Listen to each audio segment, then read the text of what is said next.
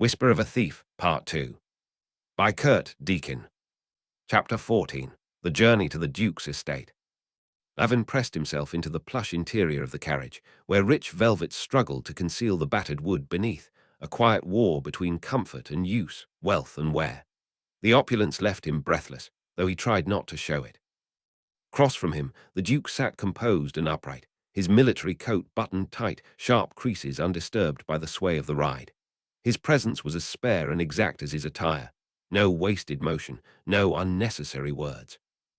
The carriage rocked with the urgency of escape, wheels biting into the rutted country road as the city receded behind them. The crumbling alleys, the clatter of vendors, the echoes of 1,000 footsteps that once defined Lavin's world. He glanced outside, watching the trees blur past, before his gaze flicked to the driver, the rigid set of his shoulders, then to the guards flanking them on horseback. One rider ahead signaled to the others, then slowed briefly to check the distance between carriages. Lavin followed the movement with his eyes until he spotted the second carriage trailing behind, its windows shuttered. He didn't need to ask. Elira had chosen to ride separately. The choice wasn't cruel, it wasn't even cold, it was deliberate. Part of him wondered if it was for his sake or hers. The Duke's voice cut into the rhythm of the wheels. "Noble life is strategy," he said, not looking at Lavin. "Most assume it's ceremony. It's not. It's placement, timing, terrain, just like war." Lavin said nothing, letting the words settle like dust on his skin. He didn't know what to say, and he suspected the Duke didn't expect answers, yet. Then the Duke gestured slightly, toward the window. "What do you see when you look at them?" Lavin followed the gesture to the guards outside. Their movements were fluid, practiced, but tight, alert. He studied them, then turned back to the Duke. "They're worried," he said after a beat, "watching for something." A flicker of approval passed through the Duke's eyes. "And why do you think that is, boy?" Lavin leaned forward slightly, elbows resting on his knees. "They're too dressed up for an ordinary ride," he said. "Clean, polished, like they're trying to fool someone, make it look like you're just traveling light, but you're not." The Duke gave a small nod, barely there. "Good." No praise, no smile, just acknowledgement. Lavin sat back, pulse still high, his mind racing. He hadn't realized he'd wanted the Duke's approval until he had it. The carriage swayed. The countryside stretched out before them, unknown and wide. In the quiet that followed, Lavin felt the first faint thread of understanding between them, not warmth but recognition. The Duke was not kind, he was not gentle, but he saw things, and now he had started to see Lavin. The Duke gave a thin smile, the faintest curl of approval flickering in his eyes.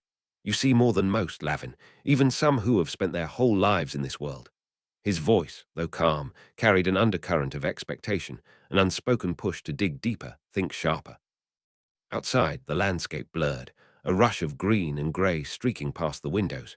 Lavin's thoughts moved just as fast, colliding with the unfamiliar pace of his future, then looping back to the steady rules of the past he still clung to. He shifted in his seat. The velvet gave beneath him, too soft, too willing. It was comfort, and it felt like a trap. Soft things break easier, he thought, or they lull you until you do. The Duke's voice slid back in, low and deliberate, almost as if he'd heard Lavin's thoughts and decided to answer them directly. "You'll find there's much in common between your old world and your new one," he said. "It's all survival in the end, just different tools." Lavin frowned, not in doubt, but in calculation. He pictured the estate's endless halls and ceremonial smiles, the stiff collars and silver that gleamed too brightly. Then he thought of alley fights that ended in silence and the bruises you didn't tell anyone about. "I can learn it," he said finally.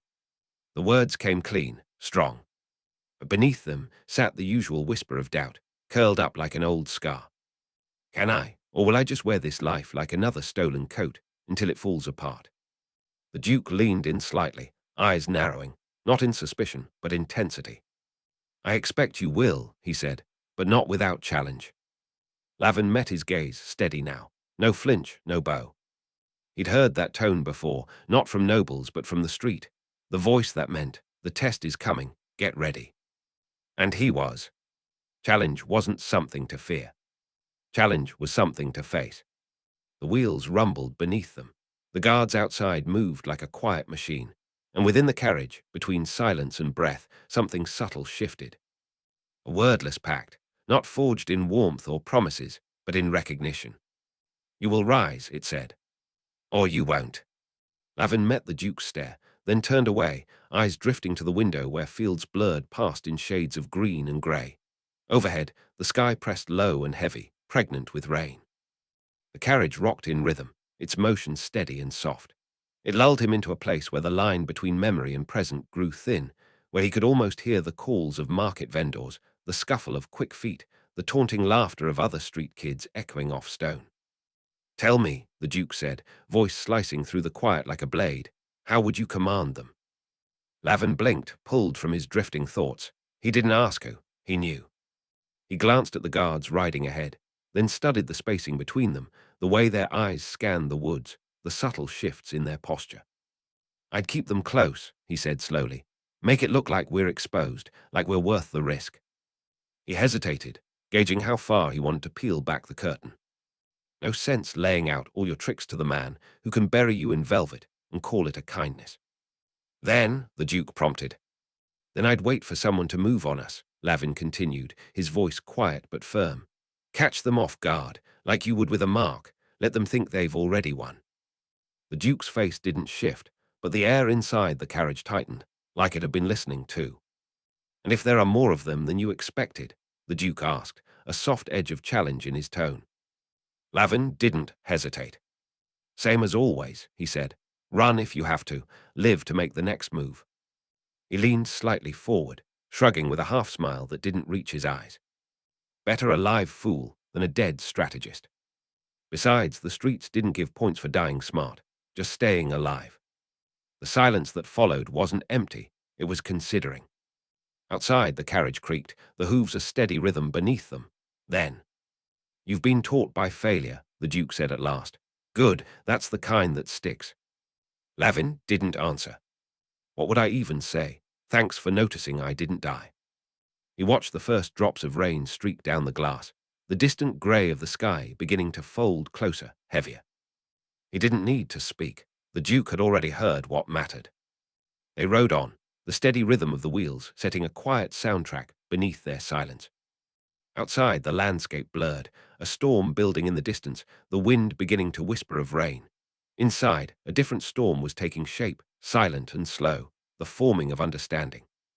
Lavin felt the tension in his shoulders begin to ease just slightly.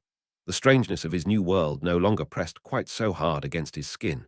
He began to see it, not clearly, but enough. The instincts honed in alleys and under rooftops, they fit here if he looked at the angles right.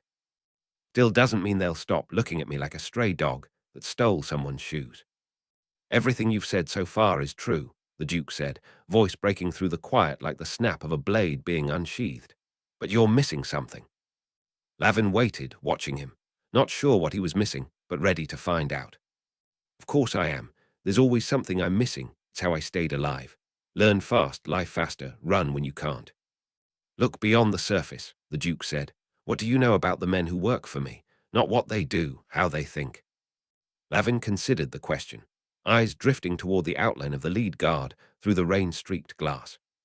"They follow orders," he said, "do what they're told." "And if I let them start questioning those orders?" the Duke asked, his gaze unmoving. Lavin's brow furrowed. The answer came slowly, but when it did, it made something click. "They start thinking they know better," he said. "Might take matters into their own hands, go off script." He paused, then added, a small, wry smile tugging at his mouth. "Might start trying to be the Duke instead of serving him. Hell, I've seen kids try to run their own corners after one lucky lift. Got 2 days of glory and a boot in the ribs for their trouble." "Exactly," Aldric said. "It's a dangerous thing, letting people think." The carriage rocked slightly as the road turned, the wheels groaning beneath the weight of silence. "But sometimes," the Duke added, "you need someone who does, someone who sees the cracks, the things others overlook." He didn't look at Lavin when he said it. He didn't have to. Lavin sat back slightly, the thought settling over him like a coat 2 sizes too big. "I'm not just here to sit pretty and smile through dinners. I'm here to see the cracks, and maybe crawl through them." Lavin's confidence grew with each passing mile, though he never let down his guard. He knew better than to trust the calm. Fortunes turned faster than footsteps in the dark. Trust could be a lie. Power could vanish with a single wrong move. Still, the Duke's words stirred something in him. The man spoke not with emotion, but with precision, cutting ideas down to their bones. "The more you see, the more you control," the Duke said, his tone balancing between lesson and warning. "Remember that." Lavin nodded, his mind sparking with possibilities he'd never imagined before. Patterns, leverage, secrets as weapons. His answers came quicker now, sharper, not guesses, but choices. "But if you see too much," he said, eyes narrowing, "you become the target." "Of course you did. That was always the trick. Look too close, and someone else starts watching you." Lavin could practically hear Vess's voice in the back of his head. "Know when to see, and when to pretend you don't." Street wisdom, now dressed up in noble silk. The Duke's expression shifted, just slightly. A shadow of a smile tugged at the corner of his mouth before vanishing. "You learn quickly," he said, "almost too quickly." "Well, not much else to do when your career path is not dying." Lavin didn't say it aloud, but the thought settled with a familiar dryness. "Fast learning's the only thing that kept me from becoming a stain in an alley."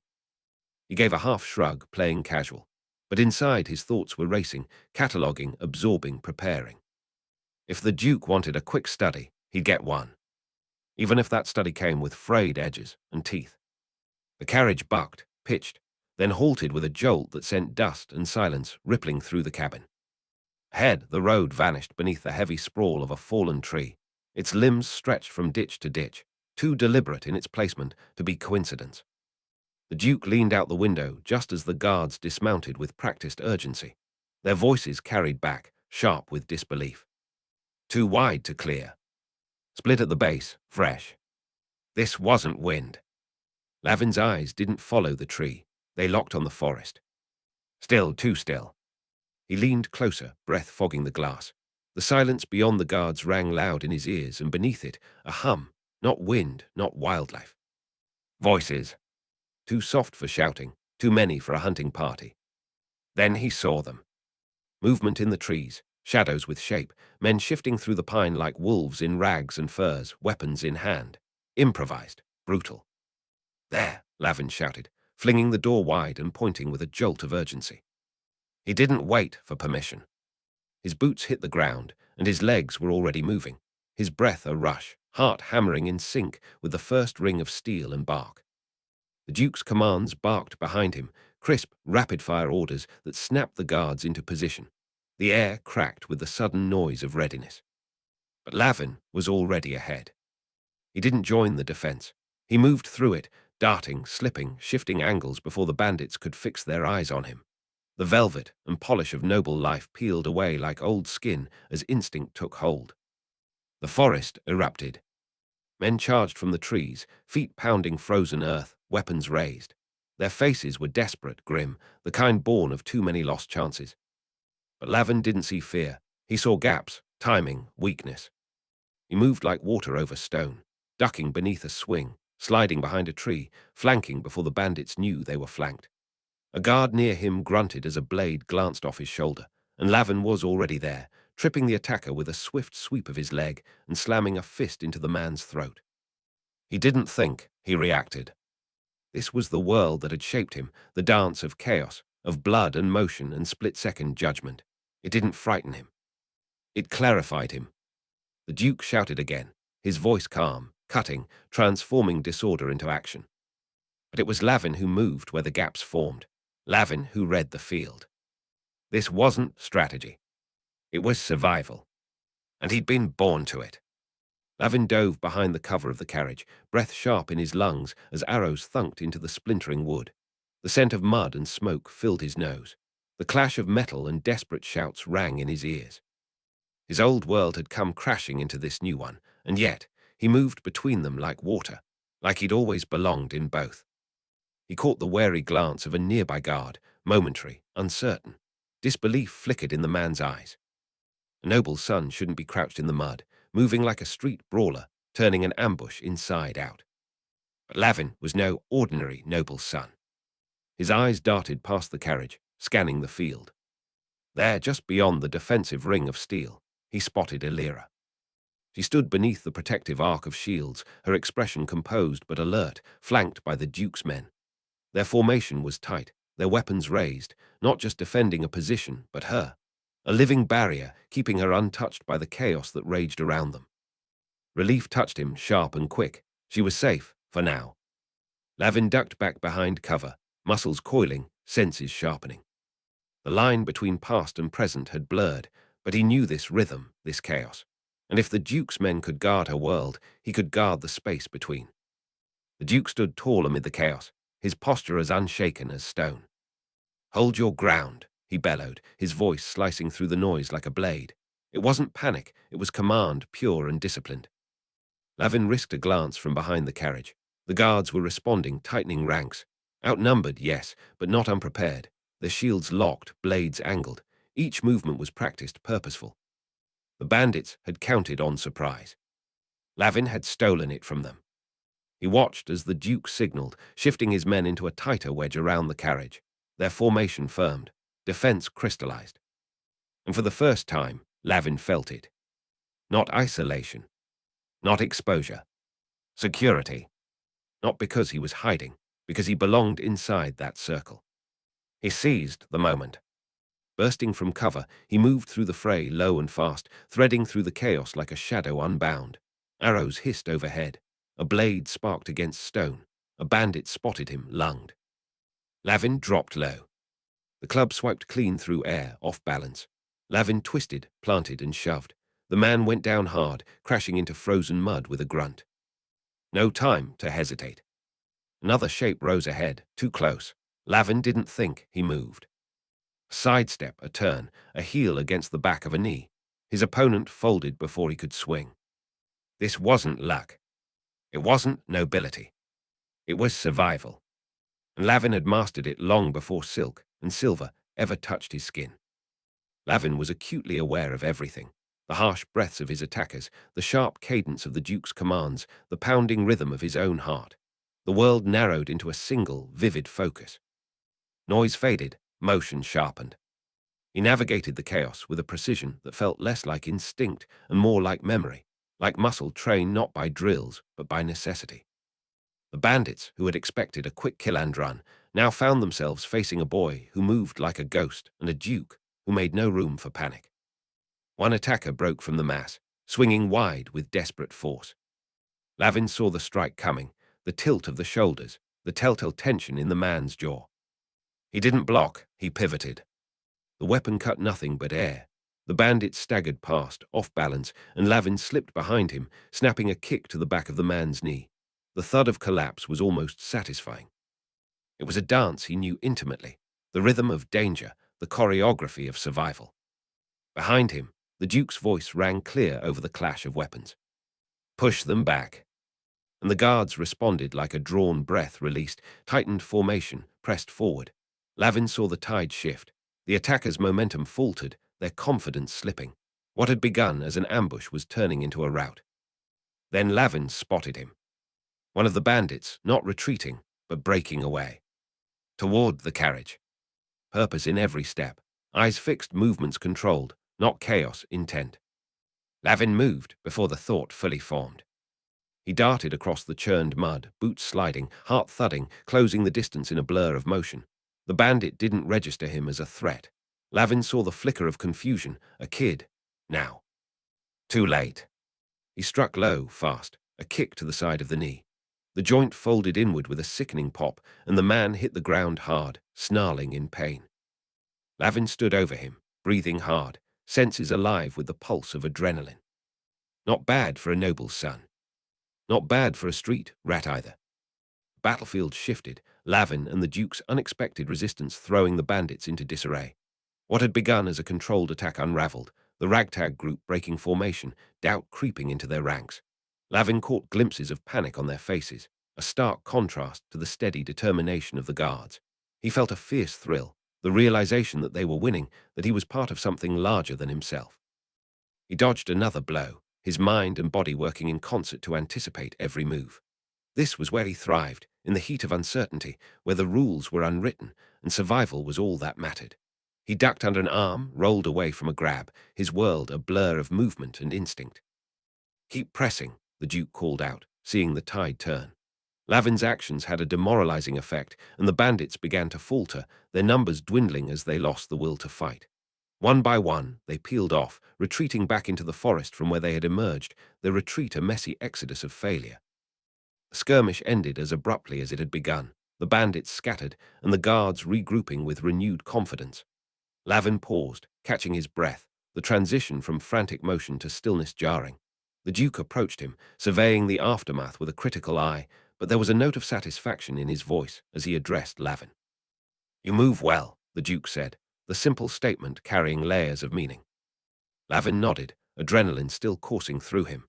He realized how much he'd needed this, a reminder that he was more than the unsure boy in the carriage. The fight had awakened something in him, a connection to both his past and his potential future. They stood together, the echoes of the battle fading, leaving behind the knowledge that they had faced a threat and emerged stronger for it. The road lay open before them, the obstacles no longer insurmountable, and as they reassembled amid the scattered debris, Lavin felt a newfound resolve. The world was full of danger, but he was ready to meet it head-on. As they gathered themselves from the field of splinters and scattered weapons, the adrenaline-soaked silence closed around Lavin and the Duke. "You did well," the Duke said, voice low but firm. "Your eye for danger is as sharp as your wit." Lavin studied the man, searching for the first flicker of emotion beneath the surface. He found only quiet certainty. The words were simple, without ceremony, but their meaning left Lavin disarmed. Duke spoke of deeper threats and challenges to come, promising more trials, but what lay beneath his words was something Lavin had never heard before: faith. The feeling was as foreign as the carriage's velvet lining, and Lavin held it cautiously as the journey resumed. Fields gave way to the rising silhouette of the Duke's estate, the gates opening like an invitation and a challenge. The Duke placed a firm hand on Lavin's shoulder, and the boy steadied himself against the weight and comfort of it. Ahead, the towering stone walls were as formidable as anything Lavin had ever faced, but this time he had an ally, and perhaps a family, on the inside. The air inside the carriage felt charged and different as Lavin considered the Duke's praise. He wasn't sure how to carry it, how to measure something so unfamiliar against the only things he'd ever known: hunger, survival, and the indifference of the streets. The Duke's acknowledgement unsettled him in a way that even the fight hadn't, and Lavin felt his suspicions flare, old habits creeping in. There must be more to it, a catch, something unsaid. The Duke watched Lavin closely, seeing the struggle in the boy's silence. "You expected something else?" he asked, the question cutting through Lavin's doubts like a surgeon's knife. Lavin shook his head, the movement uncertain. "Not that," he said finally, unable to hide his surprise. "You'll face harder challenges than this," the Duke continued, a hint of steel in his voice. "Some from those who pretend to be your allies." Lavin absorbed the warning, recognizing it as both caution and promise. He thought of the way the bandits had retreated, of how it felt to be part of something that was neither luck nor chance. His entire life had been about trusting nothing but his own instincts, and here was the Duke offering trust in return. The prospect was dizzying and dangerous. "Among the nobility, the greatest threats often come from within," the Duke said, leaning back as the carriage jostled into motion. "They will test you, just as I will." The honesty in the Duke's voice unsettled Lavin further, stirring a whirlpool of emotions he was ill-equipped to handle. On the streets, words were weapons, promises mere tricks to get close enough for a clean cut. He searched for any hint of duplicity in the Duke's demeanor, but found none. "Why?" Lavin asked, the word escaping before he could cage it with caution. The Duke looked at him with what might have been kindness, though Lavin wasn't sure he could recognize it. "Because you've proven yourself," the Duke replied, "and because I believe you will continue to do so." They rode on, the carriage bouncing over ruts and stones, Lavin's mind just as unsettled. He let the Duke's words take root, trying to reconcile them with everything he knew about the world and his place in it. The journey felt different now, the distance to the estate closing with the weight of new possibilities. Where before Lavin had felt only anticipation, he now felt the gravity of expectation mingling with an unexpected hope. He thought back to the skirmish, to the Duke's composure, and the way he had directed the fight. It was not unlike the control Lavin himself had learned, a mastery of chaos rather than its absence. He realized that the Duke's praise had been genuine, and it left him off balance, more so than any attack. Lavin tried to measure the risk of accepting it, aware that trust could shift like sand beneath his feet. "You're not like the others," the Duke said, his words a continuation of his earlier thoughts, as if he sensed the direction of Lavin's mind. "You have talents even you don't fully see." Lavin remained silent, unsure of how to respond. The promise in the Duke's voice was a strange, precarious gift, one that Lavin feared to unwrap. He had spent his life on the outside, looking in, and here was a door opening for him, leading to a place he'd never dared to dream existed. "You'll learn," the Duke assured, a hint of certainty in his tone that was both reassuring and daunting. As they drew closer to the estate, Lavin began to entertain the possibility that he might belong, that the path the Duke laid out for him could be real. But the spectre of disappointment lingered, the old wariness that had kept him alive whispering its doubts. The carriage continued its journey, each mile bringing Lavin closer to the precipice of transformation. The fields gave way to well-tended pastures, then to the manicured grounds that marked the edge of the Duke's domain. The imposing stone walls grew larger, their shadows casting long, inescapable lines on the landscape. Lavin grappled with the enormity of it all, the vastness of his new reality, the challenge of navigating it without losing himself. The possibility of acceptance was both thrilling and terrifying, a lure and a trap all at once. Outside, the countryside thinned, stone edging the road as they neared civilization again. The air grew denser, the sky darker with the promise of rain. The wheels turned beneath them, like a clock, counting down the last seconds of something old.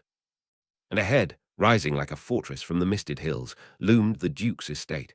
Towering spires, high walls, a gate that promised more than protection.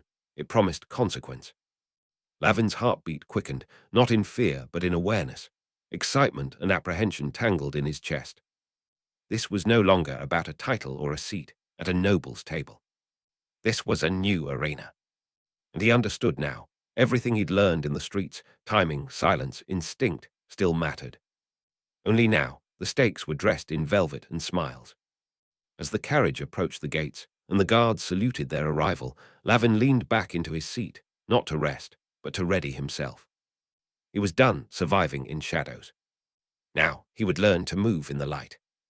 As the carriage passed through the gates, Lavin steeled himself, the conflicting tides of his old life and his potential future pulling at him. The Duke placed a firm hand on Lavin's shoulder, a gesture that was both an anchor and a push, and Lavin steadied himself against its weight. "Welcome home, boy," the Duke said, his voice rich with the promise of challenges and change. Lavin let the words sink in, feeling their impact. Ahead lay a future he couldn't predict, full of risks and rewards he was only beginning to grasp.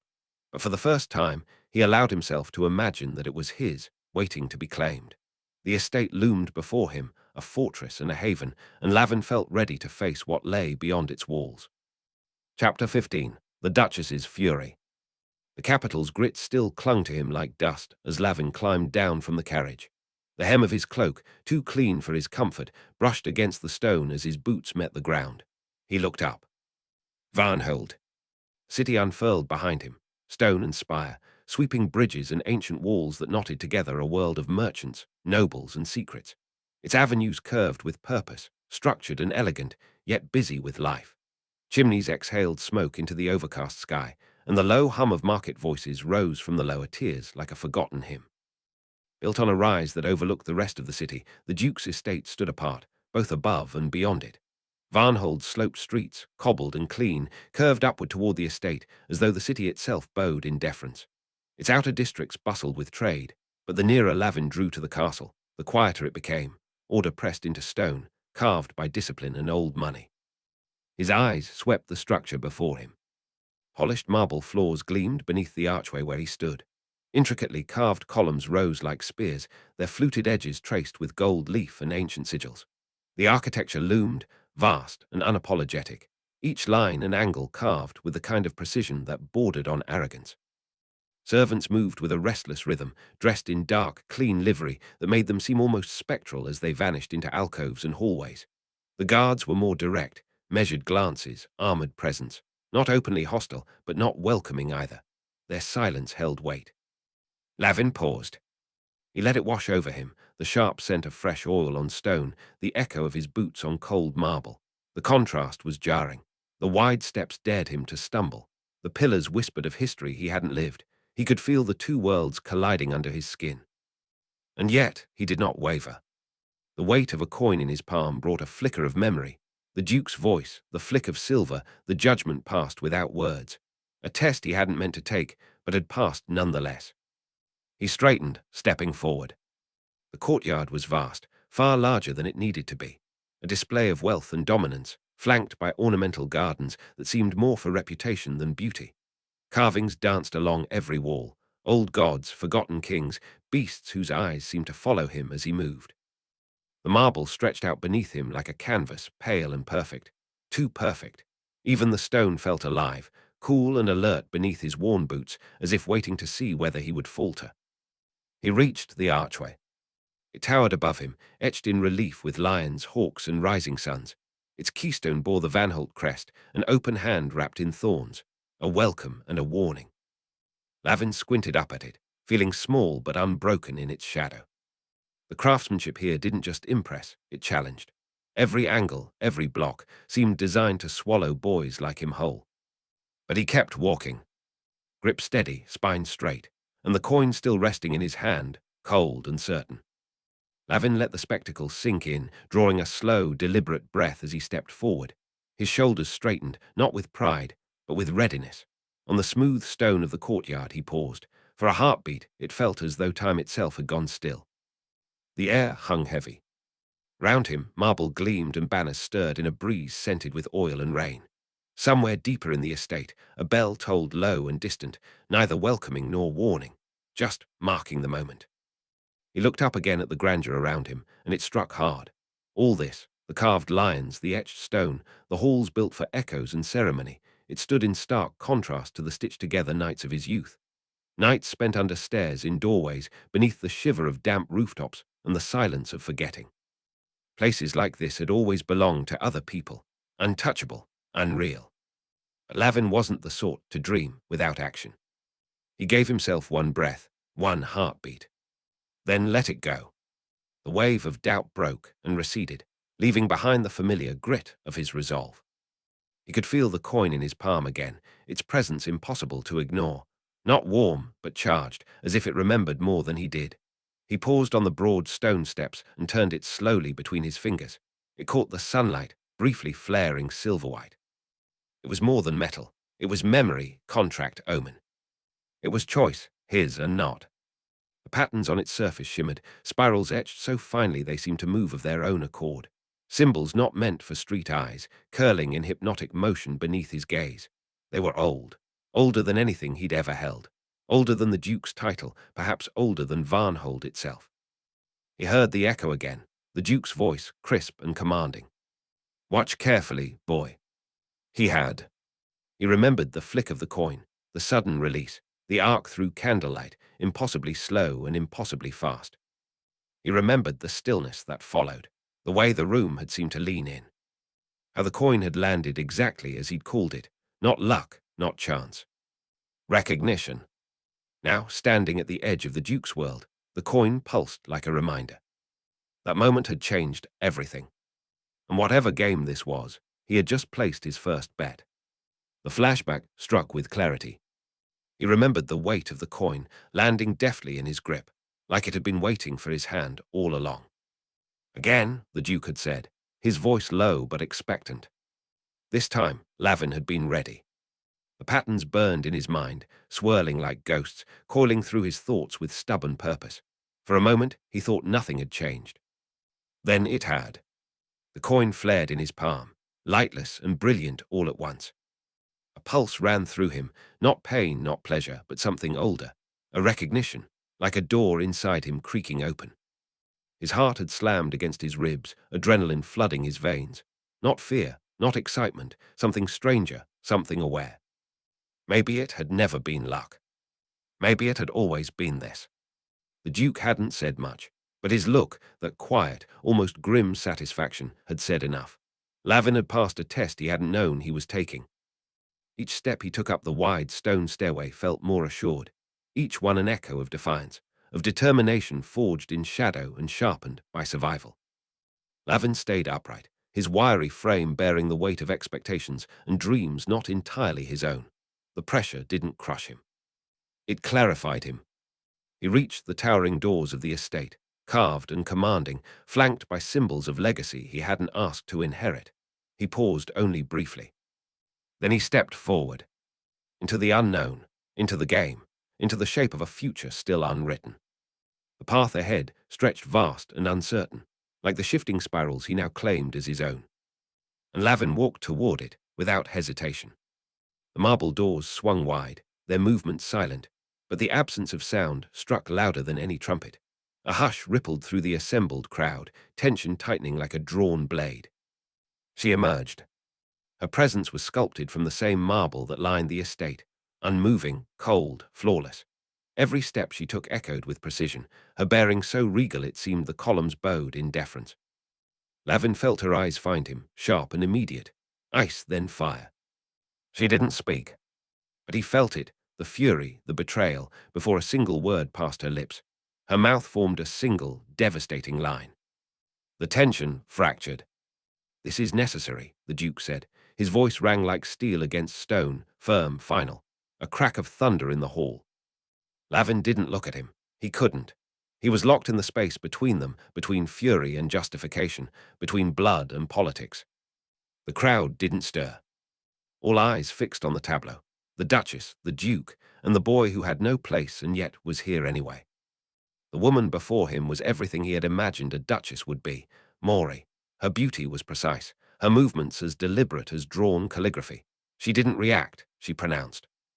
And now she pronounced him unwelcome. "You bring him here," she breathed, each word gliding like a blade. The air chilled. Lavin felt it settle into his bones. The disdain, the humiliation, the raw, elegant rage that had nothing to do with him, and yet everything to do with him. A mark on her name. A crack in the perfect sculpture of her world. He didn't speak. Didn't move. But inside he coiled, tight as a trap, steady as a thief in the dark. His heartbeat hammered, but his posture held. He would not be the first to flinch. Let her glare. Let her try to undo him with silence and scrutiny. He stood in worse places than this. The fire ignited. A sharp crackle of emotion flared beneath the Duchess's polished exterior, her poise splintering as fury slipped through the cracks. "Your bastard under our roof," the words flew like arrows, cold and precise, "will bring nothing but shame." Each syllable struck like a hammer to stone. Lavin felt the impact reverberate through him, battering the quiet defenses he'd built for moments like this. The way she said bastard wasn't a label, it was a sentence, a curse carved in ice. She barely acknowledged him. Her eyes didn't settle on his face, but passed through him like he was smoke and sin, something to be endured, never seen. Her disdain filled the space between them like a storm, invisible but deafening. And yet Lavin stood his ground. At the center of her fury, he remained unbowed, shoulders straight, spine locked, his silence louder than any rebuttal. The Duchess's tirade crackled through the marble air, splintering it with rage and regal outrage. But the Duke stood still, unmoved, unflinching. His presence was like stone, deliberate, immovable, forged from command and certainty. "There are threats," he said at last, his voice rising over the storm like the deliberate beat of a war drum, "that only someone of his abilities can see." The words landed not as an explanation, but as a declaration, a line drawn in the polished floor between what had been and what now was. The Duke's tone cut clean through her fury, underlined by something that couldn't be argued, conviction. And in that moment, Lavin understood the truth of it. He wasn't just being allowed into this world. He was being claimed. The accusation and defense wove an intricate battle, an invisible war fought with posture, tone, and words honed like blades. And Lavin stood at the center of it. A pawn, perhaps, but an unmoving one.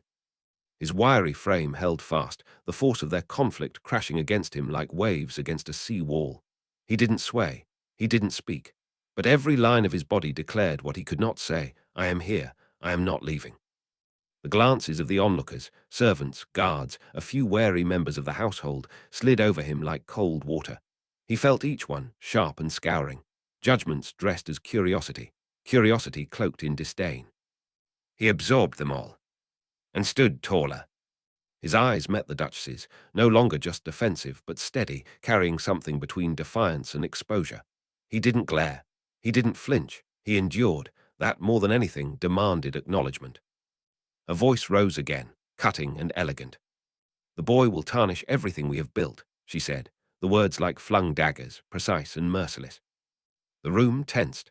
Even the air seemed to pull taut, waiting for the next crack, the next wound. Lavin didn't blink, but he felt it.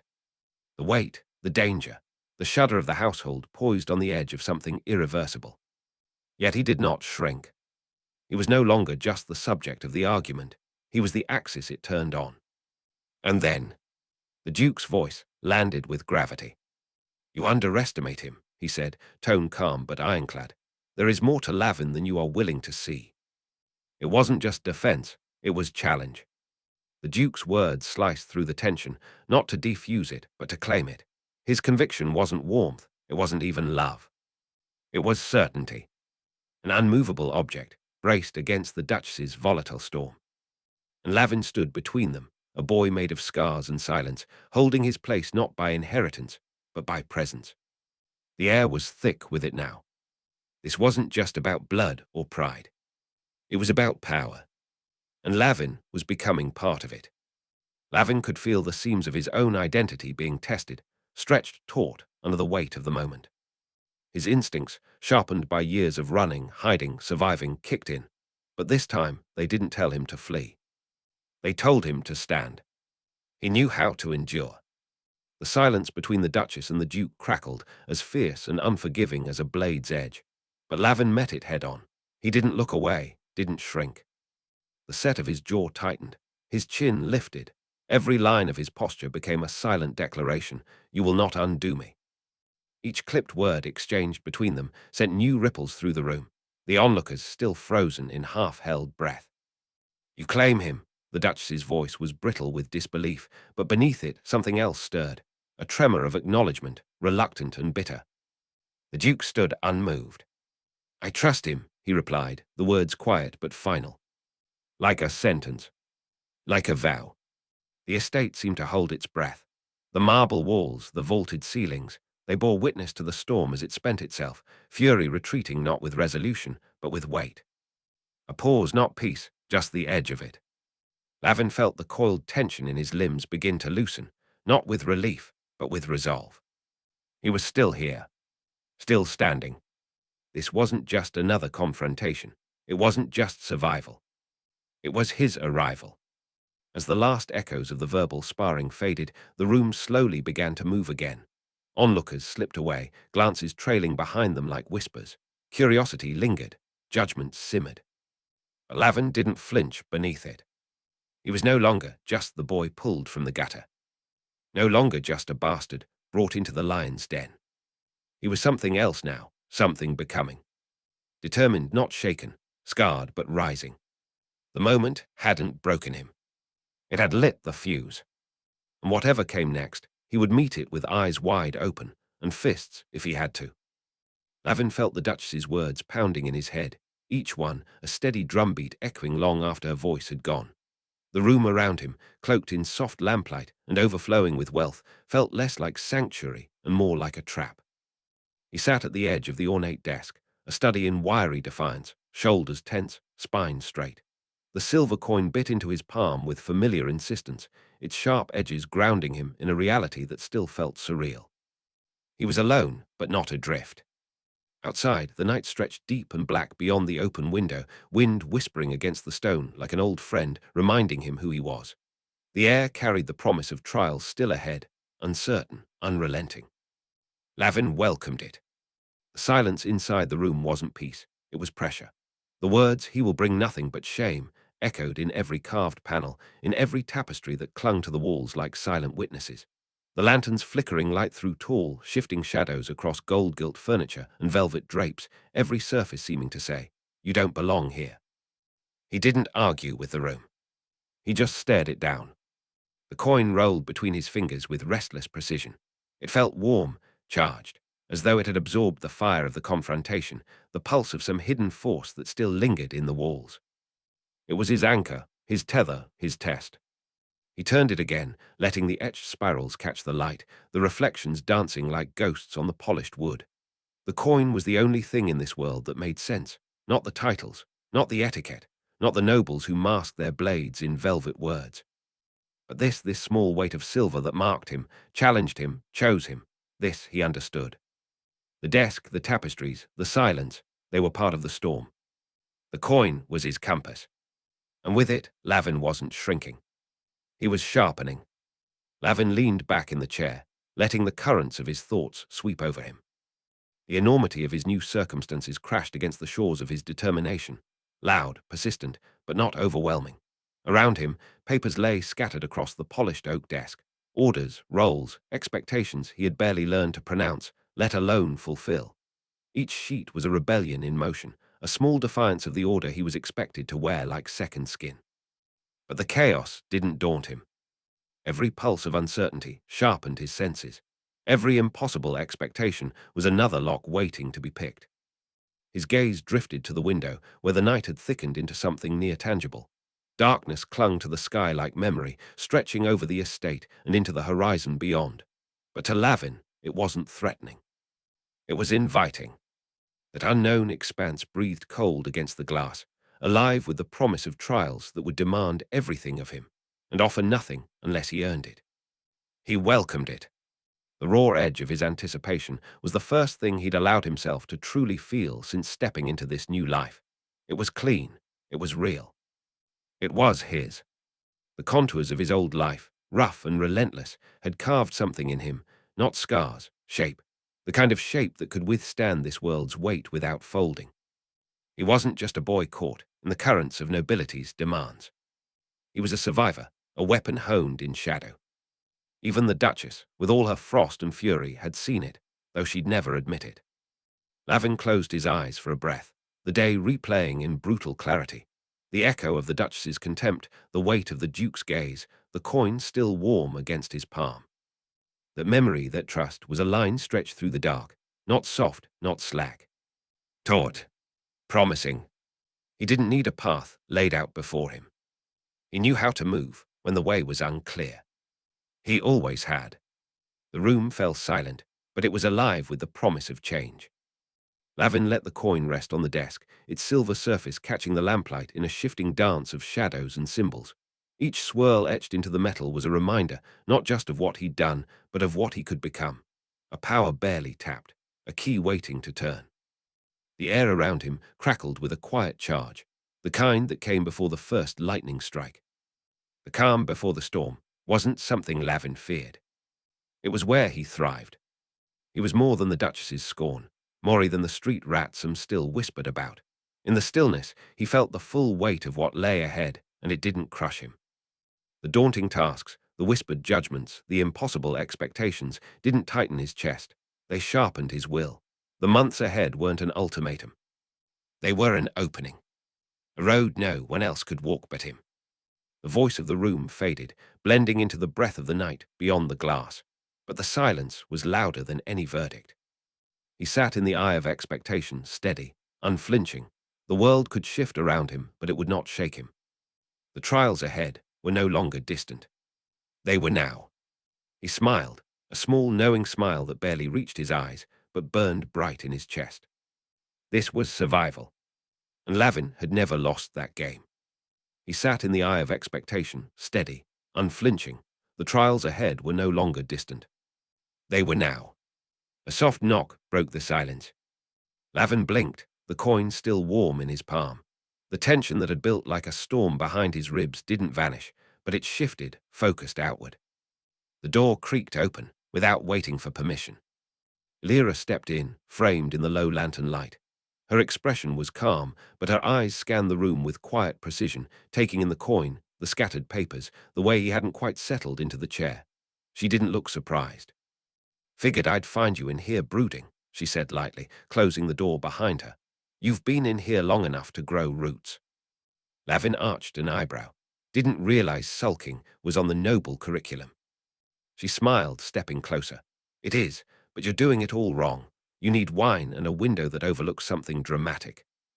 He snorted under his breath, something between amusement and appreciation. Elira's smile softened. "Come on, you've had your staring into the abyss moment. I think it's time you saw your room." "My room," he echoed. She nodded, gesturing toward the door. "You know, the place with a bed you might actually sleep in, a window that doesn't smell like horse, and a view worth sulking from." He hesitated, just a flicker, but the weight of the moment, the confrontation, the coin, the storm still whispering beyond the window, felt less heavy with her standing there. Lavin slipped the coin into his pocket and stood. Lead the way. As they walked out together, the estate's long halls rose around them, still vast, still echoing with things unsaid, but somehow less cold. Elira walked a step ahead, turning just enough to glance back. I'm not here to babysit you, she said, but if you're going to survive this place, you should know which doors are yours. Chapter 16. The Duke's Daughter. Lavin sat alone in the castle's library, hunched over an antique tome on noble etiquette. The leather-bound volume loomed before him like a monument, its elegant script curling across the page in ornate, unreadable loops. He squinted at the words, frowning. They mocked him with their grace, delicate flourishes that danced just beyond comprehension. The flickering candlelight didn't help, casting jittering shadows that turned the text into something alive, twitching and elusive. He'd been getting lessons, tutoring, the scholars called it. Every morning, just after breakfast, a patient woman named Tamsin arrived with her stacks of parchment and ink pots and a voice too kind for the cruelty of letters. She traced each word with care, corrected his form when he gripped the quill too tight, praised the rare sentence he managed without blotting the page. But it was slow, painfully so. Lavin could feel the progress, like a rope dragged uphill, real but never fast enough. Reading still took effort. Writing still hurt his hand. The letters slipped in and out of focus, never quite staying put, like thieves vanishing into fog. The library breathed around him, tall shelves stacked like battlements, rows of silent tomes watching from their dark perches, their leather spines polished with the weight of centuries. The air smelled of dust and wax, and something colder, expectation. He stared down at the page again, lips silently forming a phrase he couldn't quite piece together. This was the world he'd been invited into, or maybe shoved into, and the words, these delicate, unforgiving things, were its gatekeepers. He glanced toward the door, as if someone might walk in and explain it all. No one did. Only the books watched, waiting. His fingers, calloused from years of climbing, lifting, stealing, moved with unnatural care across the fragile page. He touched the parchment like it might bruise, the way nobles handled glassware, the way he'd once touched a stolen coin. He whispered the words to himself, mouth stumbling over unfamiliar shapes. Phrases twisted through his tongue like knots. He picked the book carefully, something that sounded important, duties and graces of a courtier. It had felt like the right place to start. Instead, it felt like drowning. His mind wandered. He imagined the shelves as rooftops, the aisles alleyways. There were no words in the streets, just signals, glances, motion. He'd known how to read that world, how to survive in it. This one, it didn't speak his language, not yet. He closed his eyes, then opened them, pressed a finger to a line, and dragged it slowly across the page, trying again. He imagined the words as a map, a path to something safe, familiar, understandable. But the letters looped and twisted, leading nowhere. They turned him back every time. He exhaled through his nose, jaw clenched. The library was silent, but it pulsed around him with quiet judgment. Still, he didn't leave. He didn't close the book. Instead, he traced the same line again, slow, stubborn, steady. Because even when the map didn't make sense, he knew how to keep moving forward. A deep breath, a shift of his shoulders. Lavin brought himself back to the task. He shook his head once, clearing the fog of frustration and doubt, and narrowed his gaze to a single paragraph. One line was underlined, the ink dark and deliberate, the curve at the end marked like a signature. It was an invitation, a dare. He fixed his eyes on it, jaw tight. Again. His focus sharpened. He let the shadows dance, the sounds blur, the fatigue slide off his back like water. The room seemed to pull in tighter around him, no longer vast but intimate, contained. The task was no longer a mountain. It was a lock. And he was a thief. His fingers moved across the page with the same care and speed that had once lifted purses in a market crowd. His breath found rhythm. The words came slow, but they came, and he caught them. His stomach twisted with the imagined weight of noble judgment, raised brows, quiet scoffs, the kind of cold dismissal that said you don't belong. The Duke's voice echoed in his mind. You must learn. He blinked hard, rubbed at his eyes. He'd always learned. Vast, desperate, focused. Why should now be different? The candlelight quivered, casting long, uncertain shadows. The silence thickened around him, the library's presence growing heavy, watchful. Still, he didn't look up. He pressed in, eyes narrowing with renewed clarity. The words taunted him. refined, distant, gilded in condescension. But they would bend. He made them real with his fingertips, tracing the loops like paths, claiming them one by one. It felt like he was waiting for something, or like something was waiting for him. Then a creak, wood groaning in the distant doors. Lavin's head snapped up, muscles coiled. Nothing. The silence returned, deeper than before, more aware.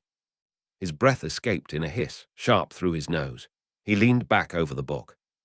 The pages felt lighter now. The lines shorter. The words still slipped, but not as far, not as fast. He was beginning to hold them, not with ease, but with grit. Step by step. Like a runner at the first stretch of a long road, not there yet.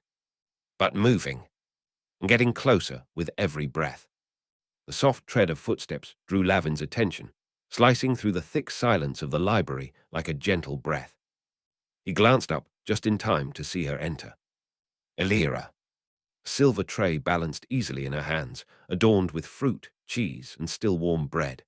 Candlelight caught her golden hair and set it glowing, the soft illumination wrapping around her like a living halo. "Good evening, Lavin," she said, the voice smooth with noble poise but carrying something softer beneath it.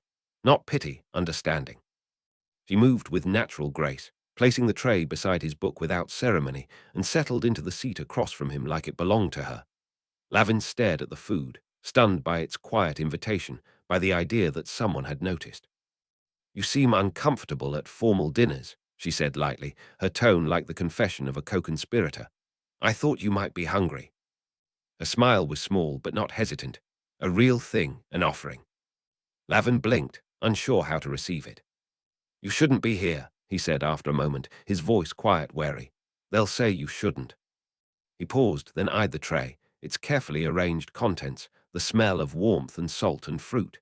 It reminded him of the guild's stash rooms, places where treasure was hoarded only for the older boys to get first pick. His hand reached slowly, almost suspiciously, toward a piece of bread.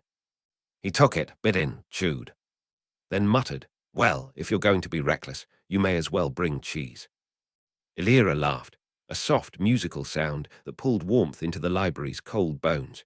It surprised him how much he liked the sound. "I won't tell if you don't," she said, eyes sparkling. She leaned over slightly, peering at the book in front of him with mock seriousness. "That looks awful. Does it make any sense?" "Not unless I tilt my head sideways and squint through a goblet of wine," Lavin said, dry as old parchment. "And I'm fresh out of goblets." She stifled another laugh, clearly trying not to let it turn into something louder. "You sound like my uncle." "Should I be offended?" "Only if you like wearing powdered wigs and monologuing about trade routes." "I've worn worse," Lavin said with a shrug, "and I've definitely stolen worse." Elira blinked, caught off guard, and then grinned. "You're funny when you forget you're trying to be noble." "I'm not trying," he said, tearing off another piece of bread. "I'm just failing with style."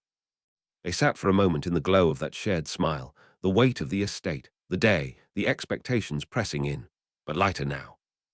"I used to hide in here too," Elira said after a pause. Her voice turned quieter.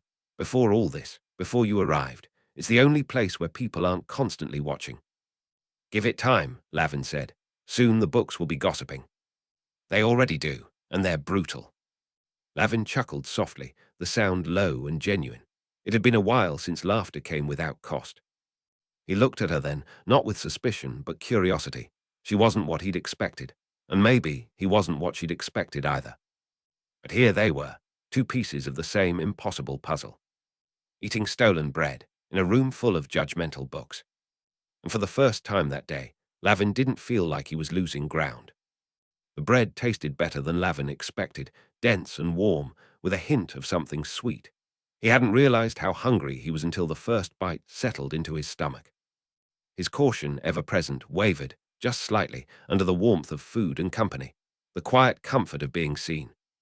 "You read this, then?" he asked, gesturing to the book, "before you learned proper?" Elira tilted her head, frowning as she considered. "Not exactly," she admitted, the words carrying the weight of a confession. "Father thought it best if I learned the other way first." She picked up a piece of fruit and bit in. Juice ran bright down her lip and left a small mark on her dress, but she didn't seem to care. If anything, she smiled a little more.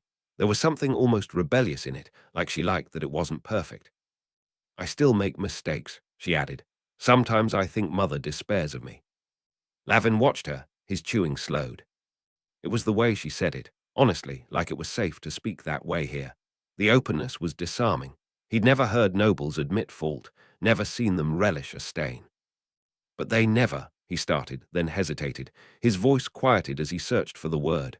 "Mind." It was a small question, but the shape of it revealed something deeper. "They never hit you for it, never locked you out, never made you disappear." That's what he meant. He reached for another piece of bread, less hesitant this time, more human. Elira's smile faltered, just enough to show she understood. "Sometimes," she said softly, "they mind." Her voice dipped almost to a whisper, her gaze dropping before returning to his. "But Father always says that skill matters more than—" She trailed off, caught in the edge of something she didn't know how to say. "Other things." Her eyes met his, and in them Lavin saw a quiet, knowing ache. Not pity, not nobility, something closer to shared survival, though her trials had worn different clothes. She opened her mouth again, as if to say something more, but stopped. Her gaze lingered on him, curious, kind, and unguarded. Lavin didn't press, but he didn't look away either. For the first time, he didn't feel like a guest. It felt like he was being invited. And that, more than the bread, the warmth, or the shared silence, meant something. The room felt smaller now, less vast, less guarded. Lavin's voice slipped out, half question, half confession. "I can't read it all," he said, his words hesitant. "It doesn't." Clatter. The sudden scrape of metal against wood cut him off. The inkwell jolted from the edge of the tray and tumbled over, splattering a dark stain across Elira's dress. Lavin flinched back, instinctive, automatic. His body tensed for blame, for scolding, for the sharp edge of disappointment. But none came. Elira only looked down at the spreading ink, blinked once, and then laughed. It was bright and effortless, a spark that cracked the tension in the room and scattered it like embers. "I'm a mess," she said, swiping at the stain and smearing it wider. "Honestly, worse than a street girl." She said it without venom, without vanity, just truth and mischief, a gentle invitation across the line between them, a line she seemed determined to ignore. Lavin blinked, then slowly, uncertainly, he laughed too. The sound came raw at first, caught between surprise and disbelief, but it grew, echoing hers. "Then we're even," he said, the words feeling strange and right on his tongue. "It's what I was, before." He looked at her then, really looked. Waiting. For the distance to return. For the subtle lift of her chin, the careful correction. For her to remember who she was and who he was not. But her expression didn't change. She smiled at him, warm and real, like he hadn't said something shameful, like he wasn't something shameful. No correction came. Just acceptance. And for the first time in days, maybe longer, Lavin felt like he could breathe without bracing for the next blow. The echo of footsteps rose through the corridor, measured, heavy with purpose, authority worn like armor. Their laughter froze mid-breath. Elira's eyes widened. In a single motion, she snatched the tray from the desk and slipped it behind a row of ancient books. The clink of dishes dulled behind leather spines and parchment. "SHH," she whispered, urgent now. Then she sat again, spine straight, expression flipping like a switch. "And then the great Princess Lindra declared," she began, her voice lofty and composed, just as the guards appeared in the doorway. They scanned the room, their gazes brushing over Lavin and Elira like a passing wind. Suspicion lingered, but the performance was enough. They nodded, said nothing, and moved on. Lavin stayed still, his body taut, breath held like a coiled spring until the sound of boots faded into distance. Only then did the room exhale.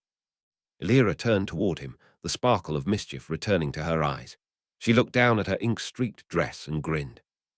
"That was close," she said, laughing again, quieter now, but no less genuine. "Next time we'll find a better hiding place." Lavin managed a smile, tentative, uneven, but real. The words they had shared hung in the air between them, soft and fragile, like the thread of something not yet named. He looked at her, then down, unsure if this was another test, another trick, or something he wasn't supposed to touch, something that didn't belong to boys like him. He reached for the book, then the bread, then paused. He glanced at her again, her laughter still lingering in the room like warmth. "It's not like before," he said, voice quiet, unsure. Elira tilted her head. "What's not?" "You're not," he hesitated, eyes meeting hers, searching. "The same." The words settled between them, soft but weighty. She didn't correct him, didn't laugh it off. She just held his gaze and nodded. "I should go," she said, the reluctance in her voice as real as the ink staining her dress. She stood slowly, brushing at the fabric in a half-hearted attempt to fix what would not be fixed. Her movements carried none of her usual grace. There was a hesitation in them, an awkwardness Lavin recognized all too well. She turned to him with a playful frown. "Or maybe I should change," she added with a grin, "unless you think this is what the best-dressed girls will be wearing." The jest hung between them, warm, genuine, a door left open. He could answer or not, accept the gift or let it go. Lavin shrugged, half street, half something else, a motion that lived between two lives. "I don't know," he said, matching her tone. "You should ask one. They probably keep a registry, ink-stained girls and other fashion hazards." Their eyes met. He was still wary, still unsure, but the trust was there, quiet, tentative, trying. "They'll catch you," he said, voice softer now. "I don't mind." Lyra paused at the doorway, her silhouette framed by flickering candlelight. She lingered like a promise. "There are worse things than being caught," she said, her voice threaded with meaning. "Father always knows, even if Mother pretends not to." She hesitated, then added with a crooked smile, "You read faster than you think." Encouragement wrapped in challenge. Then she was gone. Her presence slipped from the room like a held breath finally exhaled, leaving behind the faint scent of fruit, ink, and something else, possibility. The room felt larger without her. Quieter. Emptier. Lavin turned back to the book. The pages no longer felt like walls. They felt like maps, like paths he might actually learn to follow. Fragments of their conversation echoed in his mind, overlapping with the shapes on the page. He touched the words, with more certainty this time, and began to read again. This time, he wasn't chasing the meaning. He was catching it. His lips moved with the text, silent, each breath chasing shape into meaning. He listened for other sounds, a shuffle of fabric, a whisper of feet, another intrusion, another chance. There was none. Only the steady press of time, an expectation. Only the sharp click of the words falling into place, less strange, less distant with each breath. His focus narrowed. He pressed forward through the lines, ignoring the vastness of the room, ignoring the twisting hunger, the restless edge of worry. Then he almost missed it.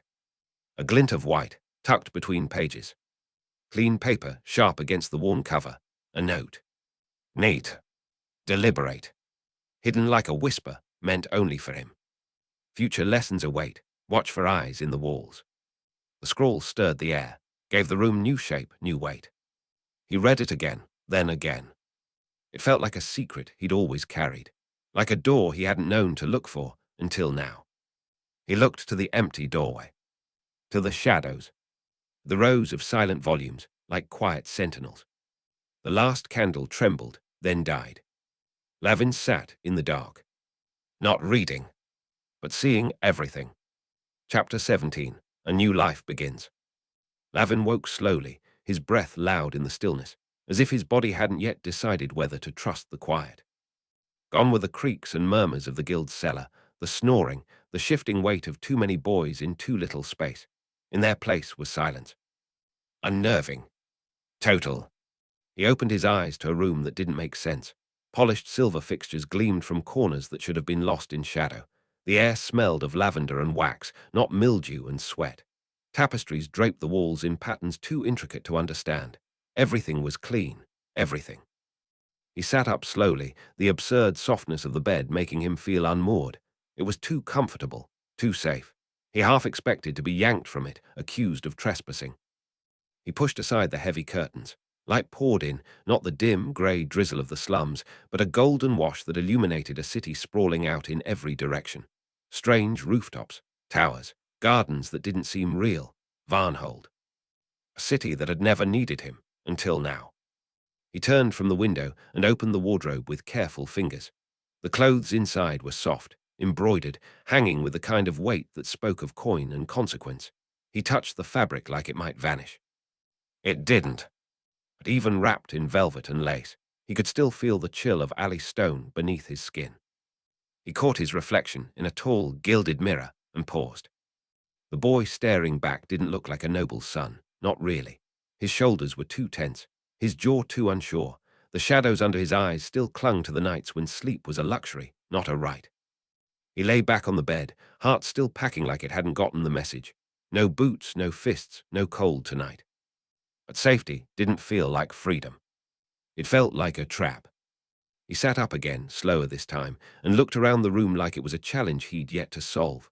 The carvings in the walls, the thick green curtains, so dark and dense they turned warmth into pressure. The fire in the hearth crackled, but it didn't comfort. It watched. This room belongs to me now, he reminded himself. At least, for now. But even in the warmth, he felt the street cling to him like smoke, and some part of him was glad for it. Moving quietly, as though afraid the illusion might shatter, Lavin padded over to the window.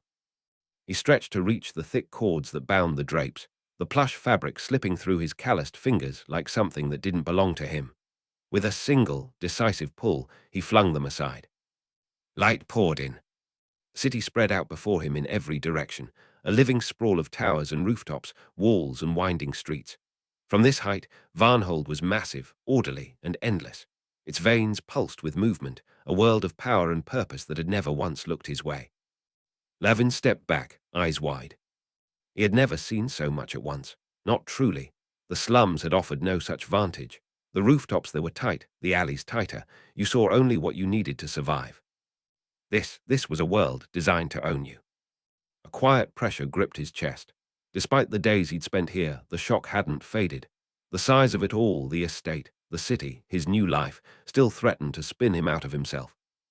He let out a long breath and turned from the window, running a hand through his tangled hair, trying to ground himself. What now? The silence crept back in, heavy and expectant. He moved, because not moving was worse. His feet carried him to the towering wardrobe, a piece of furniture more elaborate than most rooms he'd ever slept in. Its wooden doors gleamed like mirrors, polished to a sheen that dared him to leave a smudge. He hesitated, then reached for the handle and pulled.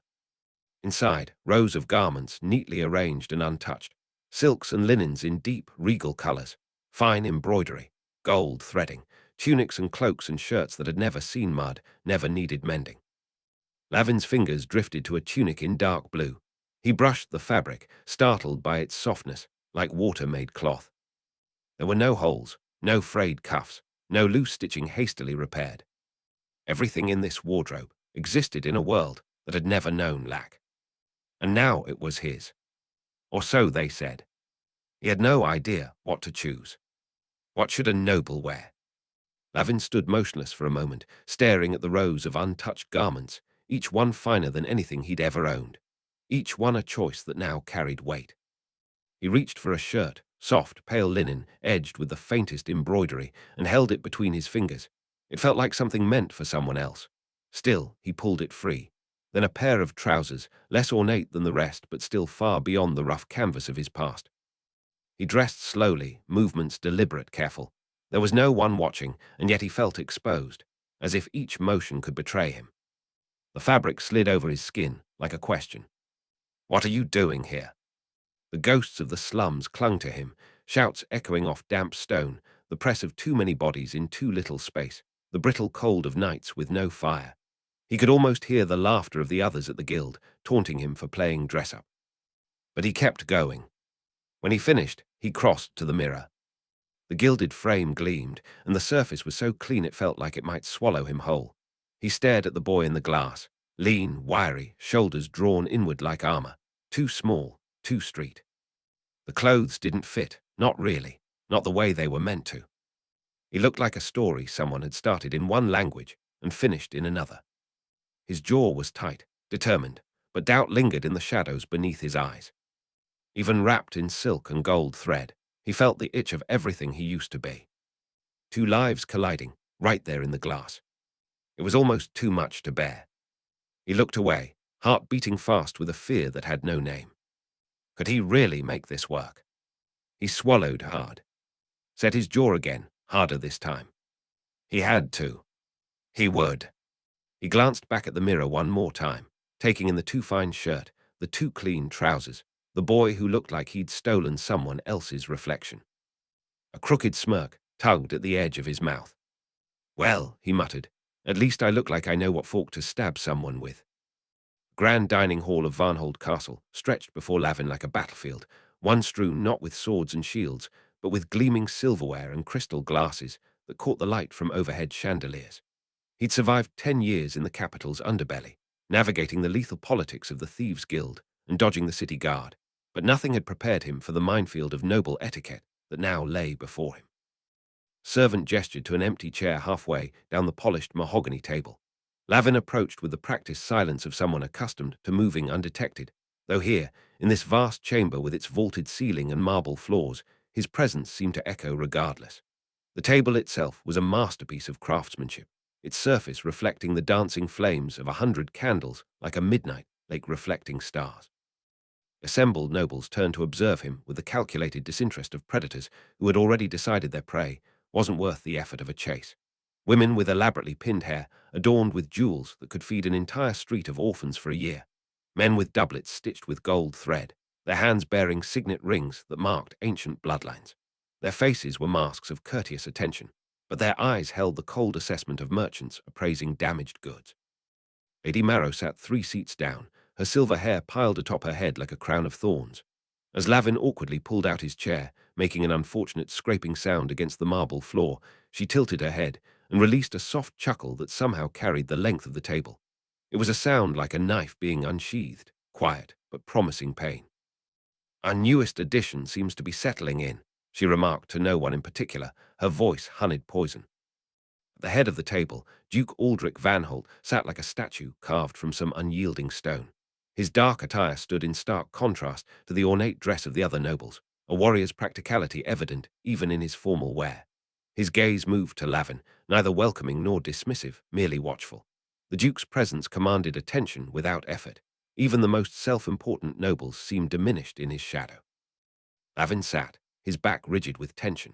Before him lay an array of implements that might as well have been torture devices, 3 different forks of varying sizes, spoons both large and small, and knives with blades that ranged from wickedly sharp to curiously blunt. The porcelain plate before him was so thin he feared it might shatter if he breathed too heavily upon it. A servant appeared at his shoulder like a ghost, filling his crystal goblet with wine the color of rubies. "The Duke's private vintage, sir," the servant murmured, "from the south-facing slopes of the Varnhold vineyards." Lavin nodded as though this meant something to him. In the streets, wine came in 2 varieties, the kind that got you drunk and the kind that might blind you. Vintage was the name of the tavern where Gutter Nell watered down the ale. First course arrived, a clear broth served in bowls so delicate they seemed to hover above the table. Lavin watched furtively as others at the table lifted their spoons, noting which of the many before him they selected.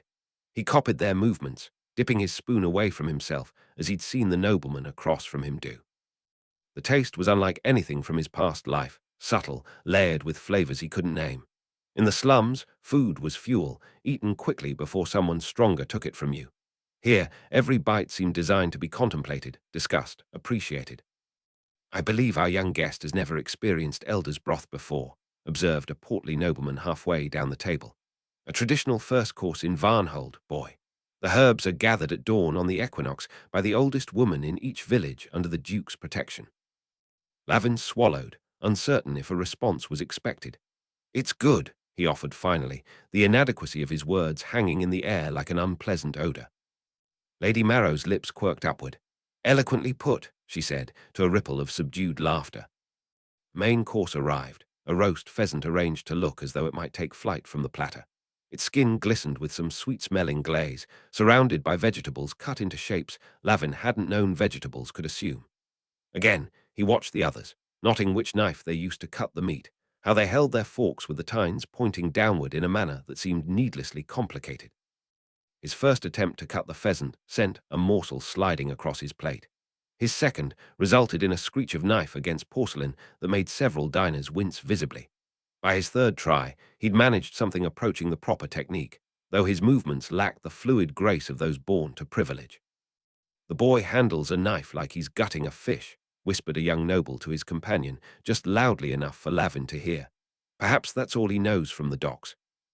Lavin's fingers tightened around the knife handle, familiar anger rising in his chest. In the streets, such a comment would have been answered with steel or fists. Here, he swallowed the rage, forcing it down with a mouthful of pheasant that tasted like ash. Throughout the meal, Duke Aldric observed. He spoke little, but his gaze returned to Lavin at intervals, measuring. Not judging, Lavin realized after a time, but assessing, as one might assess a blade's balance or a horse's gait. When the Duke did speak, conversation at the table halted, his words carrying the weight of command, even when discussing something as mundane as the summer harvest. Servants cleared away the remains of the final course, a delicate construction of sugar and fruit that resembled a miniature castle. Lavin felt a strange determination solidify within him. He had survived the Thieves' Guild, where failure meant a beating or worse. He had endured winters without shelter and summers without water. He would survive this too, these pointed smiles and barbed comments, these incomprehensible customs and silent judgments. The Duke rose, signaling the end of the meal. As the assembled nobles stood in respect, Lavin followed, a beat too late. For just a moment, his eyes met the Duke's across the length of the table. In that gaze, Lavin saw neither approval nor disappointment, only a steady patience, the look of a man who had planted a seed and now waited to see what might grow from such unusual soil. Study Hall occupied the east wing of Varnhold Castle, its high-ceilinged grandeur softened by afternoon light filtering through tall windows.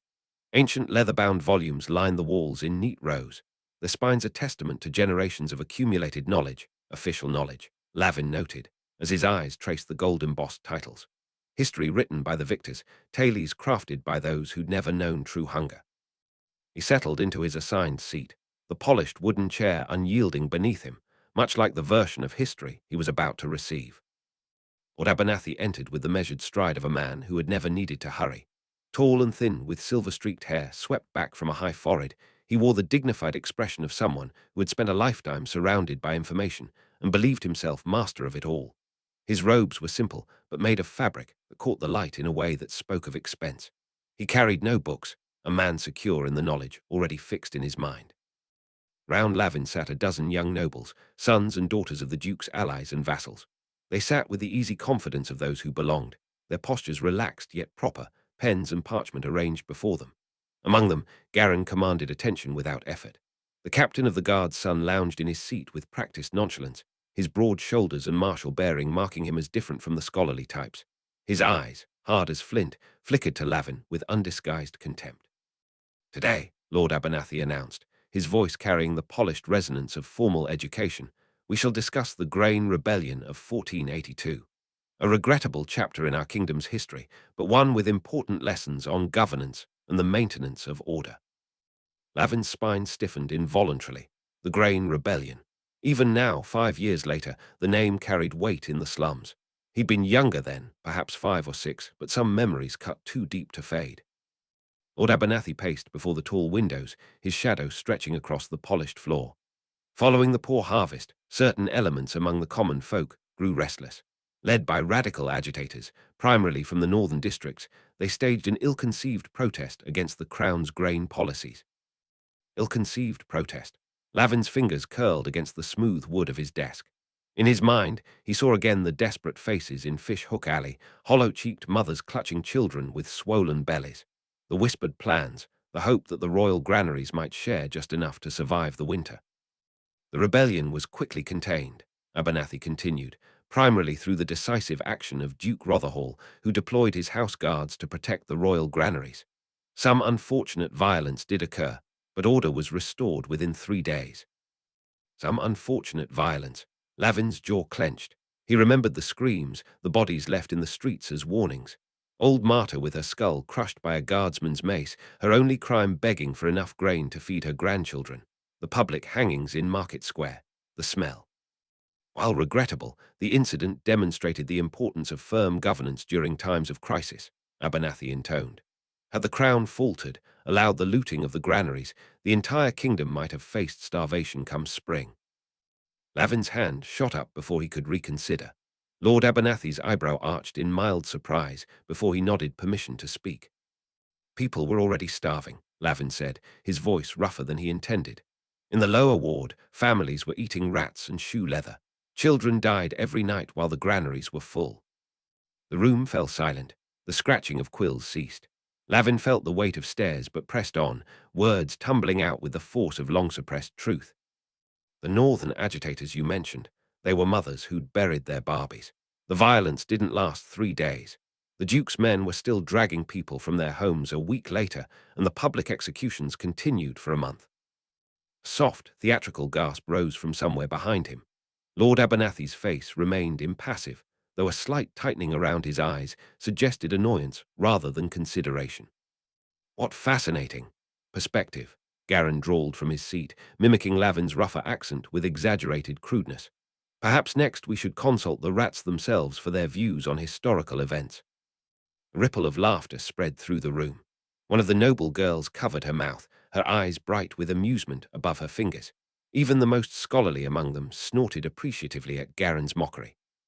Yeah, I lived with the rats, Lavin shot back, turning in his seat to face Garin directly. But at least rats only take what they need to survive. They don't let others starve while sitting on mountains of food. Garin's face flushed, the amusement in his eyes hardening to something dangerous. His hand twitched toward his hip, a reflexive reach for a sword that wasn't there in the study hall. The gesture wasn't lost on Lavin, who had seen enough street fights to recognize the prelude to violence. That will be quite enough, Lord Abernathy interjected, his tone carrying a sharp edge beneath its cultured veneer. While I appreciate your enthusiasm for historical discussion, young man, I must remind you that these lessons are based on official chroniclers' accounts, not tavern tailies and street rumors. He waved his hand dismissively, as if brushing away Lavin's words like annoying insects. The grain policies were designed by the kingdom's finest economic minds to ensure sustainable food supplies throughout the year. The unfortunate suffering in certain districts, while regrettable, was an unavoidable consequence of necessary measures. Unavoidable. The word burned in Lavin's mind. Nothing had been unavoidable about the starvation, the deaths, the brutality. Choices had been made by men like those who surrounded him now, men who had never missed a meal in their lives. His hands clenched into fists beneath the desk, his nails biting into his palms. The pain helped him maintain control when what he wanted was to overturn the desk, to shout the names of the dead that no official chronicle would ever record. Now, Abernathy continued smoothly, returning to the documented events, the rebellion's suppression led to significant reforms in how grain distribution was managed during subsequent poor harvests. Documented events. Lavin bit the inside of his cheek until he tasted blood. The real events were documented nowhere except in the memories of those who had survived, in the nightmares that still woke children in the slums, in the empty places at communal tables where friends and family once sat. He felt a subtle shift in the room, the weight of curious glances. His outburst had marked him more clearly than any brand could have, as an outsider, a bearer of uncomfortable truths, someone who didn't belong in these hallowed halls of sanitized history. For the remainder of the lesson, Lavin sat rigid in his chair, forcing himself to breathe evenly. Lord Abernathy's voice washed over him, words about policy and governance that meant nothing against the memories of real suffering. This, he realized, was perhaps the greatest divide between his old world and the new, not the food or the clothing or the luxurious surroundings, but the privilege of rewriting painful truths into palatable histories. When the lesson concluded, Lavin remained seated as the others gathered their materials. Garin passed behind his chair, deliberately bumping it hard enough to jolt him forward. Play the noble all you like, Garin said, voice like ice. You'll always be the scandal no one says aloud. Lavin didn't turn, didn't respond. His body hummed with a familiar tension, the same readiness that had kept him alive on the streets. But he was learning already that the battles in this world would be fought with different weapons than fists and knives. The courtyard lay forgotten between the eastern armory and the kitchens, a pocket of stillness in the castle's constant motion. Ivy climbed the weathered stone walls in patient, decades-long journeys, creating a natural sanctuary that felt separate from the rigid order of Varnhold. Dusk painted the space in gentle blues and purples, the fading light catching on the mist from a small stone fountain whose uncertain burble was the only sound disturbing the silence. Lavin found it by accident, or perhaps by instinct, the same that had always led him to safe corners in dangerous places. He settled on a stone bench, its surface worn smooth by generations of hidden retreats. The weight of the day pressed against his shoulders, the mockery at dinner, the dismissal of truth in the history lesson, the constant awareness of his foreign status in this world of wealth and power. In the street, such feelings were luxury. Survival left no room for wounded pride. Here, with his immediate needs met, emotions crowded his chest like rats in a trap, desperate for release. The fountain drew his attention, water endlessly cycling from depths to heights and back again. He focused on its rhythm, using it to steady his breathing the way old Cutter had taught him before dangerous jobs. In, hold, out. The pattern of survival. It's my favorite place, too. The voice startled him, though he hid it well, another survival skill. Turning, he found Elira standing near an arched entryway, her golden hair catching the last of the daylight. The Duke's daughter wore a simple blue dress, less ornate than the fashions he'd seen at dinner, though still finer than anything from his previous life. Unlike the other nobles, her smile reached her eyes, bright blue, observant, and unclouded by pretense. "I didn't mean to intrude," Lavin said, half rising, uncertain of the protocol when encountering the daughter of his benefactor. "Please, don't go." She gestured for him to remain seated, then approached with measured steps. "This courtyard belongs to everyone and no one.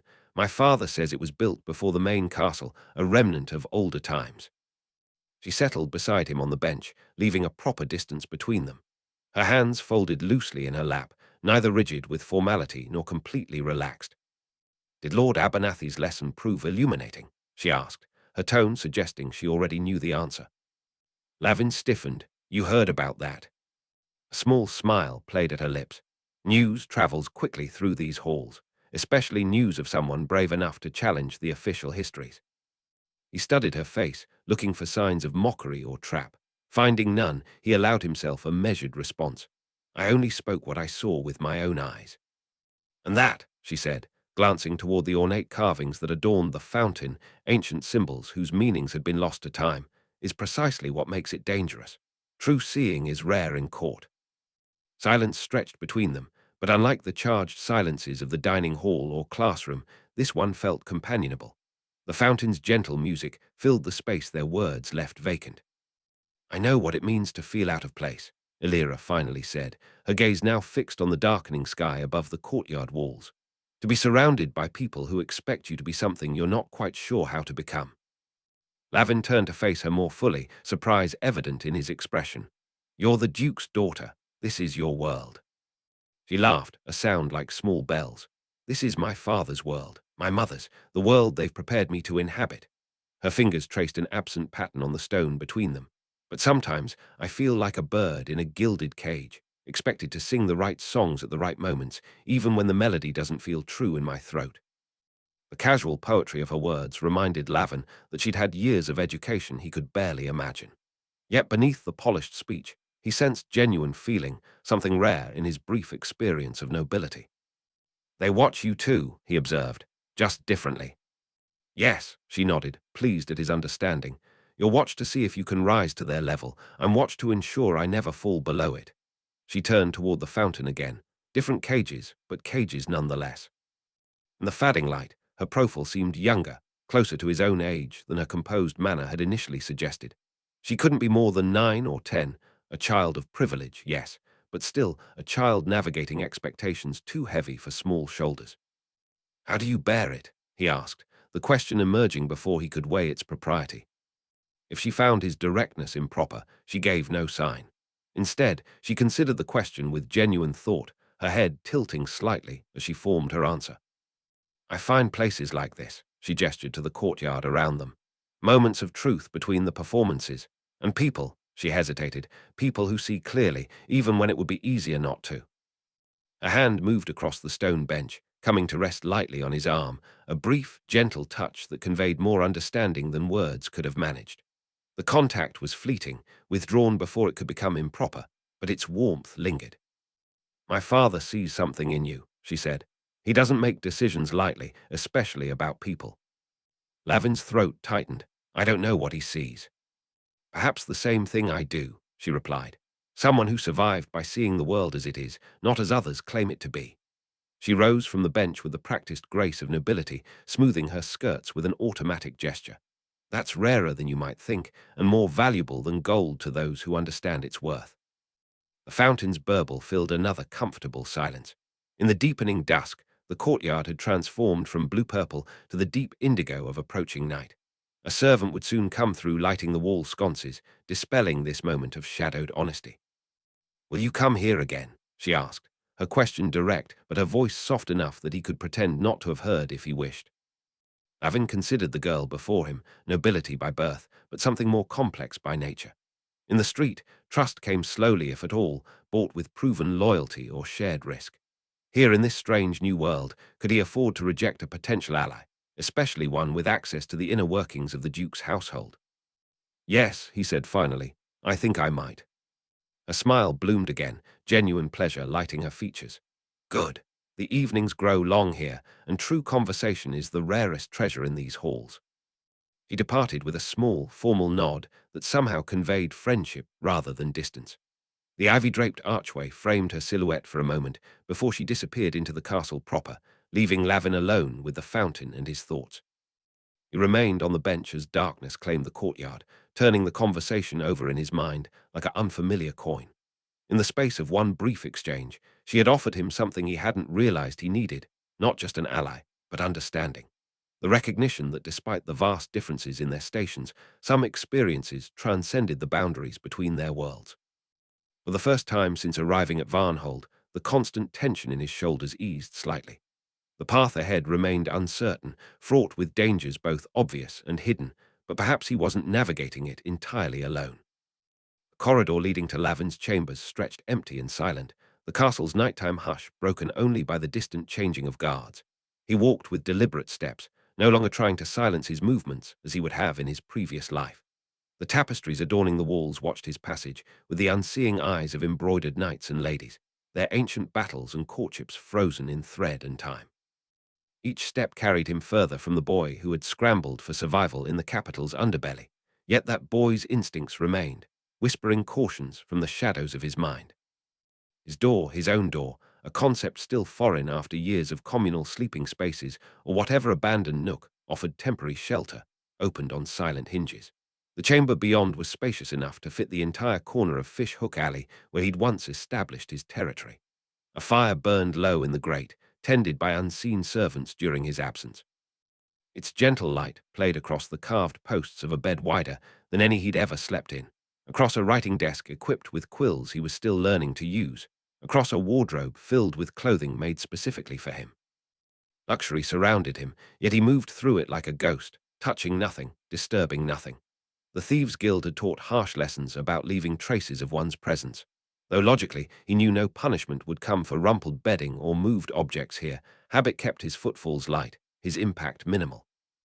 The arched window drew him like a lodestone. Tall enough for a man to step through, it offered a commanding view of the sleeping city below.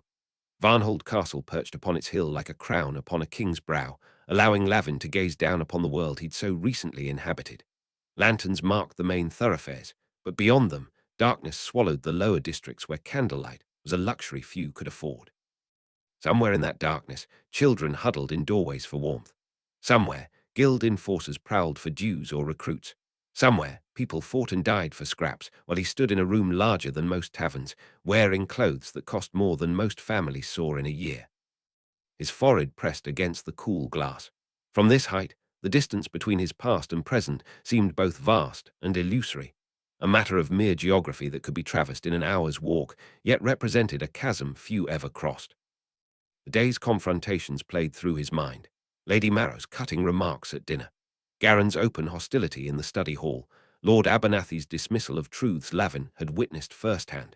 Each interaction had marked him more clearly as an outsider, a pretender in their world of privilege and power.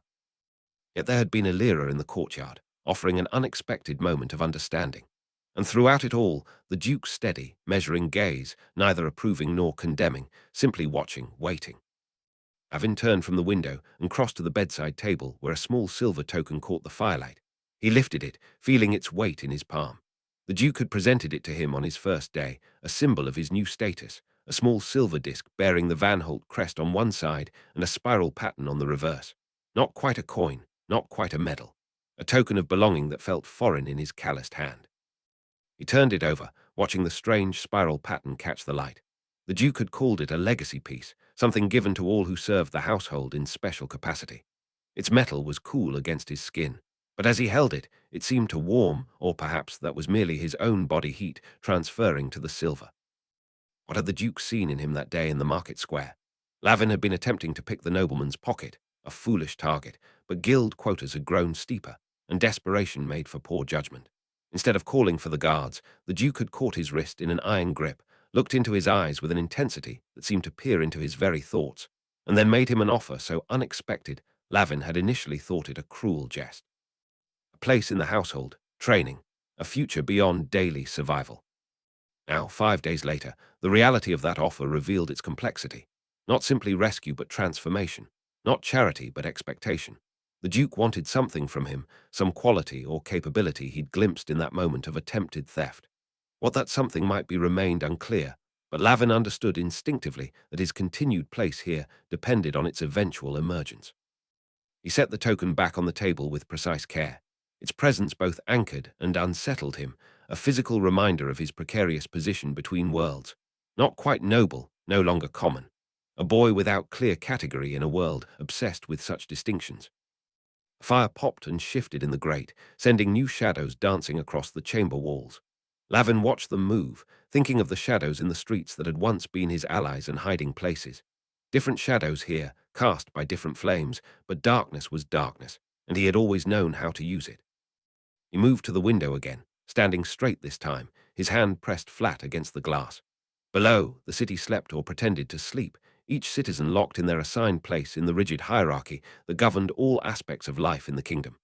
For better or worse, the Duke had pulled him from his assigned place, setting him adrift in uncharted waters. His reflection stared back at him from the glass, the same face that had gazed from puddles in the lower ward, but already subtly changed. Better fed, less hollow. His eyes remained the same, though watchful, calculating, survivor's eyes that had seen too much too soon. Adapt or die, he whispered to his reflection, invoking the first law of street survival. The nobles had their ancient bloodlines, their generations of training in etiquette and warfare and political maneuvering. He had none of that, but he had learned to read threats in the subtlest shift of expression, to hear lies beneath honeyed words, to find opportunity in chaos. He had survived the Thieves' Guild, with its brutal hierarchies and shifting alliances. Perhaps those skills, street-forged and blood-tested, could serve him here as well. He would learn their rules, their customs, their weaknesses. He would watch and listen and wait. He would use their assumptions about his ignorance as cover for his observations. The same instincts that had kept him alive in the lower ward would become his weapons in these gilded halls. Lavin turned from the window, his jaw set with newfound determination. The silver token caught his eye again, gleaming in the firelight. No longer simply a symbol of the Duke's charity, but a challenge proof that boundaries could be crossed, hierarchies breached. With deliberate movements, he prepared for sleep, extinguishing candles one by one. In the final darkness before he closed his eyes, he held onto that image, silver, gleaming against shadow, possibility, emerging from the unknown. Chapter 18. Training and Rivalry. The clash of wood echoed across the field, rhythmic, relentless. Soren's voice cut through it all, harsh as steel on stone. Again. The line surged, blades rising and falling in practiced arcs. Lavin's arm ached. The borrowed training sword felt wrong in his grip, too clean, too balanced, not like the makeshift blades or iron rods he'd trained with in back alleys. This one demanded form, discipline, precision. He didn't have any of that, not yet. But he had grit. He mimicked the movements, adjusting with each repetition, counting the beats not by cadence but by instinct. His rhythm was wrong, his stance too loose, his swing too wild. But he didn't stop. Not when his shoulders burned. Not when the blisters split on his palms. Not when the sneers began. Careful, gutter boy, one noble muttered under his breath. You'll get the silk dirty. Another, louder this time. Did they check if he knows which end of the sword to hold? A ripple of laughter, subtle but sharp. Lavin kept swinging. He didn't rise to the bait. Didn't look at them. But he heard them, every word filed away like a name on a list. He struck the dummy again, harder. You swing like you're chasing rats, not cutting down men, Soren barked, stopping behind him. Lavin paused, sweat stinging his eyes. Sorry, he muttered, lowering his blade. Don't apologize, Soren snapped. Do it again. Lavin's grip tightened. He raised the sword. And did it again. And again. The laughter faded as the morning dragged on, not entirely, but enough. Because Lavin didn't quit. Didn't slow. Didn't break. By midday his shirt clung to his frame, soaked through. His hands were raw, his arms trembled. But the sneers were quieter now, replaced by sidelong glances, appraisal. Suspicion. Soren passed by one final time. You're not a soldier, the man said, voice low. Yet. Then softer, but I've seen worse. Lavin said nothing.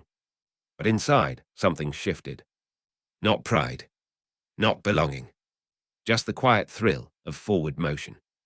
The first chip in the wall. Lavin's natural agility betrayed him here. Where the other boys drove their practice swords with calculated power, feet rooted like oaks, Lavin moved too quickly, too lightly. His blade snapped and darted like a whip, not the hammering arc Soren demanded. His steps were sure, but wrong, fluid where they should have been fixed, reactive where they should have been rehearsed. Each mistake caught the morning light like a stain. Whispers drifted through the ranks, low but sharp. A glance from a broad-shouldered blonde, a muttered laugh between two others. They didn't need words, he was the lesson, the outsider, the misfit whose presence asked a question no one wanted to answer. The rigid formality of noble training wrapped around him like a vice. Lavin's instincts strained against it, rattling the bars of tradition. Soren's voice thundered over the clash of practice blades. Put your backs into it, power, not prancing. The words weren't aimed directly at Lavin, but they landed. He grit his teeth, adjusting his stance, forcing his wiry frame into shapes it didn't know how to hold. His shoulders burned, his grip wavered, but he didn't step back. This wasn't his kind of fight. But he fought it anyway. Each swing carved deeper into his resolve, into muscle not used to moving this way. Sweat dripped into his eyes, his knees ached.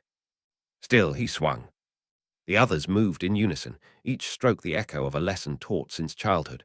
Lavin's every move looked like a correction in motion. And yet, his body remembered something else.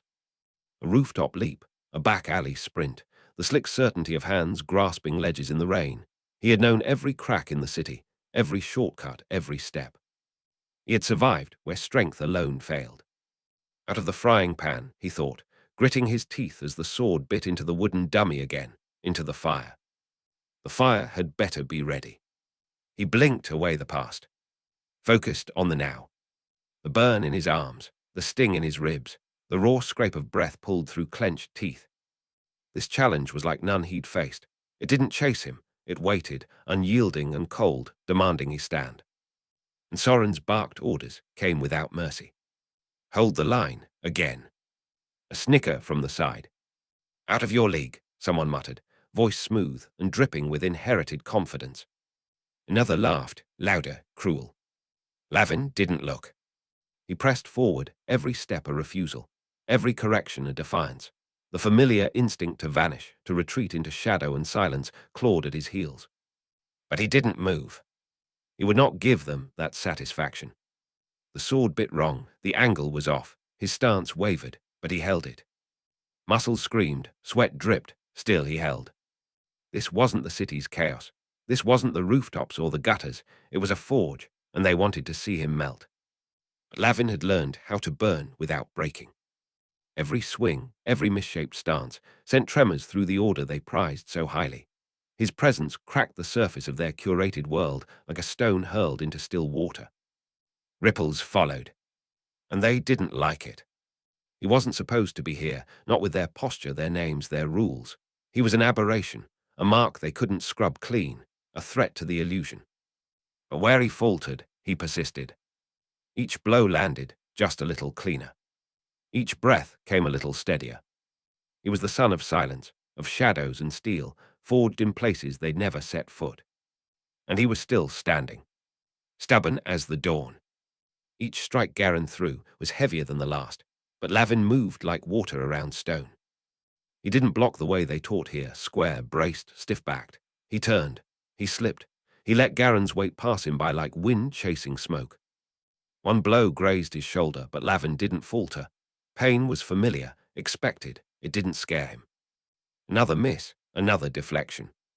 The crowd had gone quiet now. No more laughter, no more smirking. Only the rhythm of footfalls on dry earth, the clash of wood, the steady breath of a boy who was not supposed to be standing. Garen's face twisted, not from pain, not yet, but from disbelief. He lunged with frustration bleeding into every move. Lavin caught the momentum, stepped inside the strike, and with a twist of his hips knocked Garen's sword aside. The maneuver wasn't elegant, it wasn't pretty. But it worked. The noble stumbled, caught himself. Rage flared in his eyes like a match struck too close to oil. "You think you're better than us," Garen hissed, circling. Lavin tilted his head slightly, brow raised. "No," he said simply. "I know I'm not worse." A beat of silence followed, sharp as a blade drawn clean. Around them, the others exchanged glances, the kind that meant something had shifted. Garen roared and charged. Lavin was already moving, his body reading the tell before it finished forming. He ducked under the wild swing and swept Garen's leg with a low arc of his own blade. The noble hit the ground hard, the impact sending dust into the air like a shroud. Lavin didn't press the advantage. He didn't gloat. He just stood there, breathing hard, sword angled down, not victorious but present, unshaken. Soren's voice rang out. "Enough." The training master stepped forward, boots grinding over the churned earth. His eyes swept the scene, then landed on Lavin, measured, evaluating. "Not clean," he said, "but clever." Then he turned to Garen. "And you should know better than to let pride write checks your footwork can't cash." Laughter bubbled from somewhere in the crowd, quickly stifled. Garen climbed to his feet, jaw tight, refusing Lavin's outstretched hand. The gesture remained suspended in the space between them for a moment before Lavin dropped it, unbothered. "Out of your depth," Garen taunted, voice tight with effort and bruised pride. He lunged again, swinging with the kind of force that relied more on ego than form. Lavin's lean frame twisted just beyond the arc of the strike. His feet barely seemed to touch the ground, each sidestep a ghosted movement, his eyes reading Garen's motion a half-second before it landed. "Uncanny." "Careful," Lavin said, sidestepping easily. "You're splashing around like someone who's never had to swim." The clash of their blades cracked against the morning silence. Wood against wood, sweat against sun. Lavin didn't overpower Garen, he redirected him, turned each clumsy charge into a stumble, each overextended lunge into an opportunity. He wasn't just countering, he was teaching. And Garen hated it. Soren's gaze never wavered, arms crossed over his broad chest. The grizzled instructor said nothing, but the twitch at the corner of his mouth said plenty. Where Lavin's movements had once seemed scattered, unpolished, they now carried a deliberate edge, controlled, calculated, not rehearsed but real. Soren watched, and he saw it. The circle of onlookers had grown still. A murmur. "He's holding his own." Disbelief, then silence. Then something new, respect spoken too softly for Garen to hear. But Lavin heard it. And so did Garen. Frustration flared in his eyes, wild and red. His next swing was too wide, too angry. Lavin ducked under it cleanly, spinning past and letting the air rush over his shoulder. He could have ended it then. But he didn't. He turned, reset. Let Garen try again. Because the fight wasn't just for victory, it was for every set of watching eyes. And Lavin wasn't done showing them what they didn't expect to see. With each exchange, Lavin felt the divide narrowing. Garen's strength was undeniable, but it had a rhythm, a pattern, predictability that invited disruption. Lavin's own style was raw, improvised, but it mattered. This wasn't luck. This was adaptation. The duel became a balance of contrasts, discipline against instinct, tradition against survival. Their rivalry sharpened in the heat of the mid-morning sun until drills became something else entirely. They moved like opposing forces, elemental and unrelenting. The stiffness of noble technique dissolved into something more primal, two wills colliding, neither willing to yield. Breath came ragged. Blades sang against each other in a rhythm neither had been taught but both understood. The field, the circle of trainees, the estate, it all faded. There was only the fight. And Lavin was in it. Every counter, every dodge, every lean into momentum sent a message louder than Garen's taunts ever could. "I belong here, even if none of you know what to do with that." Then, Soren's voice cut through the clash, a single word sharp as a blade. "Break." Garen froze mid-swing, chest heaving, frustration blazing across his face like open flame. Lavin, breathing hard, didn't move. He didn't need to. His silence was its own kind of victory. The other trainees exchanged looks, uneasy, uncertain. The unthinkable was beginning to take shape, the story rewriting itself in real time. Soren's gaze landed on Lavin. Measured, heavy, a long beat passed. Then the training master turned and walked away, leaving no words behind, but plenty unspoken. The session broke, but the silence that followed wasn't dismissal. It was reckoning. Lavin wasn't a curiosity anymore. He was a contender. The training ground sagged under the weight of dusk, the day's exertion etched into the churned earth and the thick, breathless air. From the high balcony above, the Duke stood still, his gaze fixed on the field below. Trainees filtered off one by one, their polished armor dulled with sweat and fatigue. But Lavin remained. The smallest figure on the field, alone in the quiet aftermath. His chest rose and fell in ragged rhythm. His face was streaked with dirt, sweat, and something harder to wash away. He hadn't moved, hadn't retreated, not yet. The shadows stretched long across the yard, blending outlines into formless grey. Lavin's isolation blurred until only intent was visible, raw and quiet and unyielding. And then, from the thickening dark, a voice broke the stillness. Soft but sure. You're doing better than you think. Lavin turned. Surprise flickered across his face before he buried it behind the usual mask. Elira stood at the edge of the field, her presence gentle, like the breeze that finally stirred the heat from the earth. She wasn't in the way, she never was, but somehow she always knew where to be. He didn't speak, unsure of the right words, or if there even were any.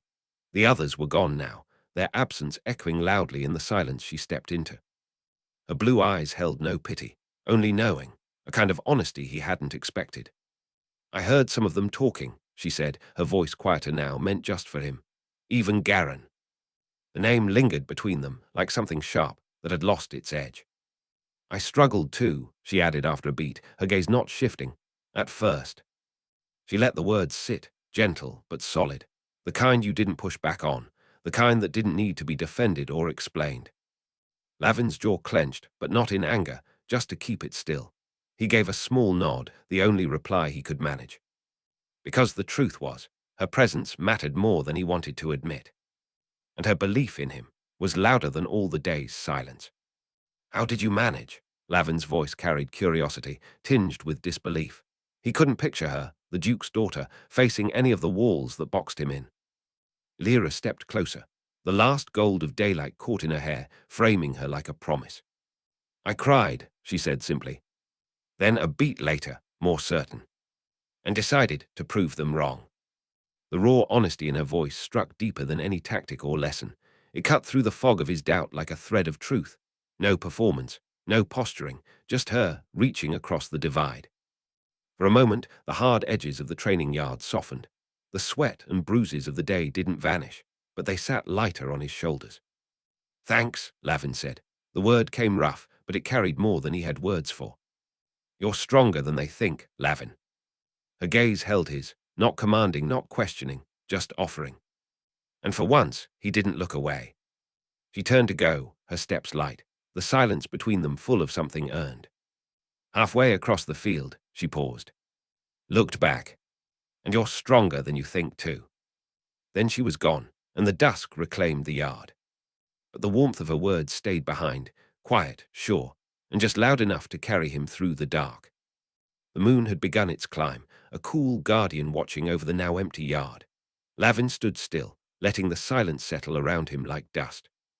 Then, without ceremony, he drew his practice sword. The air held a new lightness, not in its weight, but in its possibility. His movements were precise yet fluid, each strike and parry carved from muscle memory and will. What had felt foreign that morning, rigid, unnatural, now began to move with him, not separate, not imposed. Integrated. The stillness amplified his solitude, but it didn't feel lonely. It echoed with the shape of something forming, something real. In the hush of night, Lavin saw himself clearly, framed not by the disdain of others, but by the shape of his own effort. A boy carved by hardship, tempered by challenge, and beginning, just beginning, to trust in his own becoming. The cold crept in, but he didn't stop. He moved through drills with the precision they'd tried to teach him, then shifted, letting instinct take over. A pivot too fast, a step too quiet, a strike from an angle no nobleman would expect. It was his style now. Unorthodox, efficient, his. He knew he was being watched, judged maybe, or studied. But tonight it felt less like scrutiny and more like invitation. So he kept going. Long past the moon's rise, long after the last torch had gone cold. Every motion was a quiet rebellion, a whispered claim, a promise he made only to himself. He had survived worse than this. He would thrive here too. The grounds around him held their secrets close. But Lavin had learned how to listen. And as the night deepened, his blade carved a rhythm all his own, a rhythm that answered the unspoken question hanging in the air. What is your place in this world? His breath steadied, his grip held true. I'll show you. Chapter 19, The Way of the Bow. Dawn hadn't yet cracked the horizon when Lavin slipped through the side gate to the archery range, his thin frame hunched against the biting cold. His breath plumed in the air like the last whispers of ghosts, and the worn leather of his boots made no sound on the frost-crusted ground. No one to see him here, not yet, and that's exactly how he wanted it. Training yards stretched before him, empty save for the rows of targets arranged at various distances. Some were barely visible through the ground mist that coiled like lazy serpents across the packed earth. Lavin's eyes, accustomed to gauging distances in narrow alleys and crowded marketplaces, tried to measure the range to the farthest target. 60 paces, maybe 70. In the streets, he'd never needed to hit anything farther than he could throw a stone. He approached the weapons rack, fingers hovering over the bows, each one worth more than everything he'd owned in his entire life before coming to the Duke's household. Lavin selected one that seemed least likely to snap under his inexperienced hands, testing its weight with a mixture of reverence and suspicion.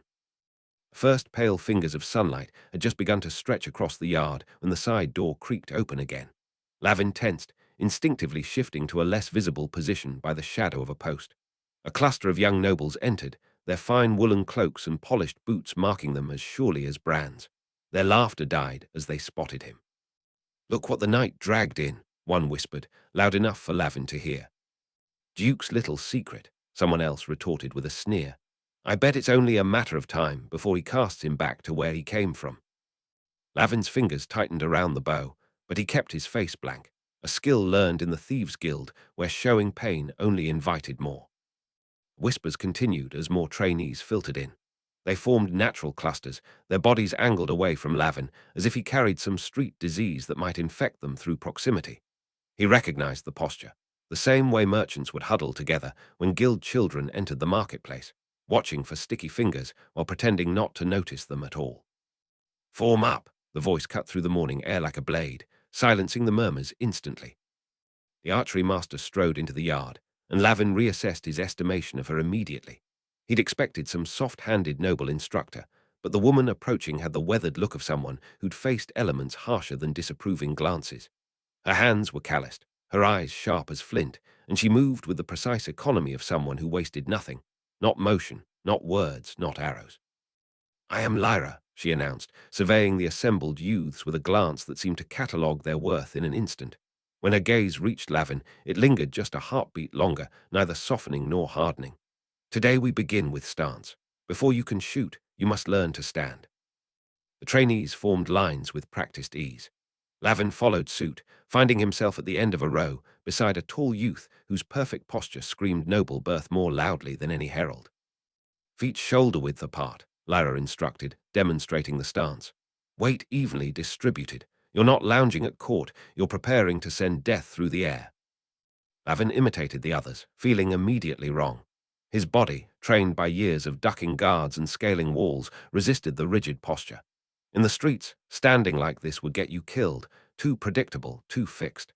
His muscles twitched with the urge to shift his weight, to keep mobile.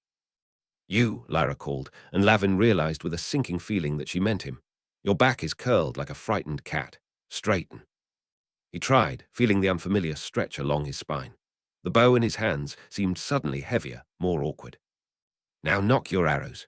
Draw to your cheek, not your chest. Elbow up." The formal technique was nothing like the few times he'd shot crude bows in the alleys. Lavin's arms trembled with the effort of holding the unnatural position.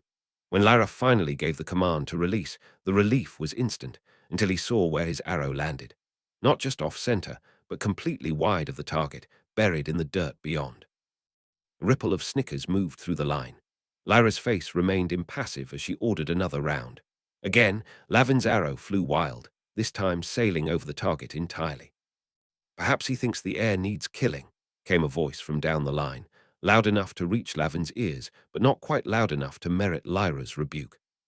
By the third round, Lavin's shoulders burned with effort, and his arrow at least struck the outer edge of the target.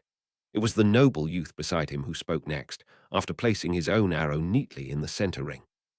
"It's almost impressive," he said, his voice carrying to those around him. "I've never seen someone so innately unsuited to a noble pursuit. But then, I suppose bastards aren't known for their archery skills, are they?" "Garin," Lyra's voice cut across the yard. "Since you have breath to spare, perhaps you need a more challenging target." The youth Garin straightened, a flush creeping up his neck. "Yes, Master Lyra." Lavin notched another arrow, knuckles white around the bow. He tried to focus on the target, but his mind kept catching on the word unsuited. Every missed shot confirmed what they all believed, that he didn't belong here, that the Duke's decision to elevate a street orphan was folly. His next arrow flew, and this time it struck the target, but at such an angle that it glanced off rather than embedding itself. Another failure. "You're fighting yourself," Lyra observed, suddenly at his side. "And the bow, and probably everyone here." There was no sympathy in her voice, just flat assessment. Lavin lowered the bow, frustration burning in his chest.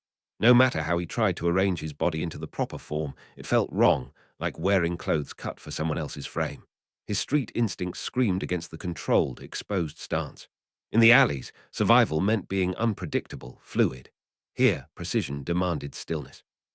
As the morning wore on, the gap between Lavin and the others only widened. Each arrow from Garin's bow struck true, while Lavin scattered like the desperate tosses of dice across a tavern floor. The unspoken question hung in the air with each failed shot. How long before the Duke admitted his mistake? Lyra's eyes narrowed as she watched Lavin's latest attempt sail wide of the mark. There was something there, not in his form, which remained atrocious by noble standards, but in the way his eyes tracked the target, the subtle shift of weight just before he loosed the arrow. She moved toward him with purpose, ignoring the smirks from the other trainees who assumed another correction was coming.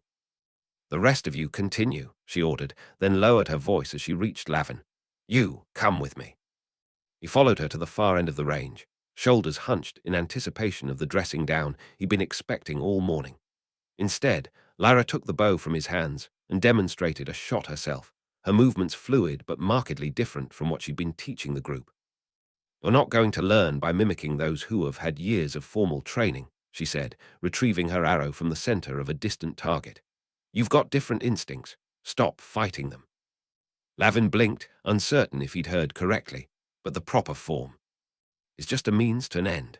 She handed him back the bow. "Your body knows how to move quickly, precisely. I've seen how you walk, always aware, always ready. The bow is just an extension of what you already know." She positioned herself behind him, not correcting his stance this time, but instead gidding his awareness. "Feel the target, not with your eyes alone. Where do you want the arrow to go?" "The center," Lavin replied, confused by the obvious question. "No," Lyra's voice held no patience for simplistic answers. "Not the center as a concept. That exact spot, that specific point in space. Your arrow can't hit an idea. It needs a destination." Lavin squinted at the target, trying to understand. The painted rings blurred slightly in the morning light. "Close your eyes," Lyra instructed. He did, feeling foolish. "Now, with your eyes closed, point to where you're standing." His hand moved without hesitation, finger aimed directly at his own chest. "You didn't need to see yourself to know where you are," Lyra observed. "That's the sense you need for the target, the awareness that exists beyond sight." Something in her words triggered a memory. The Duke, months ago, flipping that strange silver coin, the test that had changed everything. Lavin had felt something then, a peculiar sensation just before the coin fell, a knowing that wasn't quite knowledge. "Try again," Lyra said, "but this time don't aim with your form, aim with your instinct." Lavin knocked an arrow, drew the bowstring, and paused. He stopped trying to match the rigid stance of the noble-born trainees and instead allowed his body to find its own alignment. His weight shifted subtly, his breathing slowed. And then it happened. A whisper of awareness unfurled within him, like ripples spreading across still water. The world around him seemed to slow, sounds becoming distant and muffled. The target wasn't just something he could see. He could feel it, sense its presence as clearly as the bow in his hands. His fingers released the string. The arrow flew true, striking the center of the target with a solid thunk that seemed unnaturally loud in the sudden silence that had fallen across the range. Lavin stared, as surprised as anyone. "Again," Lyra said, her voice betraying nothing but her eyes sharp with interest. He knocked another arrow, and this time the strange awareness came more readily. It wasn't sight or sound or touch, but something that encompassed all three and yet was none of them. The whispers intensified, becoming a current that flowed through his veins, guiding his movements with gentle pressure like an unseen hand. The bow and arrow ceased to be separate objects. They became extensions of his intent.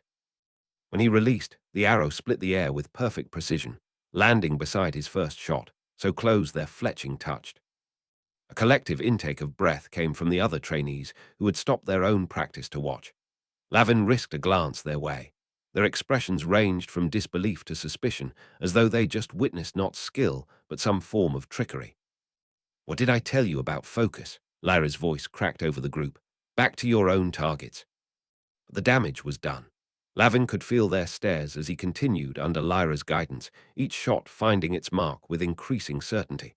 The strange whispers grew stronger with each success, no longer fleeting impressions, but a steady current of awareness. Time took on an elastic quality.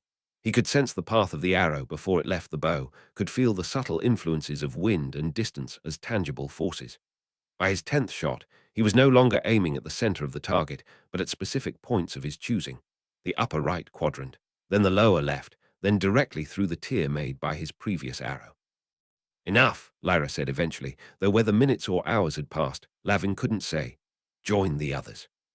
As he walked back to the main line, Lavin noticed how the other trainees shifted, making space around him as though he carried something contagious. All except Garin, who stood rigid, his perfect posture now seeming forced rather than natural. The tall youth's eyes tracked Lavin's approach, cold and calculating. "Lucky streak," Garin muttered as Lavin took his place in the line. "Won't last." But it did last. Through the remainder of the morning, Lavin's arrows found their marks with uncanny precision. What had begun as a humiliation was transforming into something else entirely, a revelation, not just to the others, but to himself. He stole glances at Garin between shots. The noble youth's face had transformed from smug superiority to thinly veiled contempt. Each time Lavin's arrow struck true, Garin's jaw clenched tighter, the tendons in his neck standing out like cords. "You're cheating somehow," Garin hissed as they paused to collect arrows. "No backroom noble learns this fast." "Perhaps he simply has natural talent," said a girl further down the line, only to receive such a withering look from Garin that she immediately busied herself with her bow. Lavin retrieved his arrows in silence, aware that something fundamental had shifted. The mockery of the morning had morphed into something potentially more dangerous: resentment. He'd seen it often enough in the streets, the look men got when someone upset the established order, when someone beneath them suddenly rose too high, too fast. As the training session neared its end, Lavin risked a direct look at Garin. The noble youth was staring back, his face a mask of barely contained fury. His fingers curled around his bow so tightly that his knuckles had gone white, and a vein pulsed at his temple. Lavin recognized the look. It was the face of someone making plans. Lyra's voice pulled his attention back to the range. "Collect your gear. We end for today."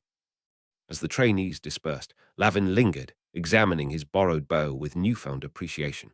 The whispers had faded, leaving behind a hollow silence and an echo of questions. Where had that ability come from? Was it connected to whatever the Duke had been testing with that silver coin? And why did it feel so natural, as though remembering rather than learning?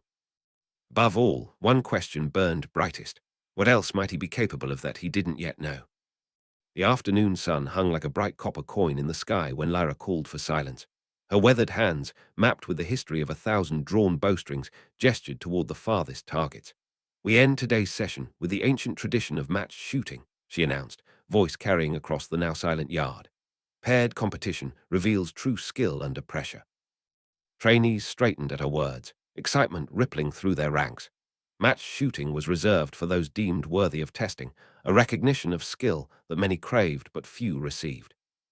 "The following pairs will compete," Lyra continued, listing names in quick succession. Lavin half listened, expecting to be excluded from this tradition clearly meant for experienced archers. His morning of unexpected success hardly qualified him for. Final match, Garin and Lavin. The yard went still. Garin's head snapped toward Lyra, disbelief etched into every line of his face. "Master Lyra," he said, voice stretched thin with forced politeness, "is it customary to match a trained archer against someone who held a bow for the first time today?" Lyra's expression remained impassive. It is customary to match archers of comparable skill, regardless of their training history. Her eyes flickered briefly to Lavin. "Unless you fear the competition." Color flooded Garen's face. "Of course not," he replied, too quickly. His gaze sliced toward Lavin, sharp enough to draw blood. "I merely thought to spare him the humiliation." "Your concern is noted," Lyra said dryly. "Prepare your stations." The other matches proceeded in rigid order, each pair of archers taking their turns at the line. Lavin watched carefully, noting the ritual aspects, the formal bow between competitors, the precise placement of feet, the silence demanded of spectators. This was more than practice. It was performance, heavy with tradition and meaning. And the final pair was called. The tension in the yard had thickened to something almost tangible. Garin approached the shooting line with the easy confidence of someone reclaiming their rightful place after a brief, inconvenient interruption. His bow, unlike the practice weapons used by most trainees, was personal, polished yew inlaid with bands of pale horn. Everything about him spoke of entitlement earned through years of dedicated training. Lavin followed more cautiously, acutely aware of the borrowed bow in his hands and the weight of stairs pressing against his back. The whispers had gone quiet, leaving him feeling oddly vulnerable as he took his position beside Garin. "Archers ready," Lyra called. "Garin shoots first." Garin knocked his arrow with practiced grace, his movements fluid and precise. He drew the bowstring in one smooth motion, the muscles in his arm defined and steady. His expression settled into a mask of perfect concentration, erasing the anger and disdain that had marked it earlier. The yard held its breath. Garin released. The arrow cut through the air with a sound like tearing silk, striking the absolute center of the target with such force that the entire structure shuddered. A perfect shot by any measure.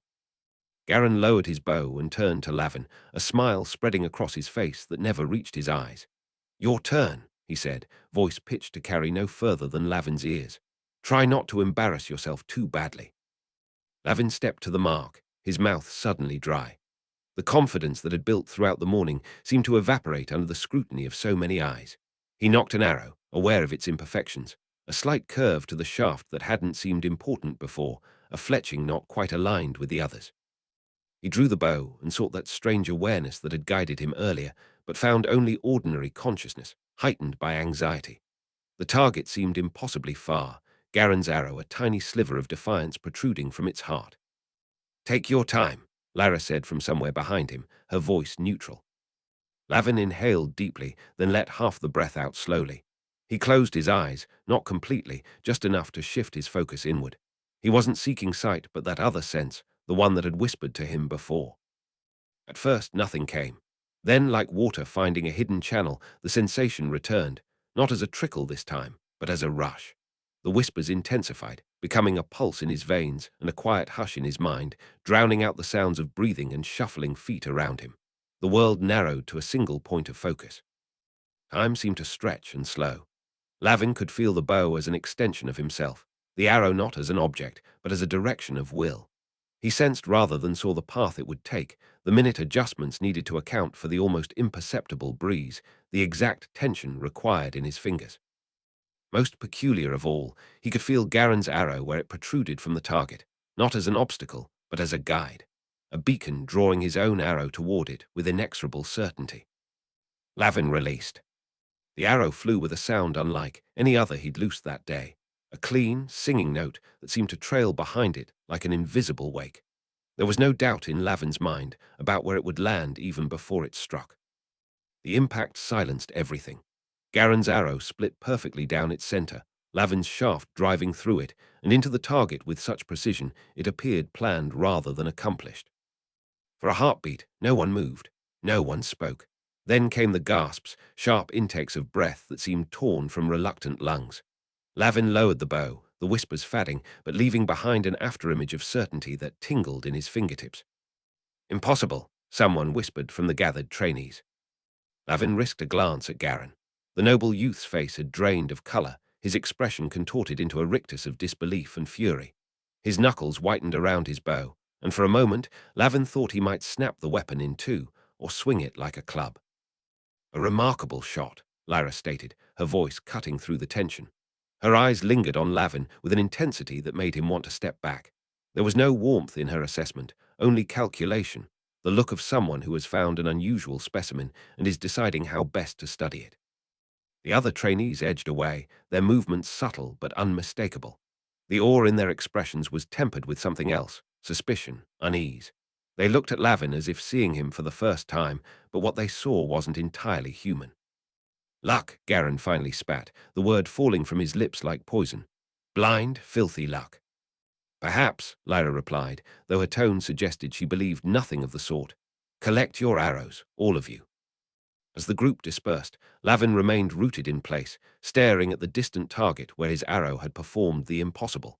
The whispers had gone completely silent now, but their echo remained, a phantom sensation like the memory of music. He'd crossed some invisible line, revealed something that perhaps should have remained hidden. In the streets, drawing too much attention was dangerous. Here, among the nobility, he suspected it might be deadly. Garin stalked toward the target, his back rigid, shoulders bunched with barely contained rage. The other trainees gave him a wide berth, recognizing the dangerous currents emanating from him. When Lyra spoke again, her voice was closer than Lavin expected, meant for his ears alone. "Interesting," was all she said, before moving away to oversee the cleanup of the range. Interesting, not well done or impressive. Just interesting, the way one might remark on an unexpected pattern in nature, neither good nor bad but worthy of further observation. Lavin finally made himself move toward the target, conscious of the weight of stares following his progress. Whatever he had awakened within himself, whatever these whispers were, they had transformed him in the eyes of others from an object of derision to something unpredictable. He wasn't sure which was more dangerous. The other trainees had long since departed when Lavin finally allowed himself to relax his guard. Shadows stretched across the archery range like spilled ink, the day's harsh judgments softening in the approach of evening. He rolled his shoulders, feeling the lingering ache of muscles unused to the formal postures of archery, yet there was satisfaction in the pain, something earned rather than inflicted. A servant had lit the torches that bordered the range, their flames dancing in the gentle evening breeze, casting long, trembling shadows across the targets. The yard had transformed from a place of scrutiny and humiliation to something almost peaceful, a rare luxury for a boy who had spent most of his life watching for threats from every direction. Lavin selected another arrow from the practice quiver, its weight now familiar in his hands. He nocked it, drew the bowstring, and focused on the center target. The shot flew true, striking near the bulls, a good shot by any standard, but lacking the uncanny precision of his earlier attempts. He frowned, lowering the bow. The whispers had gone quiet, leaving him with mere human skill, considerable after a day of intense practice, but nothing that would split another archer's shaft. He tried again, this time closing his eyes briefly before drawing, searching for that peculiar current of awareness that had flowed through him during the competition. Nothing, just the normal sounds of evening, distant calls from the castle kitchens, the soft hoot of an early owl, the crackle of torches. "Where are you?" he murmured, the question directed not at any person, but at the strange sense itself, as though it were a separate entity that might choose to answer. He tried a different approach, recalling Lyra's instruction about feeling the target rather than merely seeing it. Lavin settled his breathing, let his awareness expand beyond the confines of his body. The bow in his hands became less an object and more an extension of his intent. He waited, patient in a way he'd never been before arriving at the Duke's household. In the streets, patience often meant hunger or worse. Just as he was about to release, he felt it. A whisper so faint it might have been imagination, a subtle shift in his perception that aligned his body, the bow, the arrow, and the target into a single unified purpose. The arrow struck dead center. Lavin nodded to himself, understanding forming. The ability wasn't gone, just elusive, requiring a particular state of mind to access. He continued practicing as full darkness settled over the yard, experimenting with different approaches, sometimes finding the whispers, sometimes shooting with only his natural skill. When his arms trembled with fatigue, he finally set the bow aside and walked the length of the range to retrieve his arrows. The targets were pincushioned with shafts, most clustered around the center, but some scattered in outer rings where his concentration had faltered. At the farthest target, Lavin paused. Here was where the competition had ended, where his arrow had performed the impossible. He traced his fingers over the splintered remains of Garen's arrow, still embedded in the target's heart. The wood had split cleanly, almost surgically, as if guided by a master craftsman rather than the chaotic forces of impact. Gently, he worked the fragments free, examining them in the flickering torchlight. Such a small thing to have caused such a shift in his standing. This morning, he had been the Duke's peculiar charity case, the street rat elevated beyond his station. Now he was something else, something undefined and potentially dangerous. Lavin pocketed a splinter of Garen's arrow, a talisman of the day's transformation. The noble youth wouldn't forget or forgive this humiliation. Of that, Lavin was certain. In the Thieves' Guild, such a public defeat would demand repayment with interest. As he gathered the remaining arrows, Lavin's thoughts circled back to the whispers. What were they? Some trick of concentration, perhaps, or a skill he'd unknowingly developed in the desperate circumstances of his former life, or something else entirely, something connected to his unknown parentage. The Duke had tested him with that silver coin months ago, watching with those calculating eyes, as Lavin had felt a strange certainty about which way it would land. At the time, he'd thought it merely a test of his reflexes or observational skills. Now, he wondered if the Duke had been looking for precisely this ability, this unnatural intuition that felt like listening to secrets the world didn't know it was telling. If so, what did that mean about who, or what, Lavin really was? Everyone assumed he was the Duke's bastard, taken in out of some combination of obligation and whim. But if these abilities were hereditary, passed through bloodlines as noble traits often were. The thought trailed off, too dangerous to complete even in the privacy of his own mind. To question the Duke's decisions was perilous. To speculate about his motives, potentially fatal. Lavin returned the practice arrows to their quiver and secured the bow on its rack. The yard was fully dark now, the torches burning lower, their light creating pools of warmth in the surrounding blackness. He lingered, unwilling to return to the servants' quarters where his small room awaited, a space granted by the Duke's generosity, but never quite feeling like his own. "Are you a gift or a curse?" he asked the silence, uncertain whether he was addressing the whispers, his unknown heritage, or his very presence in the Duke's household. The question hung, unanswered, in the night air. High above the archery range, a shadow deeper than the surrounding darkness stood motionless on a stone balcony. The Duke's silhouette was barely distinguishable against the night sky, his presence unannounced and unacknowledged. His arms were folded as he watched the boy below, his expression hidden by distance and shadow, but his attention unwavering. Aldric Varnhold had observed the day's events with calculating interest, from the early morning failures to the afternoon's impossible shot. Nothing had surprised him, not the boy's struggles nor his unexpected triumph. The Duke had been testing Lavin since bringing him to the estate, measuring potential that others couldn't see. What that potential might become, whether weapon or liability, asset or threat, remained to be determined. But the Duke was a patient man, accustomed to cultivating resources with care and precision. Whatever seeds lay dormant in the boy's blood, Aldric would ensure they grew in directions that served his purposes. He remained on the balcony long after Lavin departed the yard, his thoughts turning to ancient legends and family histories, to powers long dormant and prophecies half forgotten. The boy had exceeded even his careful estimations today. The question was no longer whether Lavin possessed the gift, but how strong it might become, and whether it could be controlled. The Duke's fingers brushed against a small leather pouch at his belt, where a silver coin lay hidden, the same coin that had first revealed Lavin's nature. The metal would be cool to the touch, as it always was, regardless of how long it rested against human flesh. Some gifts came with prices too steep to calculate until they were already paid. Aldric Varnhold knew this better than most.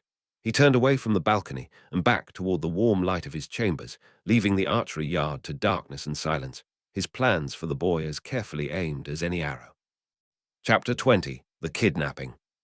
Lavin startled awake. The pre-dawn silence pressed against him, heavy and unnatural.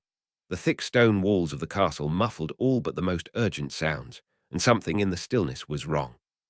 His eyes blinked against the dim, oppressive dark. The world hadn't fully formed yet. Dream clung to him like a fog. Then, a shout.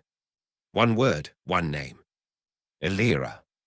The sound echoed through the halls, then vanished, leaving behind a silence that was anything but still. Lavin was already moving. He tore from his bed, barefoot on cold stone, cloak flung over one shoulder. The castle that had felt imposing by day now seemed endless and unknowable in the dark, a labyrinth of shadows. Another shout, muffled voices, clipped and frantic. Kidnappers, woods. The words hit him like fists. He ducked behind a cold stone archway, breath held, heart pounding like a warning bell in his chest. The illusion of safety was gone, ripped away with that single name. His fingers gripped the edge of his cloak, the other hand clenched in a fist of rising fear. Think, move, find her. He crept forward, keeping to the edge of the corridor, his steps barely brushing the ground. Torchlight flickered ahead, distant figures, armored and agitated, casting long, uncertain shadows. He strained to hear anything more, but the words were jumbled, bouncing off stone and confusion. Still, one name rose above them all. Elira, he whispered, the word clawing out of his throat like it could call her back. His breath formed a pale ghost in the cold air. His mind raced, fear twisting into instinct. He needed answers, a direction, a plan. But most of all, he needed to move, because if something had happened to her, he wouldn't wait. He couldn't. Two figures emerged, their voices sharp and hurried, flaring like sparks in the dark. We need more men. They've already taken. Which way? The Whispering Woods, they. Damn it, tell the Duke we'll need more horses. Their footsteps retreated, urgency swallowed by the twisting halls. Lavin exhaled slowly, only then realizing he'd been holding his breath. He stepped from the shadows, eyes scanning the corridor. He knew he wouldn't have to wait long. There were always more guards. The cold bit through the stone, leaching warmth from air and skin alike. But Lavin moved, quiet, efficient. The castle was his now, in ways even the nobles didn't understand. He had mapped every turn, every crawl space, every blind corner. But this wasn't routine. This was chaos. Another group of guards stormed past. Lavin flattened against the wall, barely a breath between him and discovery. Their armor clinked and clattered, a storm of iron and adrenaline. Out of my way. The girl's life depends on it, one barked. It's not just the girl, another snapped. They'll want ransom for the Duke's blood. How did this even happen? Their words tumbled into the gloom, commands, accusations, fear, and then they were gone. Lavin stood still, his pulse like war drums in his ears. Kidnapped. Elira. He could still hear her voice, teasing, that sideways grin, the way she said it like it was a game. Like having eyes in the walls. He had smiled then. He wasn't smiling now. His jaw locked, his hand clenched the cloak at his chest, and without another thought, his feet moved. Through the corridors, through the fear. He ran like a shadow with purpose, quiet, swift, unrelenting. The Duke's men scrambled in their armor, shouted across the halls, colliding with each other in their panic. But Lavin, he slipped through them, fast, invisible. Because panic made you clumsy. But Lavin had learned how to move when the world fell apart. And this time, he wasn't running for himself. He was running toward her. He slipped deeper into the shadows, his frame vanishing against the vast chill of stone and torchlight. The guards were scrambling, their formation fractured by panic, an opening Lavin knew how to use. Their noise was cover, their urgency camouflage. But Lavin didn't run blindly, not yet. He needed to be certain. He pressed himself into the recess of a column, still as stone, and listened. Beyond the clang of boots and shouted orders, the voices carried something else now, emotion, anger, fear, the kind of fear that turned grown men reckless. They had help from the inside, a voice barked, raw and ragged, barely containing its disbelief. The woods, someone else snapped, sharp, commanding.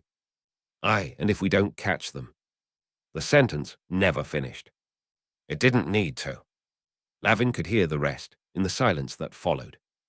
He edged closer, breath shallow, footsteps quieter than the flicker of torchlight. North, toward the border. The words struck harder than any shout. He'd heard the talk. The borderlands were no place for diplomacy or mercy. A region watched with uneasy eyes, where treaties frayed like old rope and patrols didn't always come back. It wasn't just distance, it was danger. Not wild like the Whispering Woods, but worse in some ways. Calculated, intentional, human. If they were heading north, they weren't just running. They were delivering her. Where she had been taken. Lavin's heart thudded faster, each beat an answer to the guard's unspoken fears. He didn't need orders. He didn't need permission. Only purpose. And he had it now. The sound of Elira's name rang out again, muffled by distance, but unmistakable. He seized it like a lifeline. And he was moving, slipping from shadow to shadow, farther from the voices, deeper into the castle's veins. The corridors twisted ahead, dark and uncertain. Even he, with every secret corner memorized, felt the castle shifting under the weight of chaos. But instinct was louder than doubt.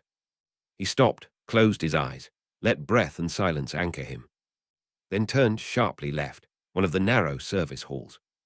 His feet flew silent across stone. He knew where to go now.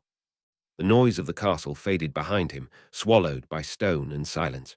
The frantic shouts of the guards, the clatter of preparation, it was all too distant to reach him now. He was alone, and the decision had already been made. His thoughts flickered over the past weeks, the constant tension, the unspoken questions in every nobleman's stare. He hadn't belonged, not really. But this was his world. Urgency, movement, purpose.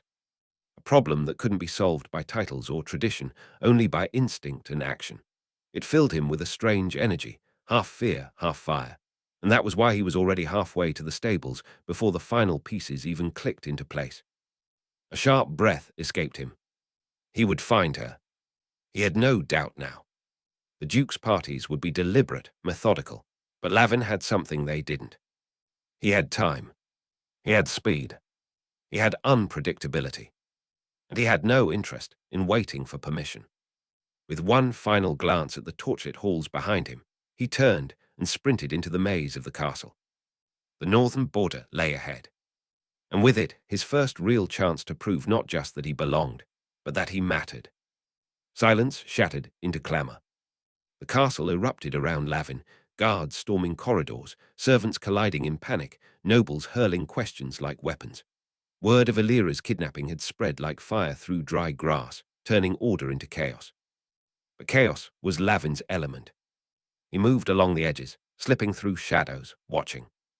Listening. He heard the name of the kidnappers, path more than once, spoken in rushed tones and frantic plans. North, they've already reached the lower roads. They'll take the pass at Fairtrail and ride the border. The safe route, the one guarded by patrols flanked by valleys, long, predictable. It was the route the Duke's men would follow, a cavalry-sized answer to a razor-thin problem. But Lavin's mind had already leapt ahead. Too slow. He ducked behind a column as a cluster of armored men sprinted past, their shouts echoing down the stone halls. Too visible. There was another way, risky, steep, threaded between crags and ledges, half abandoned and half myth. The mountain. He had seen it from the upper ramparts, the knife-edged trail that cut across the high ridge and dropped directly into the borderlands beyond. The old trade path, forgotten, unwatched. Unprotected. Perfect. His fingers curled tighter around his cloak. The plan was forming, not a nobleman's strategy, not a soldier's charge. Something leaner, sharper. If he could cross the ridge, alone fast, he could drop down ahead of them, set a trap, scout their numbers, find her before they ever reached the border. Let the Duke's parties ride wide and loud. Lavin would cut through the mountain like a whisper. With one last glance at the frantic movement behind him, he turned and vanished into the servant halls. The commotion faded behind him like the end of a story someone else was telling. He was already writing his own. Each voice was a sharp jab, accusation, urgency, command. The castle buzzed with a kind of controlled panic, and Lavin moved through it like smoke, unseen, absorbing everything.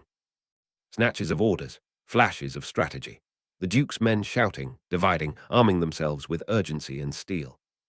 He pieced it together as he went, fragment by fragment, letting the storm of motion shape the map in his mind.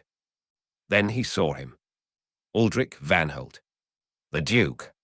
Cutting through the chaos like a drawn blade. His voice rang out, sharp and absolute. Ready my horse, the pursuit leaves now. Lavin stilled, hidden beneath the arch of a service corridor, watching. There was something terrifying in the Duke's clarity, not rage, not grief, just purpose. Cold, commanding, unshakable. Even now, even this, didn't break him. Guards snapped to formation. Squads formed. Orders flew with practiced efficiency. The castle transformed beneath the Duke's will from home to war camp in minutes. And for a moment, Lavin faltered.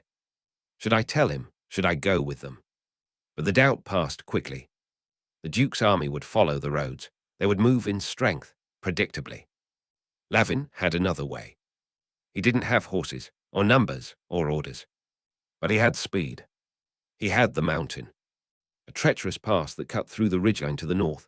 A smuggler's trail, narrow and half-collapsed, but faster than anything the Duke's men could risk with a column. If he was right, and they were heading for the border, he could get ahead of them. Beat them to the intercept. Find her first. His breath tightened in his chest. His feet moved. One last glance at the Duke, framed in steel and certainty.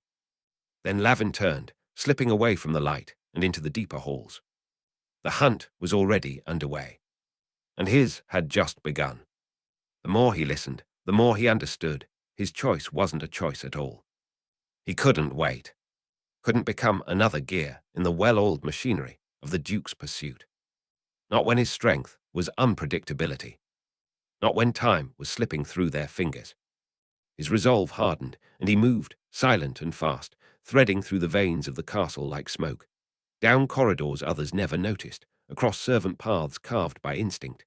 The thunder of voices behind him faded, replaced by the solitary rhythm of his own steps. Every footfall carried weight. Elira. That was enough. The controlled chaos of the castle slipped further behind. Lavin rounded another corner, the way forward unfolding sharp and clear. He paused once, just once, at the edge of the grounds, looked back. He imagined the Duke's riders thundering out behind banners and command, all strength, all order, following the roads laid down for them like tracks in the dust. They wouldn't know how close he'd come to stepping into line. They wouldn't know what he'd heard, or what he intended. And that was the point. He turned, and the shadows took him. No torches, no orders, no audience. Just Lavin and the jagged path north. The mountains waited. The border waited. And she waited. He would not come back without her. The castle slept uneasily. Lavin moved through it like a shadow, the dim torchlight catching only the edges of his cloak as he slipped down a servant's corridor. His breath was steady, but beneath it, urgency thrummed like a second heartbeat. He knew what he needed. Food, a waterskin, rope, and a weapon, something real. The armory loomed ahead, its heavy door cracked open just enough for a sliver of golden light to bleed into the corridor. He timed it right. The night watch had changed shifts. For a few minutes, no one would be watching closely. He slipped inside. The room smelled of oil, steel, and discipline, rows of spears, shields, blades, all carefully arranged. Lavin's eyes moved quickly. He didn't need show. He needed function. He found it in a worn bow tucked near the back, the string taut, well cared for. He plucked it gently, listening to the low hum. Beside it, a simple quiver of arrows, half full, enough. Then the dagger. Short, sharp, light. He tested the grip. It felt good in his palm, like something he was meant to hold. A leather satchel hung near the wall. He slung it over his shoulder, adding a coil of rope and 2 small pouches of dried provisions from a crate in the corner. He turned to leave. And froze. A voice, cold and unmistakably composed, spoke behind him. "Stealing, are we?" Lavin turned slowly. The Duchess stood in the doorway, arms folded over her chest, the light catching on the fine embroidery of her nightcloak. Her expression was unreadable, but the ice in her eyes said enough. She stepped into the room, every inch a sovereign presence. "Did you think no one would notice the boy slipping through the cracks? You vanish the same night my daughter is taken, and you sneak into my armory like a thief." "I'm not stealing," Lavin said, calm but firm. "I'm going after her." The Duchess's eyes narrowed. The steel in her gazed nearly as sharp as the blade at his side. "And we're to believe you, of all people, will succeed where soldiers might fail." "You don't have to believe me," he said. "You just have to let me go." A tense silence stretched between them. She studied him, really studied him, for the first time without pretense. There was fury in her still, but behind it something more fragile, something harder to admit. Fear. For a daughter she loved. And the faintest flicker of understanding for the boy who refused to stand still, while others planned. "You come back with her," she said at last, voice low, "or not at all." Lavin held her gaze. Then he turned and disappeared into the corridor without another word, bow slung over his shoulder, dagger at his belt, and the weight of a vow burning in his chest. To bring her daughter back. Her expression softened, an inch, a fraction, but it was enough. It was all Lavin needed. The narrow corridor beckoned, lit by the flicker of torches and the thrill of his decision. Lavin backed away, eyes locked with the Duchess, watching for the moment her judgment might turn to command. But it didn't. "Lavin," she said again, his name softer this time, hollowed of blame. He paused, one foot already swallowed by shadow. The words weren't permission, they weren't trust. They were desperation. But he wasn't doing this for her. Not for the Duchess, not for the Duke, not for a household that never knew what to do with him. He was doing this for Elira, the only one who had looked at him and seen more than what he came from, who'd brought him food in the library, who had ink-stained fingers and a half-laughed secret in her smile, who had never asked him to be anyone but himself. And now she was gone. So he ran. Garn stepped out from the shadows near the stables, arms folded, blocking Lavin's path. "You think this is your fight," he growled. "You think the Duke going to thank you for getting yourself killed in the snow?" Lavin didn't stop walking. "You going to move, or are we doing this the hard way?" Garn's hand went to his belt. "You're not trained, you're not ready, and if you die out there, the Duke will have lost 2 children, not 1. She's Lavin caught himself, jaw tightening. "She's my sister, so unless you're planning to grow wings and fly over that mountain, get out of my way." He tried to sidestep. Garn shoved him back. The fight was quick and brutal, no posturing, no flourish. Garn swung heavy, meant to bruise, not kill. Lavin ducked the first blow, took the second to the ribs, and swept Garn's legs with a sudden, vicious kick. The older boy went down hard, but not long. They stood, breathing hard. Garn's eyes burned. "You better bring her back," he said. Lavin didn't answer. He just turned and vanished into the dark. The castle fell behind him in a blur, its chaos receding, its cold stone halls unable to hold him any longer. Lavin moved through the night like it belonged to him, swift and silent, the city folding open beneath his feet. He had no uniform, no horse, no command. But he had a purpose. A real one. The mountain pass would be brutal, half collapsed, half forgotten. No one else would take it. But he would. Not for glory. Not for favor. For her. The girl who had made the world less cruel, just by sitting next to him in the dark and calling him brother when no one else would. The streets whispered to him as he passed, welcoming him like an old friend. He let them guide his steps, quick and sure, cutting through alleys and narrow lanes, faster than any soldier on horseback. The last of the city fell away, and the wild rose up to meet him. His feet didn't slow, his breath didn't break. He would bring her back, because if he didn't, no one else could. Chapter 21. The hunt begins. The city thinned around him, its skeletal outskirts falling away into frostbitten silence. The stone faded to hard-packed earth, the twisting alleys to frost-laced trails winding between collapsed carts and blackened walls. Here, at the edge of civilization, memory lived raw and unfiltered. Lavin slipped through a broken fence behind an abandoned tannery, breath fogging with each step. The sky above had lost its color, pulled tight with cloud and the promise of snow. Ahead, the foothills of the northern mountains crouched low against the horizon, vast, grey teeth waiting to devour the unprepared.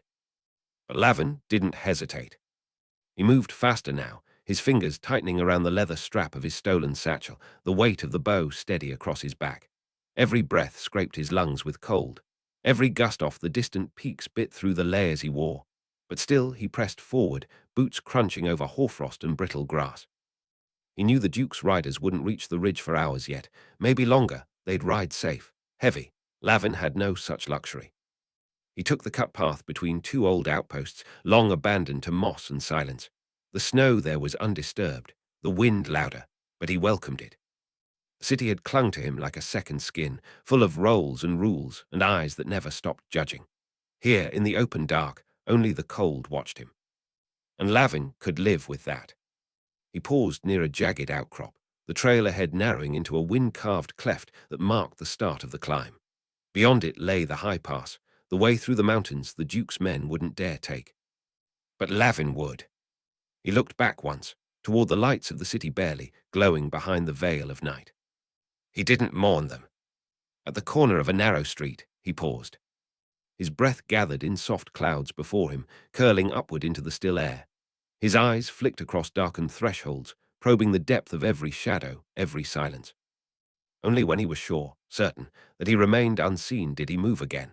The decision came fast and clean, as sharp as the chill threading through his cloak. Freedom surged through him. But so did the danger, coiled and quiet, waiting to strike. Lavin accepted both, with the same calm inevitability. One could not exist without the other. The streets twisted beneath him, cracked stone and black frost, and he matched them step for step. He flowed through the city's skeleton, mind and body in tandem, alert, alive. The farther he moved from the Duke's keep, the more his breath steadied. His limbs relaxed into the rhythm of familiar motion. Each icy cobblestone beneath his boots whispered, "You've done this before. You'll do it again." He drank in every detail. The smell of old fires, the faint scuff of rats on stone, the wheeze of a half-frozen window shutter shifting in the wind. The weight of his old life clung to him like cold cloth, but he wore it better now. He carried it forward. The alley spoke to him, not with welcome, but recognition. Their promises were sharp, but he had sharper. This was where he belonged, if only for now. Between the frayed edges of nobility and survival. Between who they wanted him to be and who he truly was.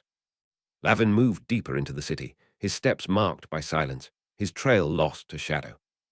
The cold followed close behind. Thoughts of the Duke's household nagged at him, insistent as the wind that clawed at his cloak. He pushed them away, fixing his focus on the present, on the way each turn felt like both an escape and a return. Memories pressed close. Faces and names he was just beginning to know. The warmth of moments that had caught him off guard. The shape of something like acceptance, new, fragile, terrifying. The contrast cut through his resolve like a blade. He could not afford it. Hesitation was a luxury for people with safety behind them. Lavin had none. A sound behind him, sharp, small. A footfall, a loose stone. He froze, waited. Let the silence wrap him tight and cold. His heart thundered in his chest, each beat a pulse of warning. He knew better than to ignore it. The Duke's reach was long, too long to assume he'd already escaped it. He moved again, faster now, surer. Urgency climbed his spine like ice. The city stretched outward, sprawling and unkind. But he knew it, trusted it. Its dangers were the ones he understood. Every shortcut, every blind turn, every shadowed window felt like part of his own body. They would realize he was gone. Of course they would. But time was the one thing Lavin could still steal from them. He had before, he would again. The streets were more than home. They were his. He pressed forward, the voices and velvet trappings of nobility fading behind him like the final lines of a story he didn't trust. His future was unwritten, unclaimed, unbound. The dark city rose up around him. And Lavin slipped into it, not with fear, but with the surety of someone who belonged not to courts or titles, but to shadow. The first light of dawn clawed at the horizon, its pale fingers raking across rooftops like a silent alarm. Lavin listened. Still as frost, breath held behind the splintered frame of an old courtyard door. Time moved past him, not fast, but final, and he felt its weight settle like ice on his spine. A word drifted from the guards' voices, carried on the wind like smoke. Traitor. It hit harder than footsteps, louder than a shout. His breath caught. They discovered he was gone. The moment shattered. Lavin moved. His muscles coiled, and he slipped into motion, silent, sure, shaped by a lifetime of evasion. He headed for the river, where the city's reach was weakest and its structures thinned into wilderness. The cold bit at his hands, but he didn't stop. At the city's edge, the derelict bridge waited, a crumbling spine over icy water, slick with frost and risk. The stones trembled beneath his weight. Each step was a test, each placement a gamble paid in instinct. But he crossed. He always crossed. The streets gave way to wild ground, less orderly, less civilized, more honest. This was his world. Every crooked path, every broken fence was a language he understood, a map etched into his bones. The city behind him sprawled wide and grey, its towers slouched in the mist, uncaring. Abandoned buildings loomed like stone skeletons, their empty windows reflecting the morning's dull light. He found comfort in their apathy.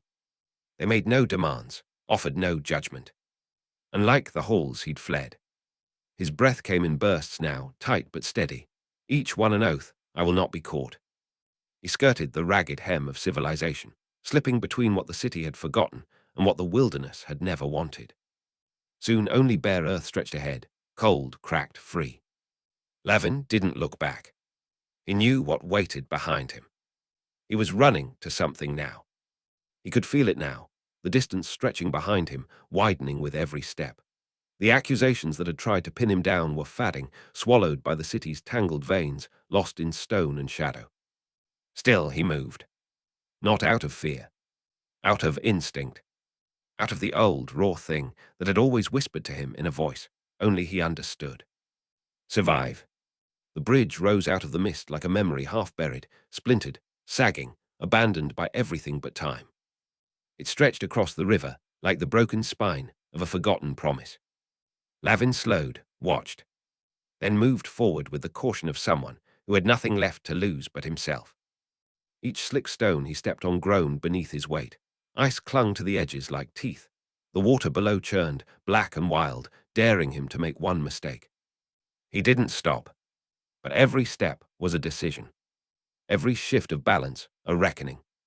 The crossing became its own world, its own kind of war, a place where time stretched thin and every breath held weight. The stones were treacherous, but Lavin's body moved with the grace of someone who had danced across danger his entire life. Quick, quiet, sharp. Cold water splashed around his boots, biting at his ankles like it wanted to pull him under and make him forget why he was fighting.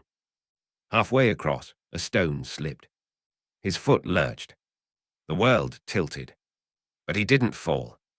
His instincts snapped tight, whispers, rising unbidden through bone and breath, and he shifted, caught himself, and moved on. Faster now. He didn't look back. Only forward. Each moment stretched into eternity, the river roaring its impatience.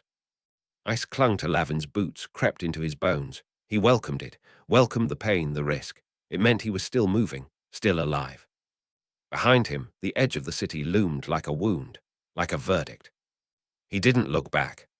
His muscles burned with the last stretch, every movement pulled taut with desperation and defiance.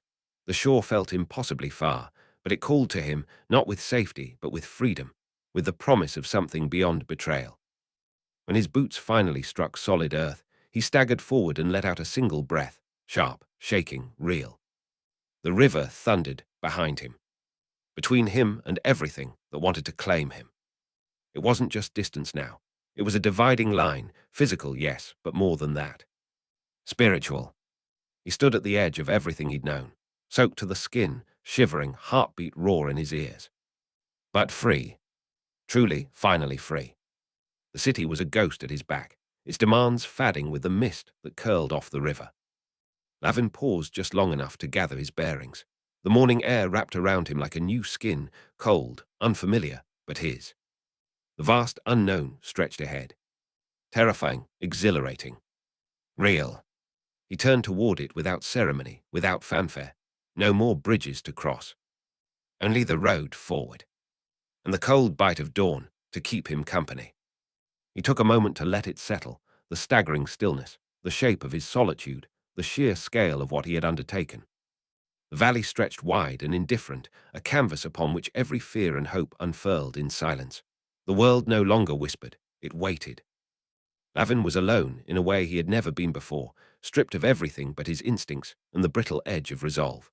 The solitude pressed in, vast and real, wrapping around him like a cold shroud. And yet, somewhere in that pressure, was a kind of freedom. Ahead, the foothills rose in jagged silence. The land folded upward, layer by layer, until the high ridges crowned the horizon like the teeth of some old, slumbering god. Snow clung to the peaks in stubborn drifts. The wind had a voice here, hollow, ancient, true. To his right, a lone watchtower pierced the distance, black against the early light. It loomed like a forgotten sentinel, a reminder that someone had once stood here too, watching the same path, waiting for something no one had named.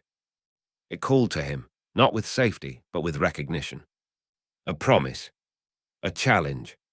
He was terrified, and he was elated. A fragile figure, dwarfed by the immensity of what lay ahead, but unflinching now, forged in motion. Lavin let the air fill his lungs, deep and deliberate.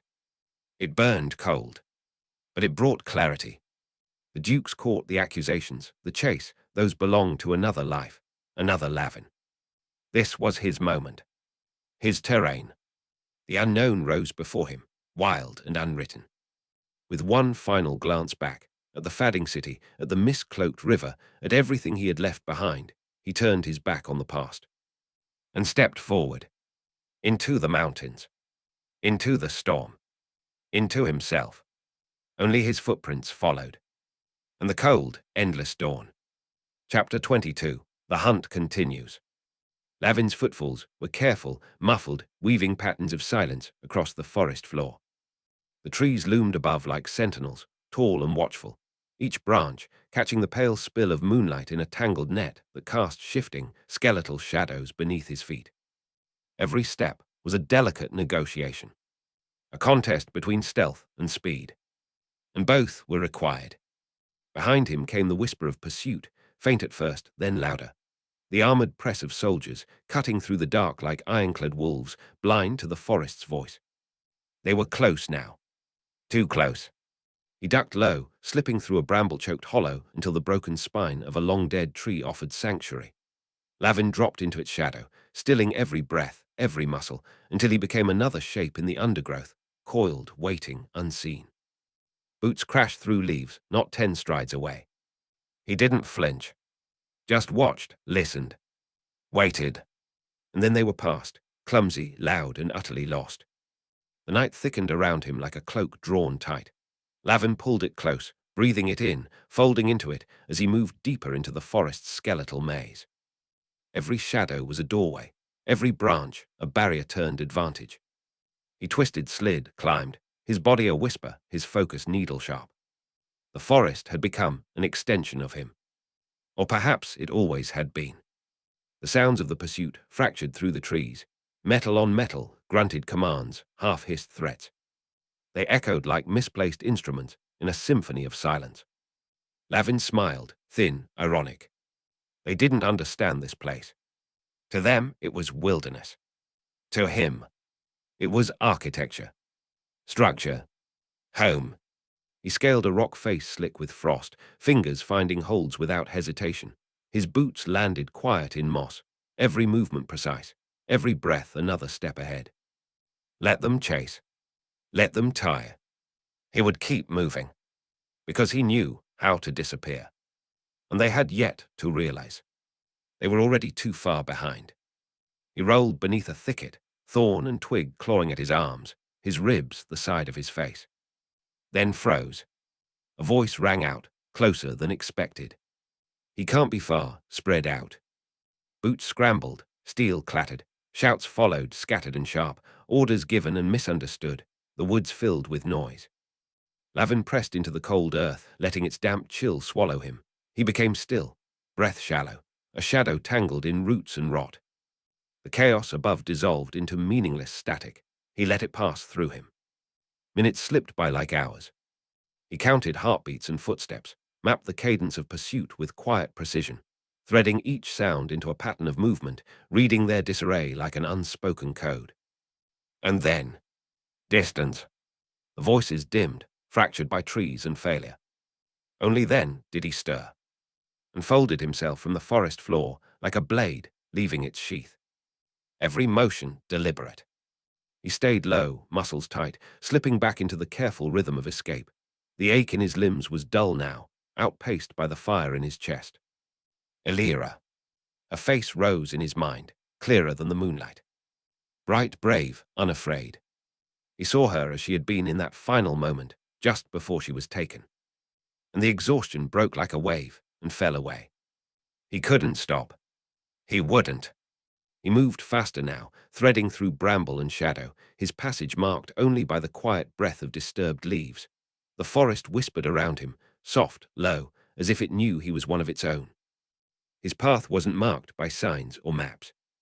Only instinct. Only need. A faint trail bent beneath his boots, one no soldier would see, one only he would trust. The trees closed behind him like a secret. And Lavin slipped forward, eyes sharp, heart steady. Chasing silence. Chasing truth. Chasing her. Again, the muffled echo of his pursuers reached his ears, warped by distance, softened by the dark.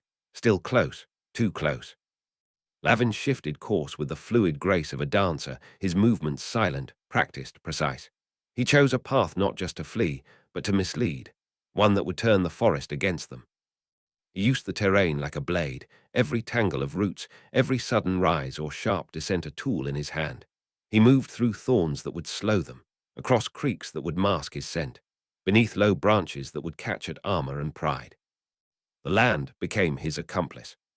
Each twist and turn bought him breath, bought him space. His pulse slowed with his stride, no longer frantic but measured, confident. The clamor behind him dulled to little more than background noise, distant, disoriented. He allowed himself the smallest flicker of triumph, tasting it in bark and damp soil and the raw, copper edge of survival. The path ahead remained uncertain, a thin line drawn between chance and resolve. But it was a line he knew how to walk, one he'd followed his entire life. He gathered himself, breath steady, mind clear, then slipped deeper into the forest's embrace, swallowed by shadow and silence once more. He found the camp in the earliest hours of uncertainty, when even the wind held its breath and the world felt suspended between dark and dawn. The clearing lay nestled deep in the mountain's embrace, tucked between jagged stone and frostbitten pine, a wound in the forest that refused to heal. From his perch above, Lavin lay motionless on his belly, hidden among the brambles and broken stone. The scent of smoke reached him first, faint, lingering, followed by the disjointed murmur of voices. Below, firelight stuttered, shadows moved. He scanned the camp with meticulous care. Scattered bedrolls, a hastily built windbreak, two small horses tethered low against the slope, and near the fire silhouettes, 5, maybe 6 rough shapes, mismatched gear. One of them still wore the remnants of a city tabard, torn and dirtied beyond recognition. They didn't look like soldiers. They looked like men, used to getting away with things. And then he saw it. A small boot, worn and familiar, half tucked beneath a blanket near the largest tent. Too small for any of the men, too clean. Elira. A surge of emotion flared hot and fast in his chest, relief, fury, purpose, before he clamped it down with practiced instinct. No room for feeling, not yet. He studied the terrain again, measuring angles and movement. The wind favored him, blowing away his scent. The rocks above offered good cover, a winding approach through the crags that could bring him within arm's reach before they ever looked up. But they were alert, even in rest. These weren't drunk mercenaries or lazy watchmen. They rotated shifts. 2 stayed near the tent. 1 walked perimeter. 1 squatted alone, watching the trail. They weren't expecting Lavin, but they were ready for someone. He eased backward from the ledge, breath shallow, heart hammering in his throat like a signal drum. His mind spun through options, counting the number of bodies, predicting patterns. It wasn't a fight he could win, not straight on. But maybe he didn't have to. Not if he could unmake their confidence first. Not if he could slip past them and reach her. He crouched in the snow shadow of a pine, every part of him focused and quiet. He had the high ground, he had the night. And for once, he had the advantage. He ghosted from stone to shadow, silent and patient. Because this time, he wasn't running. He was hunting. He moved like mist, low to the ground, silent, invisible. From shadow to stone, tree to root, Lavin slipped through the dark with the patience of a predator. Each breath was measured, each step considered. The cold no longer bit, it steadied him, numbed the noise of fear until only instinct remained. Below, the camp was restless. They were waiting for something, or someone, but not him. Not a street rat turned shadow. Not a boy who had learned to vanish in plain sight. A guard near the tent rubbed his arms for warmth, shifting his stance, bored and distracted. Another circled wide along the fire's edge, eyes flicking outward but not upward. Their formation was loose, confident, unaware. Lavin watched. Waited. Their movements formed a pattern. Every hunter makes one. He memorized the timing. When the sentry passed the windbreak, when the others paused to speak, when the shadows along the tent stretched longest between torchlight sweeps. Then he moved again. Not toward them. Around them. He circled the camp's edge like a storm gathering strength. His fingers brushed the hilt of his dagger, not drawn, not yet. This wasn't a fight, not unless it had to be. He wasn't here to kill. He was here to take something back. The slope behind the tent was steep and slick with frost, but Lavin climbed it with the certainty of someone who'd scaled worse. One hand over the next, silent as breath. The wind howled briefly over the ridge, and he used its noise to cover his ascent.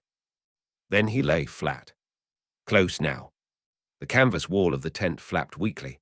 Inside, he saw the faint shift of movement, small, light. Elira. A flicker of pale fabric, a figure curled beneath furs, still but breathing. Alive. Relief caught in his throat like a swallowed cry, but he didn't let it rise. Not yet. The sentry passed again. Closer now. Lavin exhaled once, slow and thin, then let the forest still around him. He would wait for the gap. Create one if he had to. And when it came, he'd strike fast. Strike clean. And get her out before they ever understood what they'd lost. Chapter 23. The First Kill. Half-moon hung like a broken silver pendant in the pre-dawn sky as Lavin adjusted his position on the jagged outcrop. His fingers, stiff from the night's chill, curled around the polished wood of the bow, a gift that still felt foreign in hands accustomed to daggers and lockpicks. Below, the kidnappers' camp lay quiet, except for a lone guard whose silhouette paced against the dying embers of their fire, unaware of the eyes tracking his every movement from the darkness above. Lavin's makeshift camp behind him told the story of 3 nights on the hunt, a shallow pit where his small fire had burned low hours ago, careful not to produce smoke that might betray his position, his bedroll tucked beneath a curtain of brush barely disturbed. The remnants of his evening meal, a handful of dried meat and foraged berries, wrapped carefully in a cloth beside his water skin. Nothing wasted, nothing left to chance. The habits of a street orphan didn't fade, even when wearing clothes provided by a duke. He shifted his weight, finding a more stable position on the rock, the finely crafted bow across his knees, a constant reminder of his strange new circumstances. 2 months ago, he'd been picking pockets in the capital's underbelly. Now he tracked kidnappers through the borderlands on behalf of nobility. The irony wasn't lost on him. First pale fingers of dawn stretched across the eastern sky, creeping light spilling into the valley below. Movements stirred in the camp, men rolling from their blankets, adjusting weapons, speaking in hushed tones that didn't quite reach Lavin's perch. He counted again, 6 men, just as he'd observed yesterday. 2 burly fighters with broadswords, 3 with bows slung across their backs, and their leader, a lean man with a patchwork of scars across his face, who carried himself with the dangerous confidence of a seasoned mercenary. And he saw her, Elira Varnhold, the Duke's daughter, her golden hair tangled and dulled by dust, but unmistakable even at this distance.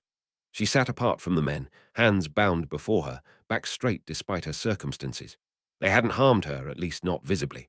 The relief that flooded through him was unexpected in its intensity. Still alive, he whispered to the wind. Still fighting. Lavin's gaze swept the camp with practiced precision. 2 horses for each man, 12 total, sturdy mountain breeds, built for endurance rather than speed. Smart choice for kidnappers planning a journey through rough terrain. He noted their saddlebags, mentally cataloguing supplies. 3 days' worth, perhaps 4 if they rationed. They were heading toward the northern pass, he surmised. Beyond that lay territories where the Duke's name carried less weight. The boy scratched absently at the scar beneath his left ear, a souvenir from his first failed theft attempt years ago, as he calculated distances, angles, approaches. The direct path to the camp offered no cover. The western approach provided shadows and rocks for concealment, but would put the rising sun in his eyes. The eastern route meant navigating a steep descent that would slow him considerably. His thoughts drifted briefly to the Duke's holding, where he'd stood in the man's study just 4 days prior. The message had come at dawn, Elira taken, while traveling between estates, her guards found dead along the roadside. The Duke's face had remained impassive as he'd summoned Lavin, but his knuckles had whitened around the parchment. Not my guards, the Duke had said, his voice cutting like steel. My daughter. Lavin had expected to be sent with the Duke's men, but instead found himself standing alone before the nobleman. You'll go ahead, alone, find her. My forces follow but will draw attention. The Duke's eyes had fixed on him with uncomfortable intensity. You were chosen for your particular talents. Now, watching the camp stir to life, Lavin reached into the small leather pouch at his belt and withdrew the silver coin, the Duke's testing coin, the object that had changed his fate. It felt heavier than it should, warm against his skin despite the morning chill. He turned it between his fingers, watching the strange spiral patterns catch the growing light. The whispers came then, not sounds exactly, more like impressions bleeding into his thoughts. Instincts sharpened beyond normal ken. The coin had revealed this gift during the Duke's test, this uncanny intuition that others mistook for luck. The silver seemed to pulse against his palm as impressions formed in his mind. The leader would soon send 2 men to scout ahead. The horses were restless from too long without exercise. The second guard from the left favored his right leg from an old injury. Lavin closed his fingers around the coin, letting the whispers settle into certainty.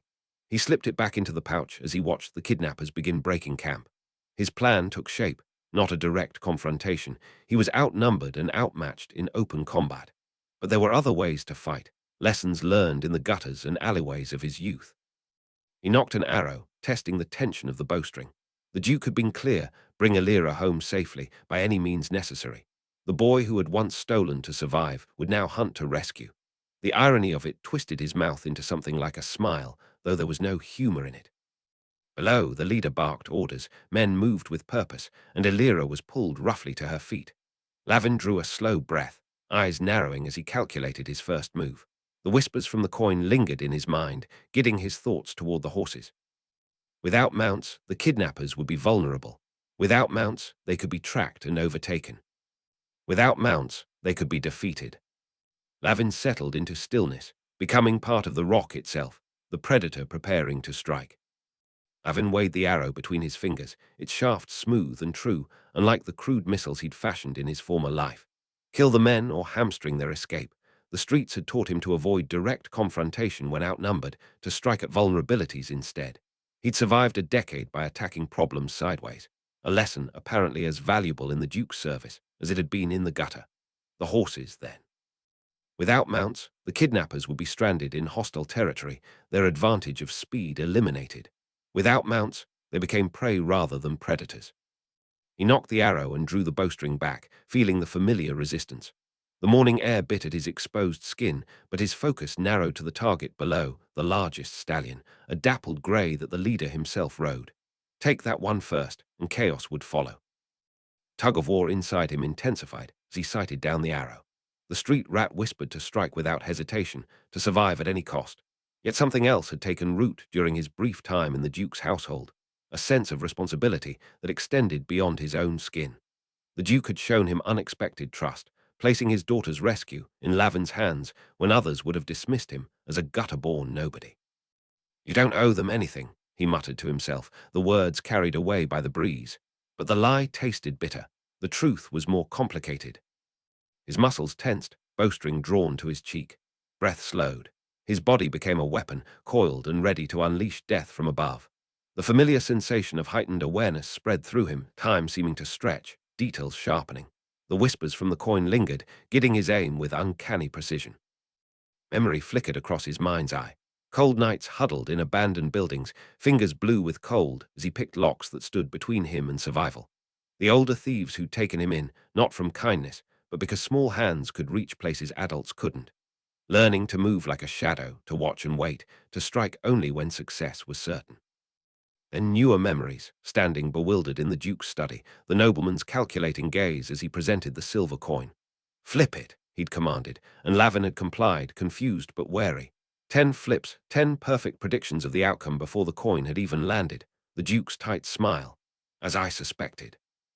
The training that followed, archery, riding, the basics of warfare compressed into frantic weeks, all while adapting to a bed with actual sheets, regular meals, and servants who avoided his eyes, as if his gutter stink might somehow infect them. And then Elira, the Duke's daughter who'd approached him without fear or disgust, who'd spoken to him as if his worth wasn't measured by his birth. "Father sees potential in strange places," she'd said with a smile that transformed her face. "He's rarely wrong."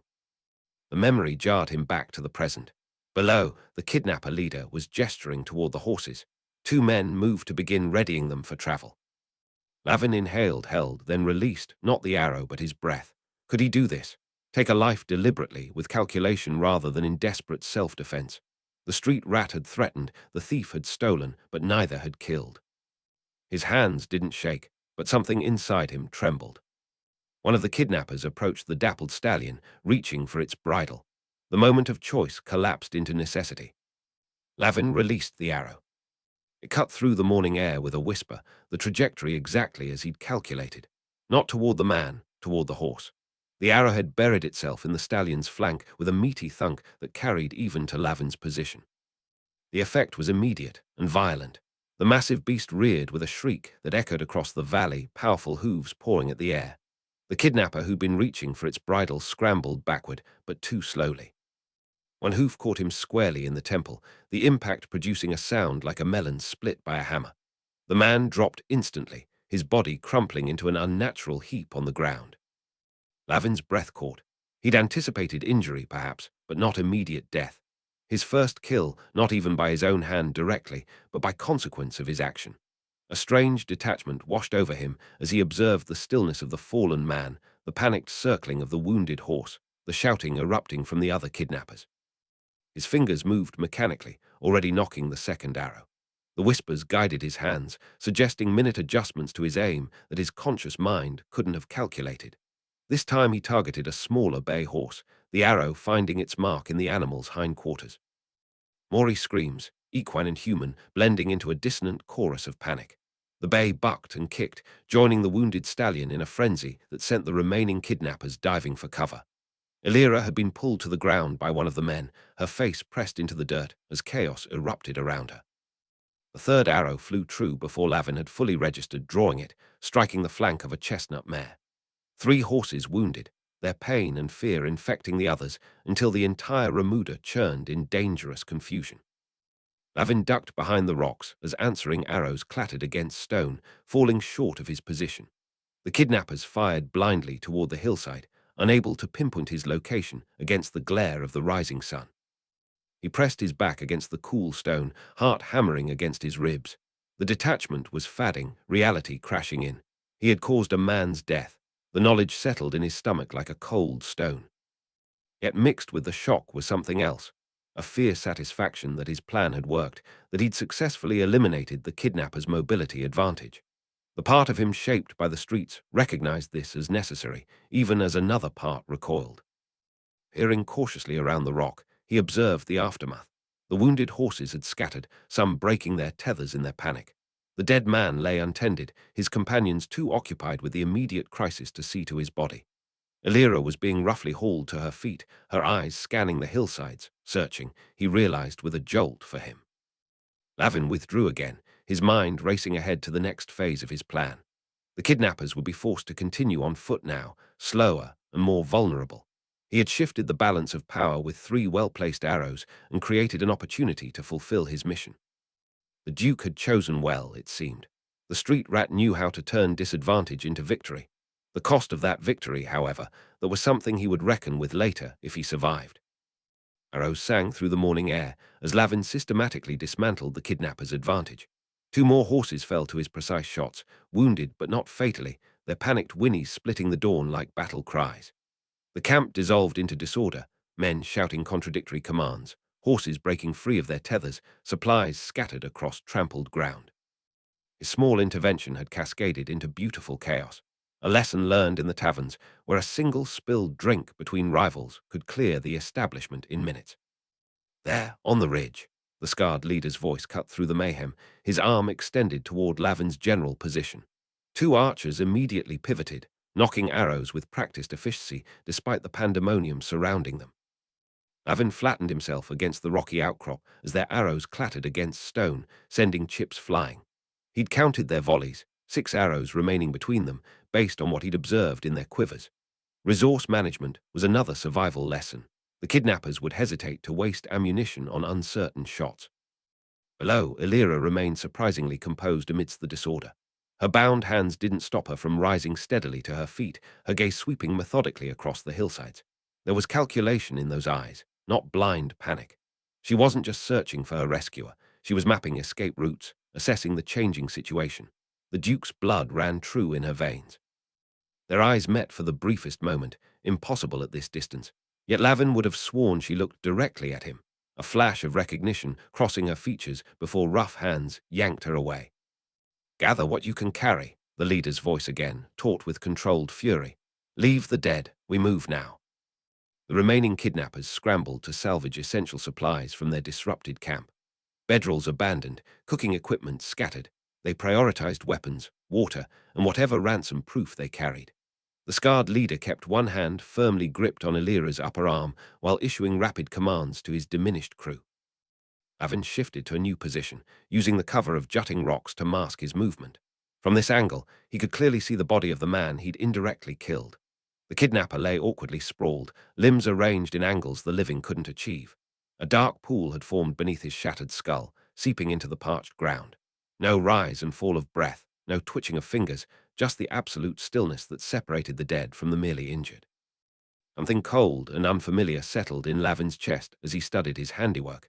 Not regret exactly, the man had been party to a child's kidnapping, after all, but a solemn recognition of a threshold crossed. The streets had taught him to steal, to threaten, to flee, but never this. This irreversible consequence was new territory. His fingers found the silver coin in his pouch, turning it absently as he watched the kidnappers below. The familiar whispers came again, impressions rather than words. They would head east through the forest, avoiding the main road. They would push hard despite being on foot, hopping to reach some predetermined rendezvous. The leader would kill Elira rather than lose her to rescue. That last impression sent a chill through Lavin that had nothing to do with the morning air.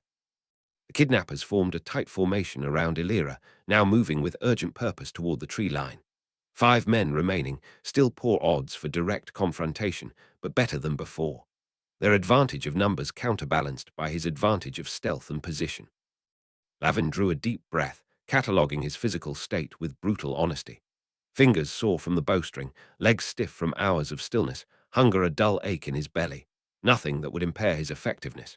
He had endured far worse during winter nights in the capital, when finding shelter meant the difference between waking or freezing in one's sleep. He glanced again at the dead kidnapper. There was satisfaction in his success. Yes, a cold, practical approval of a plan well executed. The street rat in him nodded in grim acknowledgement. But beneath that ran something else, a current of disquiet that the Duke's ward couldn't fully suppress. Not guilt, the man had made his choice when he took the Duke's daughter, but awareness of his own capacity for ending life. "One less to deal with," he whispered, returning his attention to the retreating group as they disappeared into the forest edge. With efficient movements born of years of survival, Lavin packed his sparse camp. The bow secured across his back, water skin checked and fastened to his belt, remaining arrows counted and returned to the quiver. Nothing left behind to mark his presence.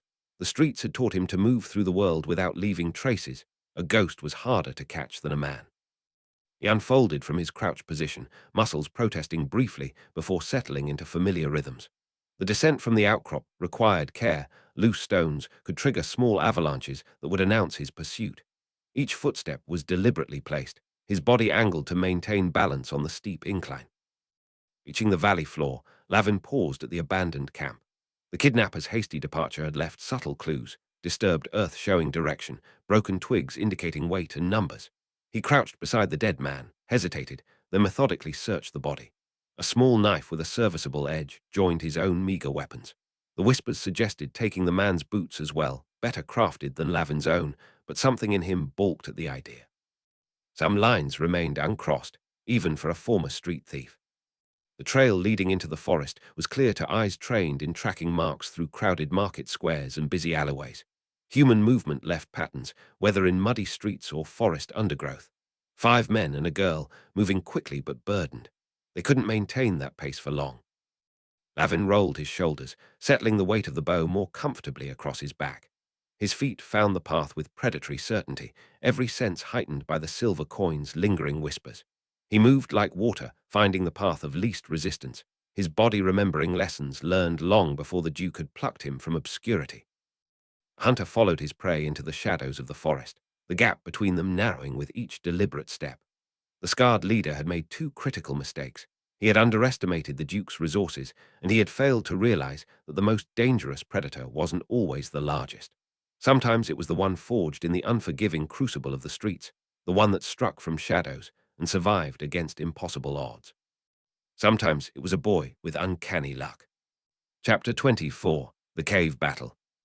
Cave mouth swallowed Lavin like a beast taking in its next meal, darkness closing around him as he descended into its throat. Cold, damp air pressed against his skin, carrying the musty scent of wet stone and something else, something human. Sweat, perhaps. Fear, certainly. He curled his fingers around the hilt of his knife, the familiar weight of it an extension of his arm, and moved forward with the silent step he'd perfected in the alleys of the capital. No noble taught stance here. This was pure street rat survival, the kind that kept you breathing when others stopped. Water dripped somewhere in the distance, each drop an audible marker in the suffocating silence.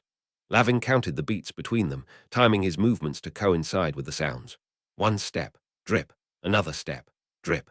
The rough stone beneath his feet threatened to betray him with loose pebbles, but he navigated by memory and touch, minimizing risk with every careful placement. Find the girl, get her out, don't die. Simple instructions from the Duke. Lavin's lips twitched into an empty smile. Sure, Your Grace. Shall I also rearrange the stars while I'm at it? His thoughts scattered like disturbed pigeons as a flicker of torchlight spilled around a bend ahead. Lavin froze mid-step, his body instantly rigid. A shadow grew larger on the wall, a man, moving with the unhurried confidence of someone who believed himself alone save for his companions. Lavin pressed himself into an alcove, the cold stone biting into his back through his thin shirt. The kidnapper rounded the corner, a heavy-set man with a torch in one hand and a short sword in the other. He passed within arm's reach of Lavin's hiding spot, close enough that Lavin could smell onions and stale sweat, could count the stains on his leather jerkin, could have reached out and slit his throat before the man knew death had found him. Great, I always wanted a face-to-stone souvenir, Lavin thought as he remained motionless, the rough cave wall scraping his cheek. One wrong move, one misplaced breath, and he'd be fighting for his life in a narrow passage against an opponent twice his size. Not ideal odds, even for someone with his particular talents. Lavin held his breath until his lungs burned, waiting until the torchlight faded and the heavy footsteps receded. When he finally allowed himself to breathe again, it was shallow and controlled, a technique he'd learned long before the Duke had plucked him from the streets. Thieves who breathed too loudly ended up with their throats cut by rivals or their bodies swinging from the city gates. The darkness returned, but it didn't frighten him. Darkness had been his ally in the capital's underbelly, a cloak more valuable than any fine garment the nobles draped across their shoulders. He pushed away from the wall, flexing his fingers to restore feeling where they'd pressed too hard against the stone. He continued deeper, hunched low, his movements a fluid compromise between speed and stealth. The main passage branched into smaller tunnels, some barely wider than his shoulders. Lavin chose the path that showed signs of recent use, a scuff mark here, a disturbed patch of cave dust there. Signs invisible to most, but to him they might as well have been painted in bright red. In a wider section, where the ceiling rose enough for him to stand upright, Lavin paused to gather himself. His hands skimmed the rough stone walls, calloused fingers reading the texture of the cave like blind men read their books with raised dots. Each imperfection told him something, where water flowed during rains, which sections might be unstable, how the air currents moved through the passages. Call me Swiss army thief, he thought with grim amusement. Part street rat, part noble in training, all survival instinct wrapped in a package too small and wiry to impress at first glance. The Duke had seen something in him that others missed, not just skill or potential, but something else. Something that made him worth claiming, worth training, worth sending into this darkness after his captured daughter. That strange something whispered to him now, not with words but with sensations. A tingling at the base of his skull, an itch in his palms. The same feeling that had warned him of guard patrols before he heard their boots on cobblestones, that had guided his fingers to the tumblers of impossible locks. Lavin's mouth twisted. Luck, some called it. The whispers, the Duke named it, with an emphasis that made the word sound like it deserved its capital letter. Whatever it was, it had kept him alive this long, through street fights and noble training sessions that left other boys broken and bleeding. Sound of distant voices pulled him from his thoughts. Echoing through the tunnel, the words were indistinct, but the tone was clear. Impatience, anger, the particular brand of cruelty that came with power over something vulnerable. Lavin felt his jaw tighten. The girl, Elira, was down there somewhere with men whose minds had calculated the worth of her life in gold pieces. He moved toward the voices, each step measured, each breath controlled. Drips from the ceiling masked the soft sounds of his movements, nature conspiring with him in his approach. A cold bead of water struck the back of his neck and slid down his spine, but he refused to shiver. Cold was an old friend from nights spent huddled in doorways and beneath bridges. One more tunnel, he told himself, one more turn. The voices grew clearer, and with them came the smell of wood smoke and the distant glow of firelight. He was close now. Close to the girl, close to danger, close to the moment when stealth would give way to violence. Lavin drew his knife once more, testing its edge with his thumb. The thin line of blood that welled up was satisfying, a promise of what the blade could do when called upon. He wiped the blood on his trousers and took a deep breath. Street rat or noble ward, thief or rescuer, the labels meant nothing now. There was only the mission, only the girl who needed saving, only the men who stood between him and success.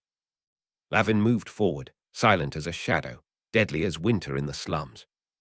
Lavin crouched at the edge of a widening in the tunnel, his eyes fixed on the soft mud where the cave floor dipped. Fresh footprints marred the surface, not hours old, still sharp-edged where water hadn't yet begun to soften them. 3 sets, maybe 4, pressed deep like the owners hadn't cared about being followed, or hadn't expected it. Arrogance or ignorance, either worked in his favor. He traced the outline of the largest print with his fingertip, not touching, just hovering above the impression. 3 kidnappers and a dog makes perfect sense, he muttered, though the 4th set was too small for a dog, too light for a man. A girl being dragged, perhaps. Elira. 10 paces ahead, the remnants of a small fire smoldered in a circle of stones. The kidnappers had stamped it out hastily, grinding most of the embers into the dirt, but they'd missed a few stubborn coals that clung to life with dull orange persistence. Lavin moved toward it, silent as a cloud's shadow. He crouched again, extending his hands over the remains. Heat faint but present. They'd been here recently, very recently. He blew gently on the nearest ember, watching it flare to brief brightness before fading again. His training with the Duke's Rangers had taught him to read abandoned campsites like scholars read their ancient texts. This one told a simple story. The kidnappers had stopped to rest, perhaps to feed their captive, then moved on with surprising haste. No scattered bones from a meal, no emptied waterskins discarded in carelessness. Something had spooked them. Maybe they heard I was coming and wet themselves, asterisk he thought with a tight smile that held no humor. Flattering, but unlikely. Flash of pale blue caught his eye, out of place among the greys and browns of the cave floor. He picked it up, rubbing the fabric between his fingers. Fine-spun cotton with silk thread embroidery along one edge, now torn and smudged with dirt, but unmistakably part of a noble girl's gown. The Duke's daughter had been wearing blue when she was taken. Lavin had heard the descriptions from the frantic household staff, often enough to recite them in his sleep. Souvenir shopping was never this classy, he murmured, folding the scrap and tucking it into his pocket. The Duke would want proof that his daughter had been here, that Lavin was on the right track, that Lavin was earning his keep. He returned to the footprints, this time studying them with methodical care. 3 distinct sets belonged to men, one heavy set with worn boots that tilted inward, one with unusually long strides, and one with a slight drag to the left foot.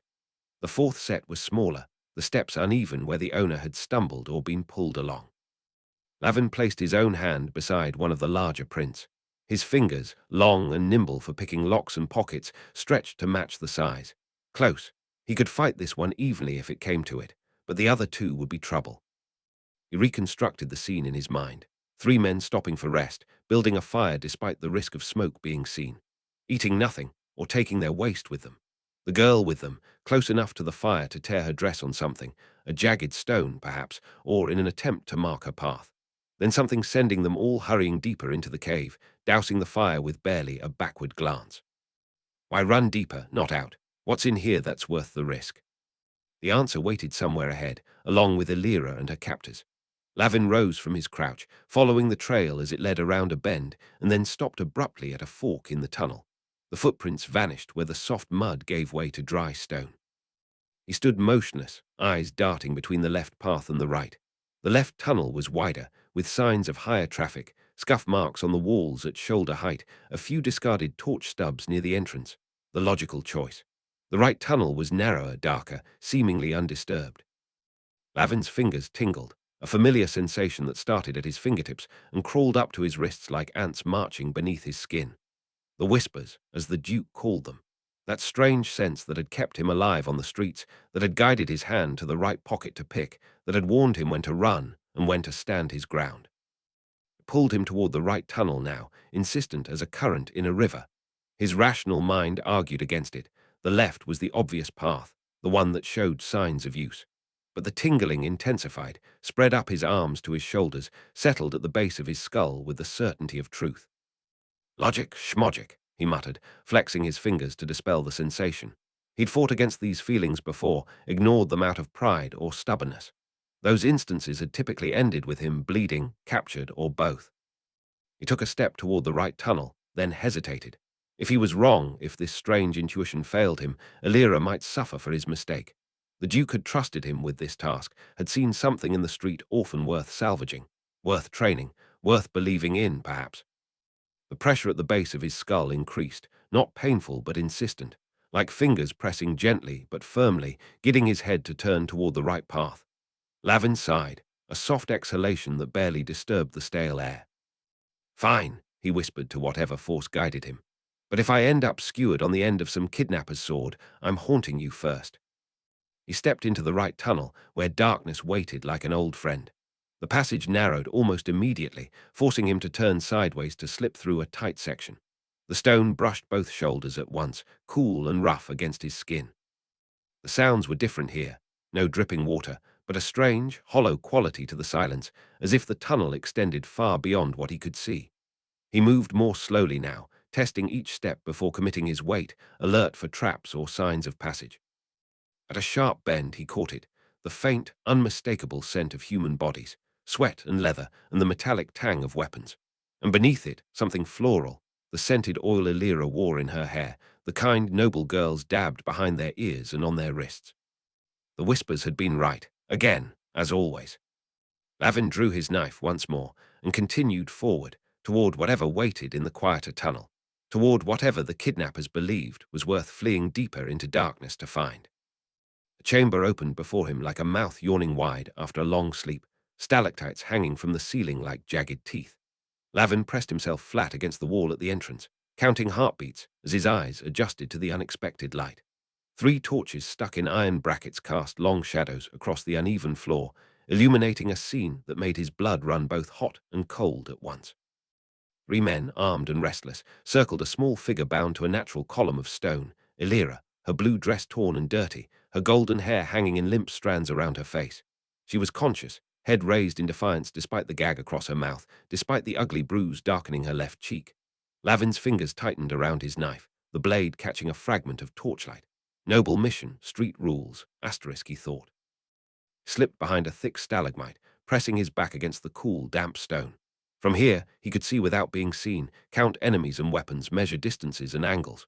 The first kidnapper, tall, lean, with a crossbow slung across his back, paced near the chamber's entrance, his boots scuffing patterns in the dust. The second, the heavy-set man Lavin had nearly encountered earlier, sat on a fallen rock, cleaning his fingernails with a dagger that glinted wickedly in the torchlight. The third stood nearest to Elira, a wiry man with a sword at his hip and impatience in his stance. "Beginner's Guide to Kidnapping, Chapter 1, Lavin murmured under his breath, taking stock of his surroundings. The chamber offered both advantages and challenges, multiple rock formations for cover, but also for enemies to hide behind.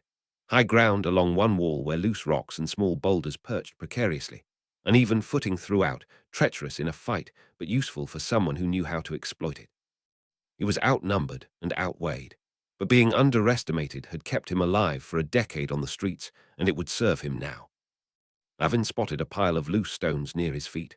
Perfect. He gathered 3, testing their weight in his palm. Too light and they wouldn't travel far enough. Too heavy and the accuracy of his throw would suffer. He selected medium-sized rocks with jagged edges, the kind that would make noise when they landed. With practiced precision, honed through years of distracting shopkeepers while smaller children stole bread, he hurled the first stone across the chamber, where it clattered among the shadows far from his position. The effect was immediate. All 3 men turned toward the sound, the crossbowman drawing his weapon in one fluid motion. "Check it," the wiry man ordered, and the heavy-set kidnapper moved cautiously toward the disturbance, dagger at the ready. Lavin didn't wait. He darted from his hiding spot, keeping low, using the formations for cover as he maneuvered closer to Elira. Another stone thrown, another distraction as it skittered across the far side of the chamber. "Someone's here," the crossbowman hissed, turning in a slow circle, weapon raised.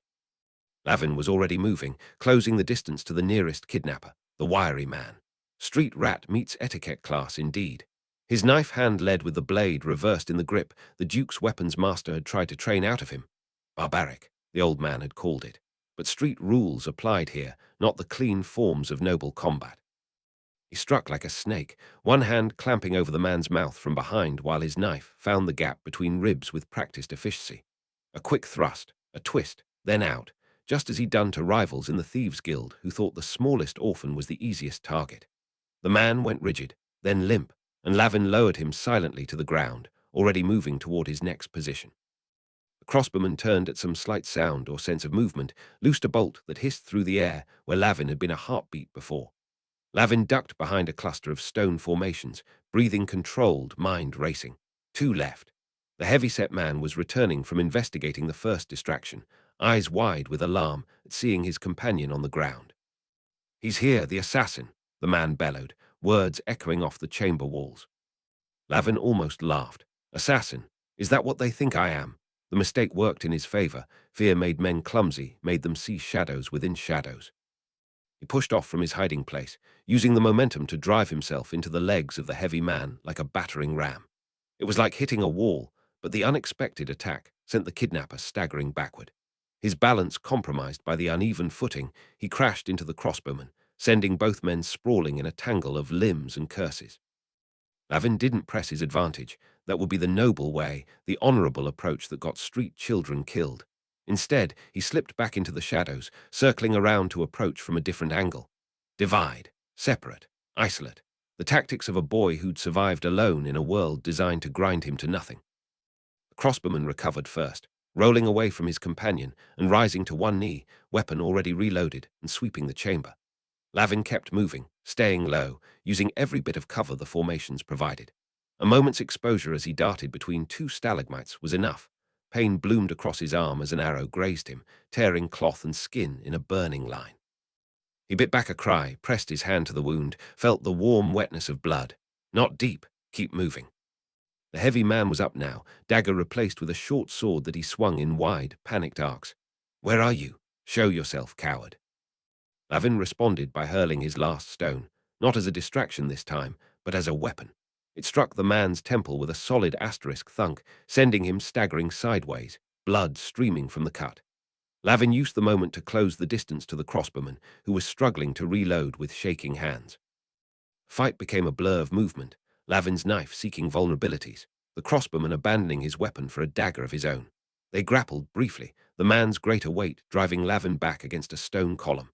Pain exploded along his side as the dagger found flesh, slicing a hot line across his ribs. Lavin twisted, brought his knee up hard between the man's legs with street-fighting brutality that would have made the Duke's combat master wince. The crossbowman folded with a strangled sound, and Lavin's knife ended his suffering with quick efficiency.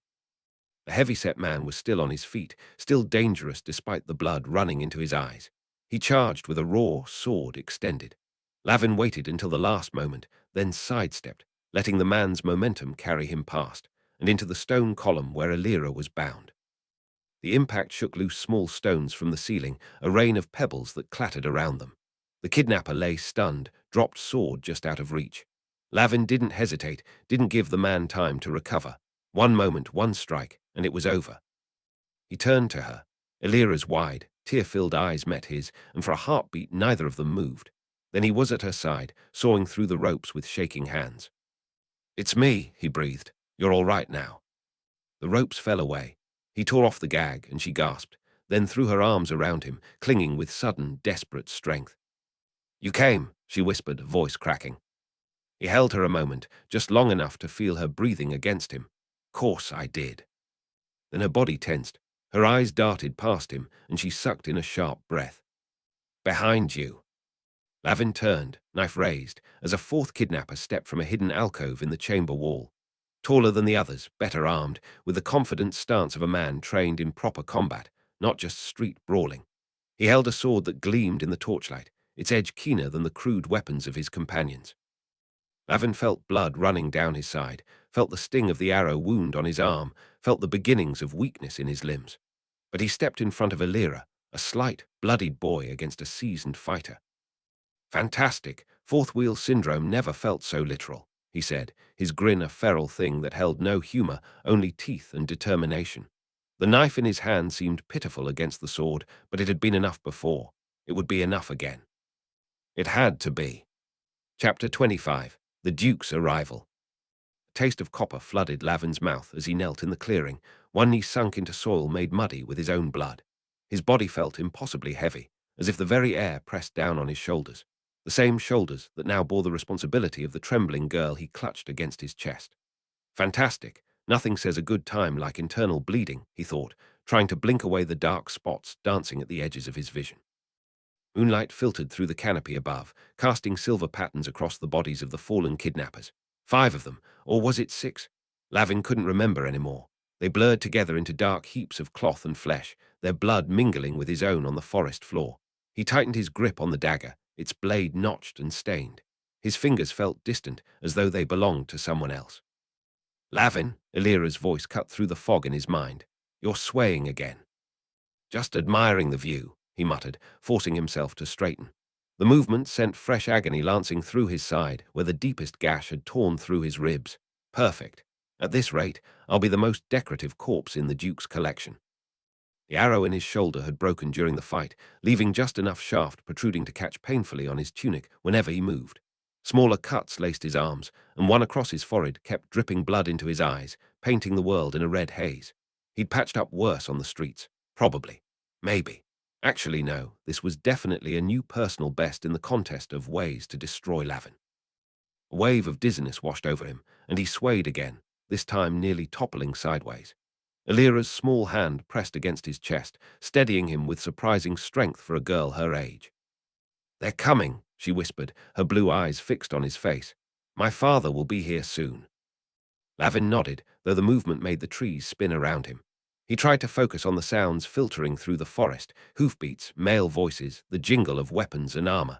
The Duke's search party, most likely, or more kidnappers, or hallucinations, with his luck probably all 3. Great, my death scene's got an audience, he mumbled, drawing a confused look from Elira. The rational part of his mind, the part that had kept him alive on the streets for years, screamed at him to run, to disappear into the shadows before anyone arrived. Wounded animals that couldn't hide became dead animals very quickly. That was one of the first lessons the streets had taught him. The old Lavin would have been gone already, leaving no trace but bloodstains.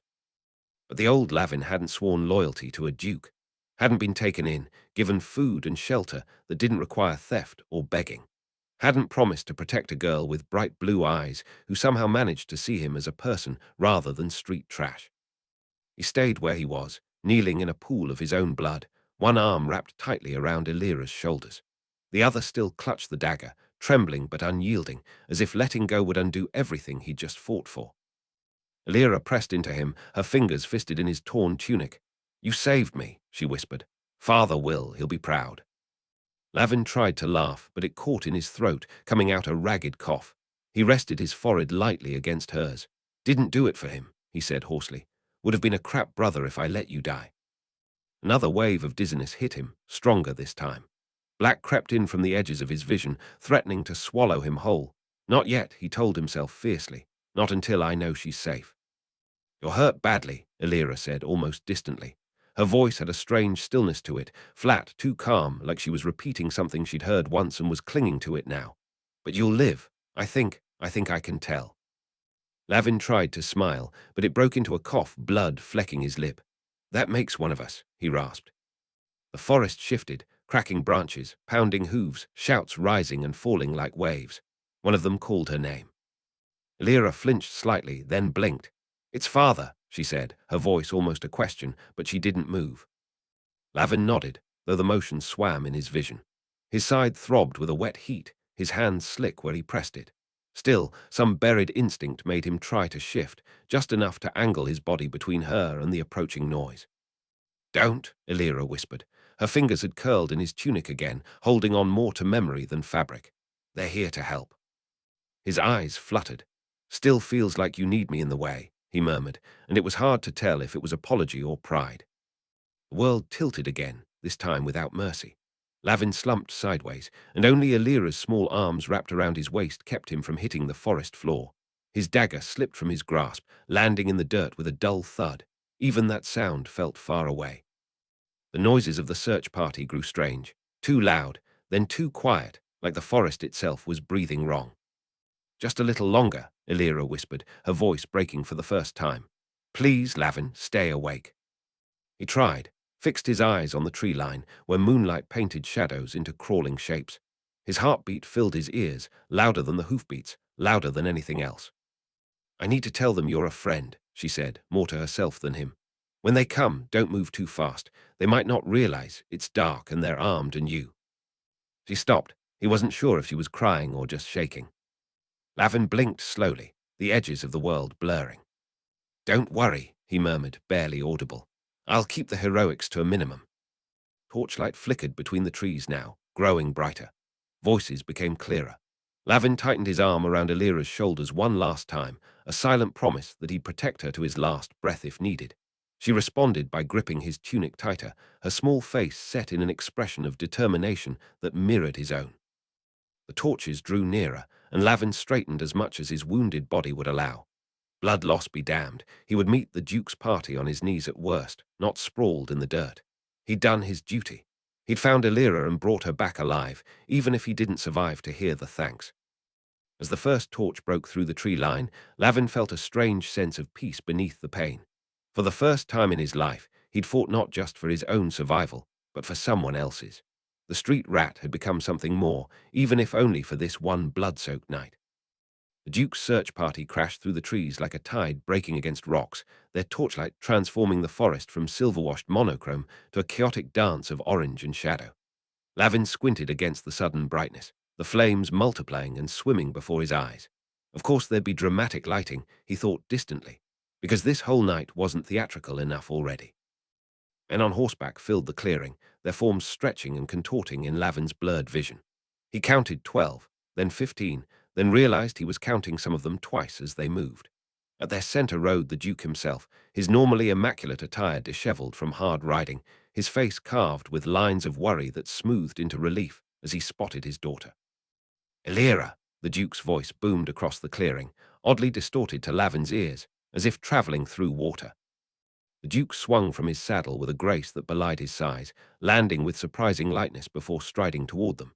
His eyes flicked from Elira to Lavin, then to the bodies scattered around them, his expression shifting through relief, concern, and something harder to read, calculation perhaps.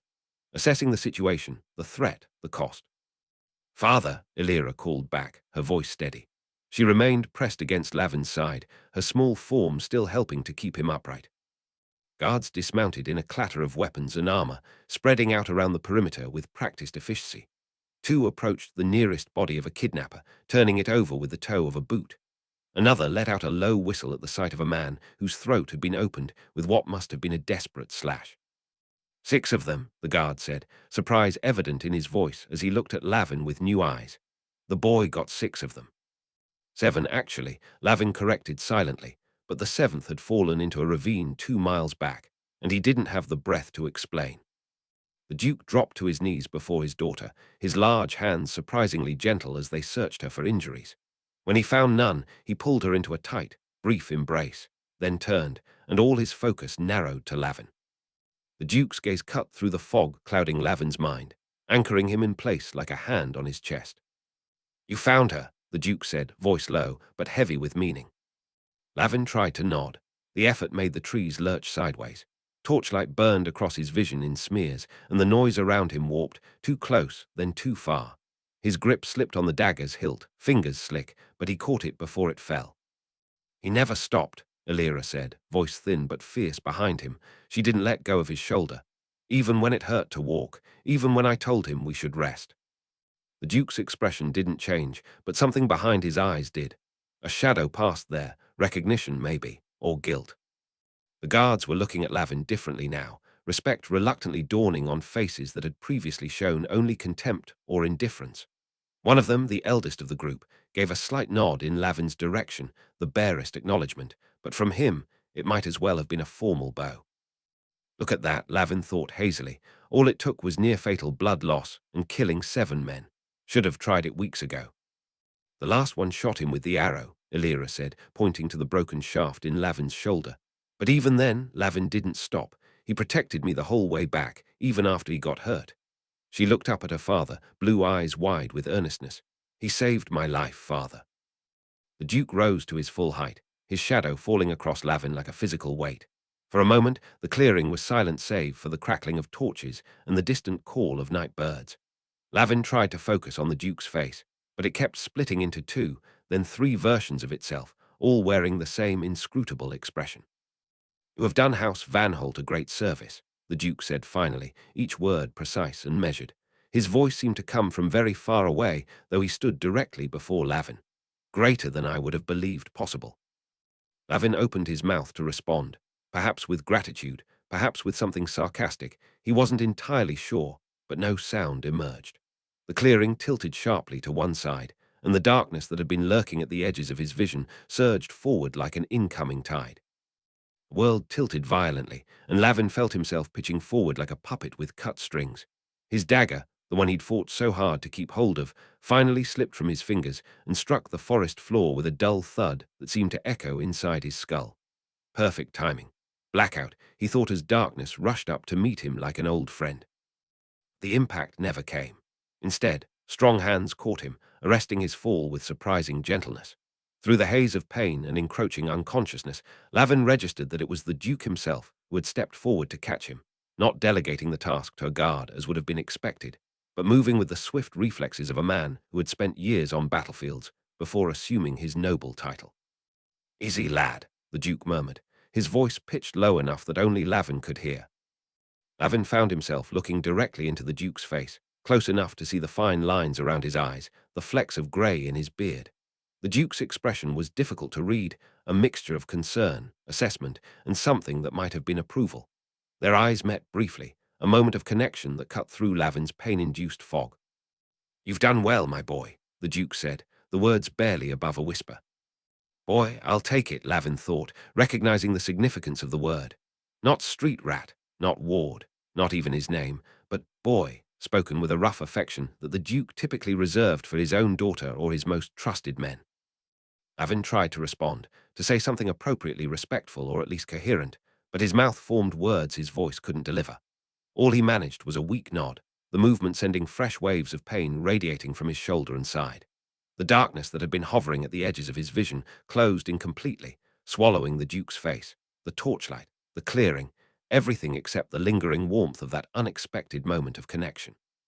His last thought before consciousness fled entirely was that he had finally found something worth bleeding for, even if he'd never admit it aloud.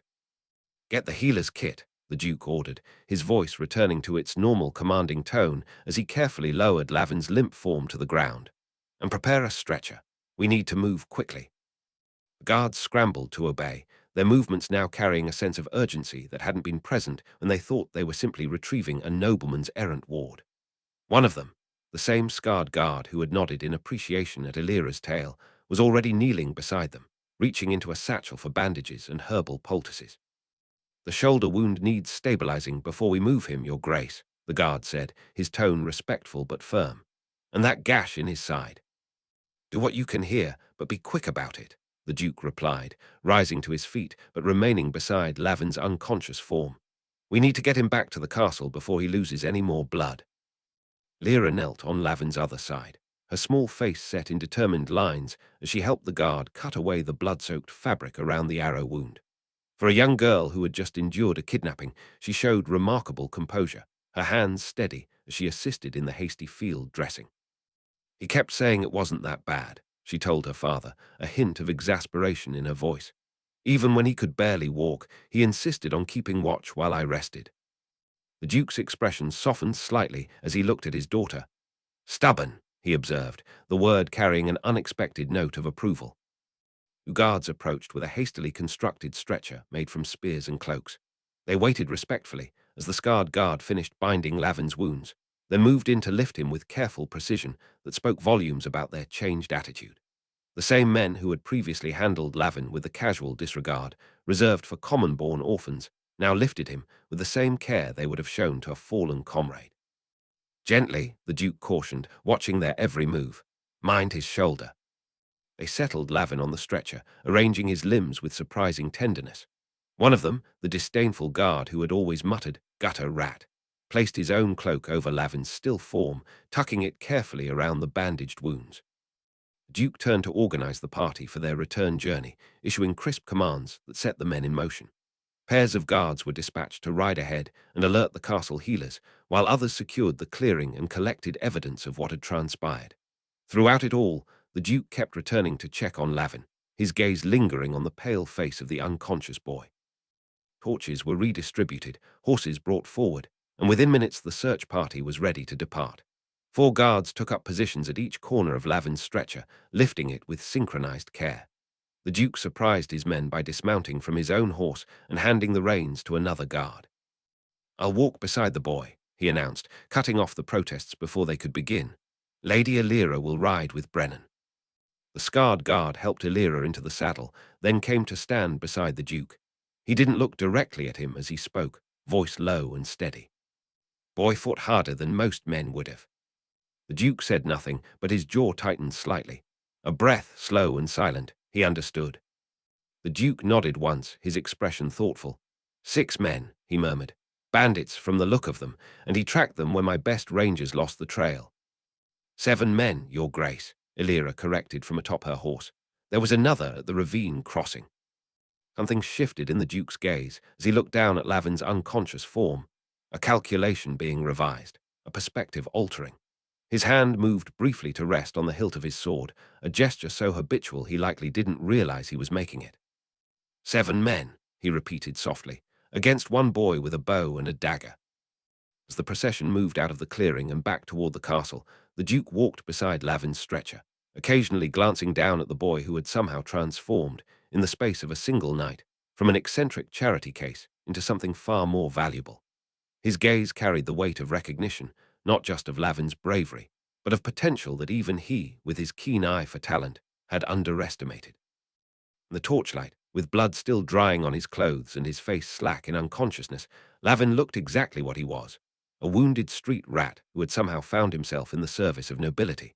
But the Duke's expression, as he walked beside the stretcher, suggested he was seeing something else entirely, something that might, in time, become much more than a ward of convenience or a noble's passing charity. Chapter 26. The Duchess's Breaking Point.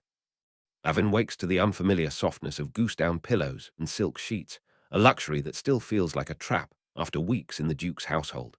Sunlight filters through heavy brocade curtains, casting the recovery chamber in a gentle glow that does nothing to ease the sharp pain in his side. He blinks away the fog of sleep, his body remembering its injuries before his mind fully awakens. The chamber swims into focus, ornate wooden panels climbing the walls, a ceiling painted with clouds and birds he cannot name. A quiet rustle of fabric draws his attention to the bedside. His breath catches. The Duchess herself sits beside him, not the stern-faced nurse who had tended him these past days. Her elegant hands, adorned with a single silver ring, methodically sort through bandages and ointments on a small silver tray. She wears no jewels today save that ring, her dress a simpler cut than her usual courtly attire, though still finer than anything Lavin had touched before coming to this place. "You're awake," she says, not looking up from her task. Her voice carries its usual crisp precision, but something else lingers beneath the surface, a hesitation, perhaps. Lavin attempts to push himself upright, wincing as the movement pulls at his stitches.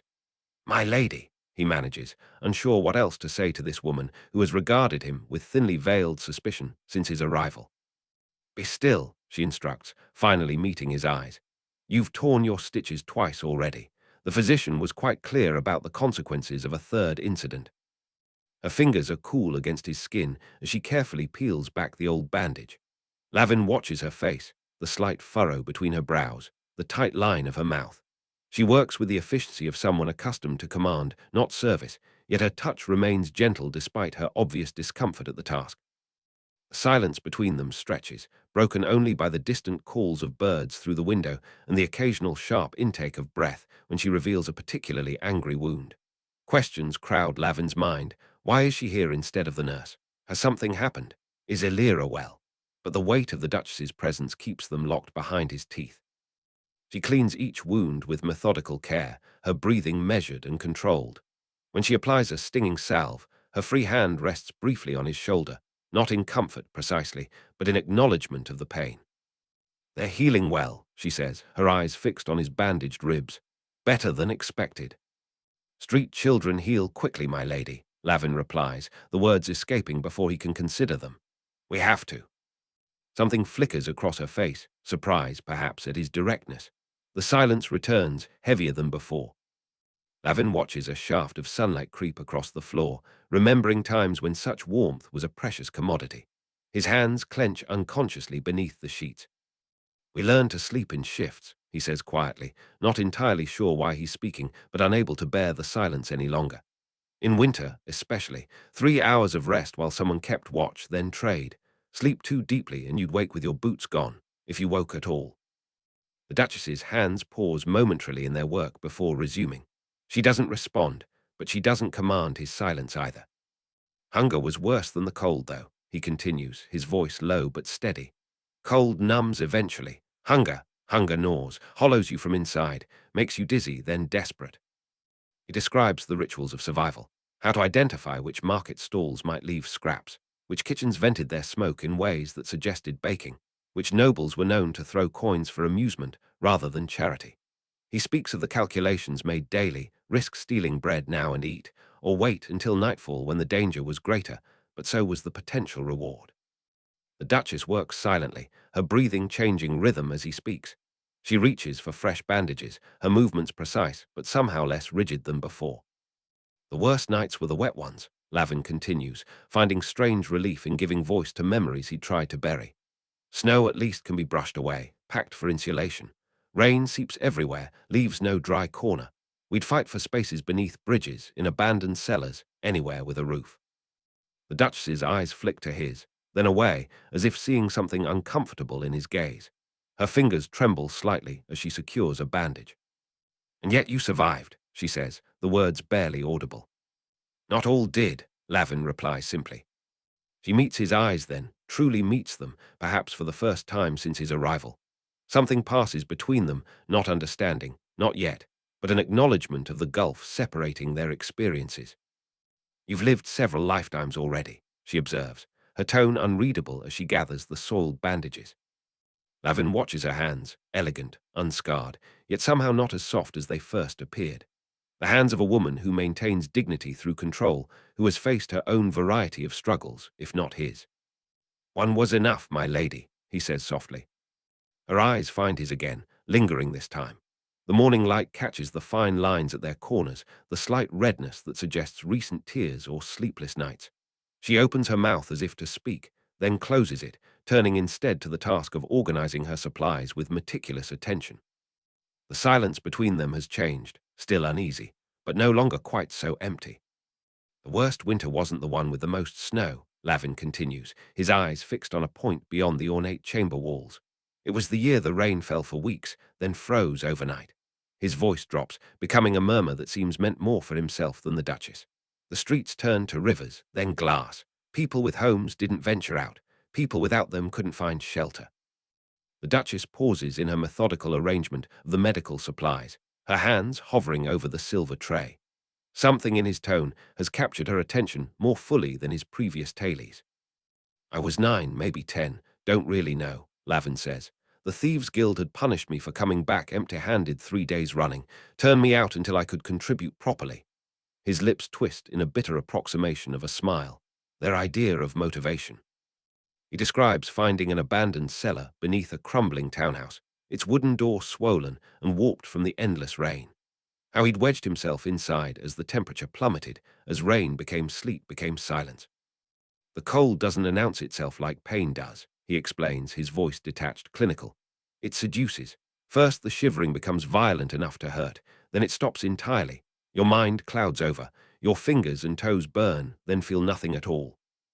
The Duchess's hands have gone still. She no longer pretends interest in her tasks. "I curled against the wall farthest from the door, where the draught wasn't as cruel. The stone leached warmth faster than I could generate it. I remember thinking how strange it was to feel your body becoming something foreign, something that no longer belongs to you."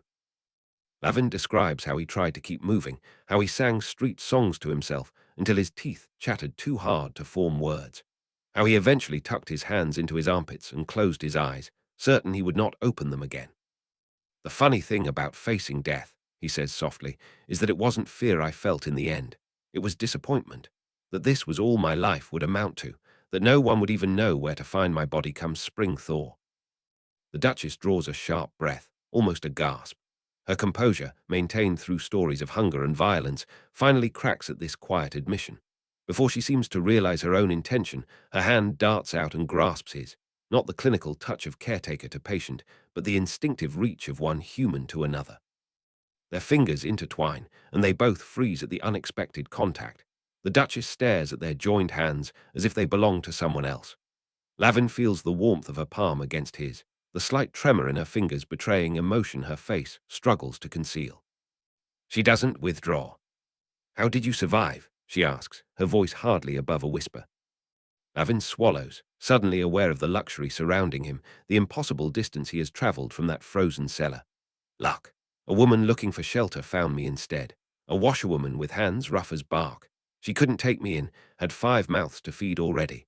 But she dragged me to a baker's back door, convinced him I could sweep floors for crusts." The Duchess nods, her eyes glistening with unshed tears. Her fingers tighten almost imperceptibly around his. "I never even knew her name," Lavin adds quietly. A heavy silence falls, weighted with implications neither are ready to voice. The Duchess's breath comes uneven now, her carefully maintained rhythms abandoned. Her free hand moves to adjust his blanket, lingering longer than necessary, smoothing non-existent wrinkles with unexpected tenderness. "When they took Elira," she begins, then stops. Her throat works silently for a moment. "When those men took my daughter, I didn't eat, couldn't sleep, every moment stretched into eternity." Lavin remains perfectly still, sensing the rare vulnerability in her words, afraid that any movement might cause her to retreat behind her walls of propriety. "I thought I'd lost her forever," she admits, her voice barely audible. "Every moment she was gone, I imagined her cold, afraid, hurt." Her fingers tremble against his. "I've spent her entire life protecting her from discomfort, from the slightest inconvenience. And then suddenly, she was beyond my reach, experiencing terrors I couldn't shield her from." She draws a steadying breath, but it catches halfway, revealing the emotion she's fighting to contain. "I stood at her window each night, staring out at the darkness, wondering if she could see the stars wherever they were keeping her, if she was even alive to see them." Her composure wavers, a tremor passing through her shoulders. Aldric, the Duke, maintained hope publicly but privately. I saw fear in his eyes too. Lavin watches her face in profile, seeing past the Duchess to the mother beneath. Her features, usually arranged in perfect aristocratic composure, now reveal the shadow of sleepless nights, of prayers whispered into darkness, of helplessness in the face of a parent's worst nightmare. "She spoke of you," the Duchess said, more softly now, her gaze meeting his. "When they brought her home, she didn't talk about the cold or the hunger or how afraid she'd been." She paused. "She talked about you, said you kept her going, that you told her stories made her laugh, promised she'd make it back." Her voice caught, just briefly, and she said you took a knife that wasn't meant for you. Lavin looks away, uncomfortable with gratitude he feels undeserving of. "I just wanted to get us both out alive." "No," she contradicts gently. "It was more than that. You gave her hope when I couldn't." The morning light has strengthened, illuminating dust motes that dance between them. Outside, the routine sounds of the castle filter in, distant voices, the metallic clank of practice swords from the training yard, the call of a hawk circling above the towers. Life continuing, ordinary and precious. The Duchess withdraws her hand reluctantly, composing herself with visible effort. But something has irreversibly changed between them. The space where her hand had rested on his remains warm, a phantom connection neither had anticipated. "I never thanked you properly," she says, straightening her spine, reclaiming some of her usual dignity though her eyes remain soft, "for bringing her back to me." Lavin nods once, uncertain how to respond to this new territory between them. No longer the suspicious noblewoman and the street urchin, but not yet anything he can define. "I went because it was her," Lavin said simply. "That's it." The Duchess gave him a long, measured look. Then, with a faint smile that didn't quite reach her eyes, she said, "You really haven't got the hang of false modesty yet, have you?" Lavin blinked, then gave the smallest shrug. Didn't seem like the moment to start. Her expression softened. "Don't worry, it's not your worst flaw." The Duchess stands abruptly, moving to the window where morning light streams through frost-edged glass. Her silhouette cuts a sharp figure against the brightness, her shoulders set with the rigid posture of someone steeling themselves for a difficult task. When she turns back to face Lavin, something has shifted in her expression. The carefully maintained distance has crumbled, leaving naked honesty in its place. "I owe you an apology," she says, the words emerging with difficulty, as if each one must be excavated from somewhere deep within her. A substantial one. Lavin watches her, wary of this unexpected vulnerability. Noble apologies, in his limited experience, were currency exchanged between equals, not bestowed upon street children. "From the moment Aldric brought you into our home, I saw you as a threat," she continues, moving back toward the bed with measured steps. "Not as a child who had suffered, but as an intruder, a contamination of everything I believed our household should be." Her fingers smooth the edge of his blanket with uncharacteristic gentleness, the gesture almost maternal in its care. Sunlight catches on a silver ring, sending fragments of light dancing across the ceiling. "I told myself it was concern for our position, for appearances." A bitter smile touches her lips. "The truth was simpler and less flattering. I was prejudiced, afraid of what I didn't understand." Lavin's throat tightens. Of all the scenarios he had imagined in this household, the Duchess's confession ranks among the least expected. He searches for a response that acknowledges her words without dismissing them. "You had reason to be cautious, my lady," he offers finally. "I wasn't exactly." He gestures vaguely at his surroundings, at the luxury that still feels foreign against his skin, suited to all this. "That's precisely the thinking I'm apologizing for," she replies, her voice firmer now. "I judged you by circumstances beyond your control, not by your character. I saw your rough edges and missed your strength." She sits again, her posture still regal, but somehow less distant. Her hands rest in her lap, fingers interlaced so tightly the knuckles have gone white. "When they took Elira, the Duke sent every guard, every ranger we could spare, teams of armed men, scouts, trackers with hounds." Her gaze fixes on a point beyond Lavin. "And yet it was you, a boy the nobles wouldn't glance at twice in the street, who brought her home." Lavin shifts uncomfortably under the weight of her regard. "I was in the right place. Anyone would have." "No," she interrupts. "Not anyone, not even most." A hint of the imperious Duchess returns in a tone, brooking no argument. "You risked everything for a child you barely knew, from a family that showed you little kindness." Silence falls between them, less strained than before, but heavy with unspoken truths. "I'm grateful," Lavin says finally, the simple words inadequate for the complexity of his feelings. "For the second chance. For," he gestures to the room, to the clean bandages, to the security he'd never known before coming to this place. "All of this. Given your circumstances, most would have become bitter or cruel," she observes. "You became resourceful instead, compassionate when you had every reason not to be." Lavin looks away, uncertain how to respond to praise from a woman who, until recently, could barely stand to be in the same room with him. His fingers pick at a loose thread in the blanket, a habit of restlessness he hasn't managed to break. "My husband saw something in you from the beginning," she continues, her voice softer now. "I was slower to recognize it. For that I am sorry." "He gave me a chance when no one else would," Lavin acknowledges. A half-smile touches his lips. "Though I'm still not entirely convinced he didn't bring me here just to vex you, my lady." Her laugh, a sound he's never heard before, startles them both. It's brief but genuine, transforming her features into something warmer, more approachable. "There may be some truth in that," she admits, the ghost of her smile lingering.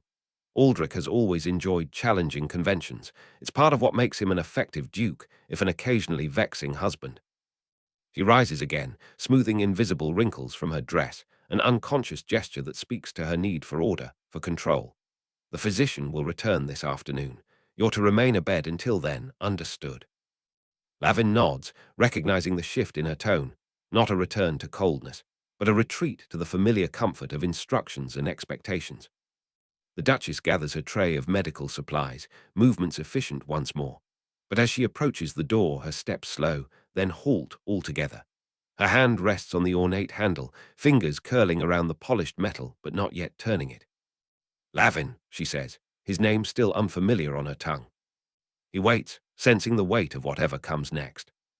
"What you did for Elira," she begins, then falters. Her voice drops to near whisper. "Your courage, your sacrifice, they've earned you more than our gratitude. They've earned you a place here, with us." A breath barely audible. "In our family." The words hang in the air between them, fragile as frost on a window pane. Before he can formulate a response, she opens the door and steps through, closing it behind her with a soft, definitive click. Lavin stares at the space where she stood, her absence somehow as palpable as her presence had been. The morning light has shifted, painting new patterns across the floor, across the rumpled sheets where her hand had rested near his. Family, the word echoes in his mind, foreign and dangerous in its promise. He has worn many labels in his short life: orphan, thief, survivor, street rat, burden. Never that one, never family. His fingers trace absently along the edge of the silk-trimmed bandage at his side, following the precise stitches the Duchess herself had placed there. The wound beneath still throbs with his heartbeat, a persistent reminder of how close he came to death. To never knowing this moment, these words that change everything and nothing. Hope flickers in his chest, fragile, stubborn, terrifying in its intensity. Yet alongside it sits trepidation, the instinctive wariness of a child who has learned that good things come with hidden costs, that belonging is conditional, temporary. He looks toward the window, where beyond these sheltering walls lie the streets he once called home. The boundary between those two worlds feels suddenly more permeable, less absolute. Neither fully belonging to one or the other, he exists now in the uncertain territory between them. Family. He turns the word over in his mind like a foreign coin, testing its weight, its authenticity. Not yet trusting, not yet believing, but for the first time, allowing himself to wonder. The night air was crisp, carrying the scent of pine and distant hearth smoke. The stars were clear above the battlements, and for the first time in days, Lavin could breathe without flinching. His ribs still ached, and the bruises hadn't faded, but he was walking, slowly, carefully, but walking. He made his way across the training yard, the gravel crunching beneath his boots. Everything felt quieter now, as if the castle itself was holding its breath. He wasn't used to stillness. Lavin stopped by the archery rack, resting a hand on the wooden post. His body protested every movement, but he welcomed the sting. It meant he was still here, still standing. Footsteps crunched behind him. He didn't have to turn. "You walk like you lost a bar fight with a mule," Garn said. Lavin exhaled through his nose. "You offering to carry me to the infirmary, or just here to gloat?" Garn came to stand beside him, not quite looking at him. Could have been both, but not this time. A silence settled between them, not awkward, just unfamiliar. "I heard what you did," Garn said at last. "The cave, the ambush, getting Elira out on your own." Lavin didn't answer right away. He wasn't sure what to say. Garn shifted his weight. "You surprised me." Lavin tilted his head, smirking. "You mean you thought I'd run?" "I did," Garn admitted. "Thought you were all mouth and bad habits, but you bled for her. You made it count." He glanced at Lavin, voice low. "That took guts, real ones." Lavin stared ahead, unsure how to handle the absence of insult. "You getting soft on me?" Garn barked a short laugh. "Don't get used to it." Another pause. Then Garn extended a hand, not stiff, not ceremonious, just honest. Lavin eyed it for a beat, then took it. "So," Garn said, a crooked grin forming, "next time we spar, I'll go easier on your ribs, maybe." Lavin snorted. "No, you won't." "True," Garn said, turning to leave. "But at least now I'll enjoy it less." Chapter 27. The Duchess's Son. He yanked the collar one last time, then muttered under his breath, "Is there a wrong way to strangle yourself with a cravat?" "Elaborate form of self-defense," came Elira's voice from the doorway, her tone far too amused. "If you tie it just right, you could take out a whole ballroom before they even notice you're not using the salad fork properly." Lavin turned, rolling his eyes, but not quite hiding the smile tugging at his mouth. "You think they'd be more offended by my table manners, or the fact I'm wearing enough starch to arm a battalion?" Elira entered with a small, dramatic twirl, her gown rustling like silk laughter. "You'll be fine. Just remember, nod thoughtfully when anyone mentions trade routes, and try not to throw a knife unless someone really deserves it." He snorted. "Only if they insult the tailoring. This thing has more seams than the Duke's war plans." She crossed her arms, studying him with mock seriousness. "It's a good look, though. Makes you seem almost respectable." "Almost." "Well, don't get ahead of yourself," she said, flashing a grin. "The jacket, doing most of the heavy lifting." He raised a brow. "I'm knotting that down. Survive street wars, outwit assassins, still overshadowed by tailoring." "You're adapting," she said more softly now, tone dipping into something closer to admiration. "Even if the jacket hates you, Lavin held her gaze a moment, the humor softening between them. Guess we've all got things we're still growing into. You keep staring like that, Elira said from behind him, and the mirror might start charging rent. Lavin startled slightly, then caught her reflection behind his own, arms crossed, chin tilted, that ever-present glint of amusement dancing in her eyes. "Didn't hear you come in," he said, adjusting the jacket again. "This thing's trying to eat me alive." "Good, means it fits," she replied, walking further into the room.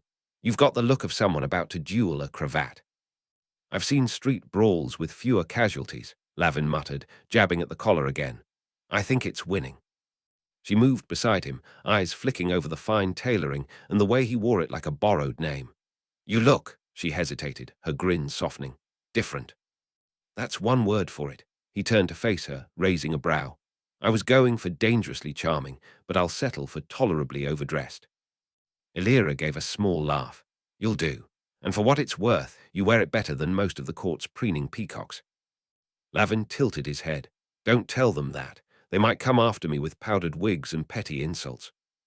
"They already do," she said, stepping closer. "But now you'll be ready for them. You've got the stare." "What, this one?" He looked in the mirror again, trying for a nobleman's aloof glare. "I was going for deep and brooding with a hint of hidden knives." "Success," Elira said dryly. "Very convincing."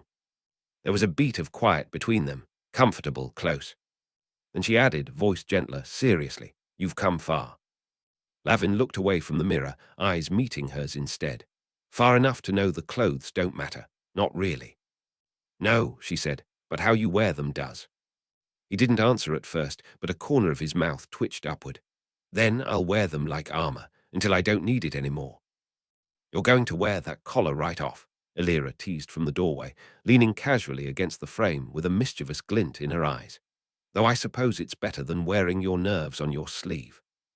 Lavin glanced at her in the mirror, his hand stalling mid-straighten. "Hard not to be nervous when every thread I'm wearing cost more than I used to steal in a week." She stepped into the room, her silk slippers whispering against the floor. "That's because you're not stealing it anymore. You earned it." He snorted. "Did I? Pretty sure most of the court still thinks I picked all this out of someone's closet." "Let them." Elira stood beside him now, adjusting the tilt of his cuff. "You look better in it than they ever did. Besides," she added, meeting his eyes in the mirror, "you're not here to be them. You're here to be you." He offered her a dry smile.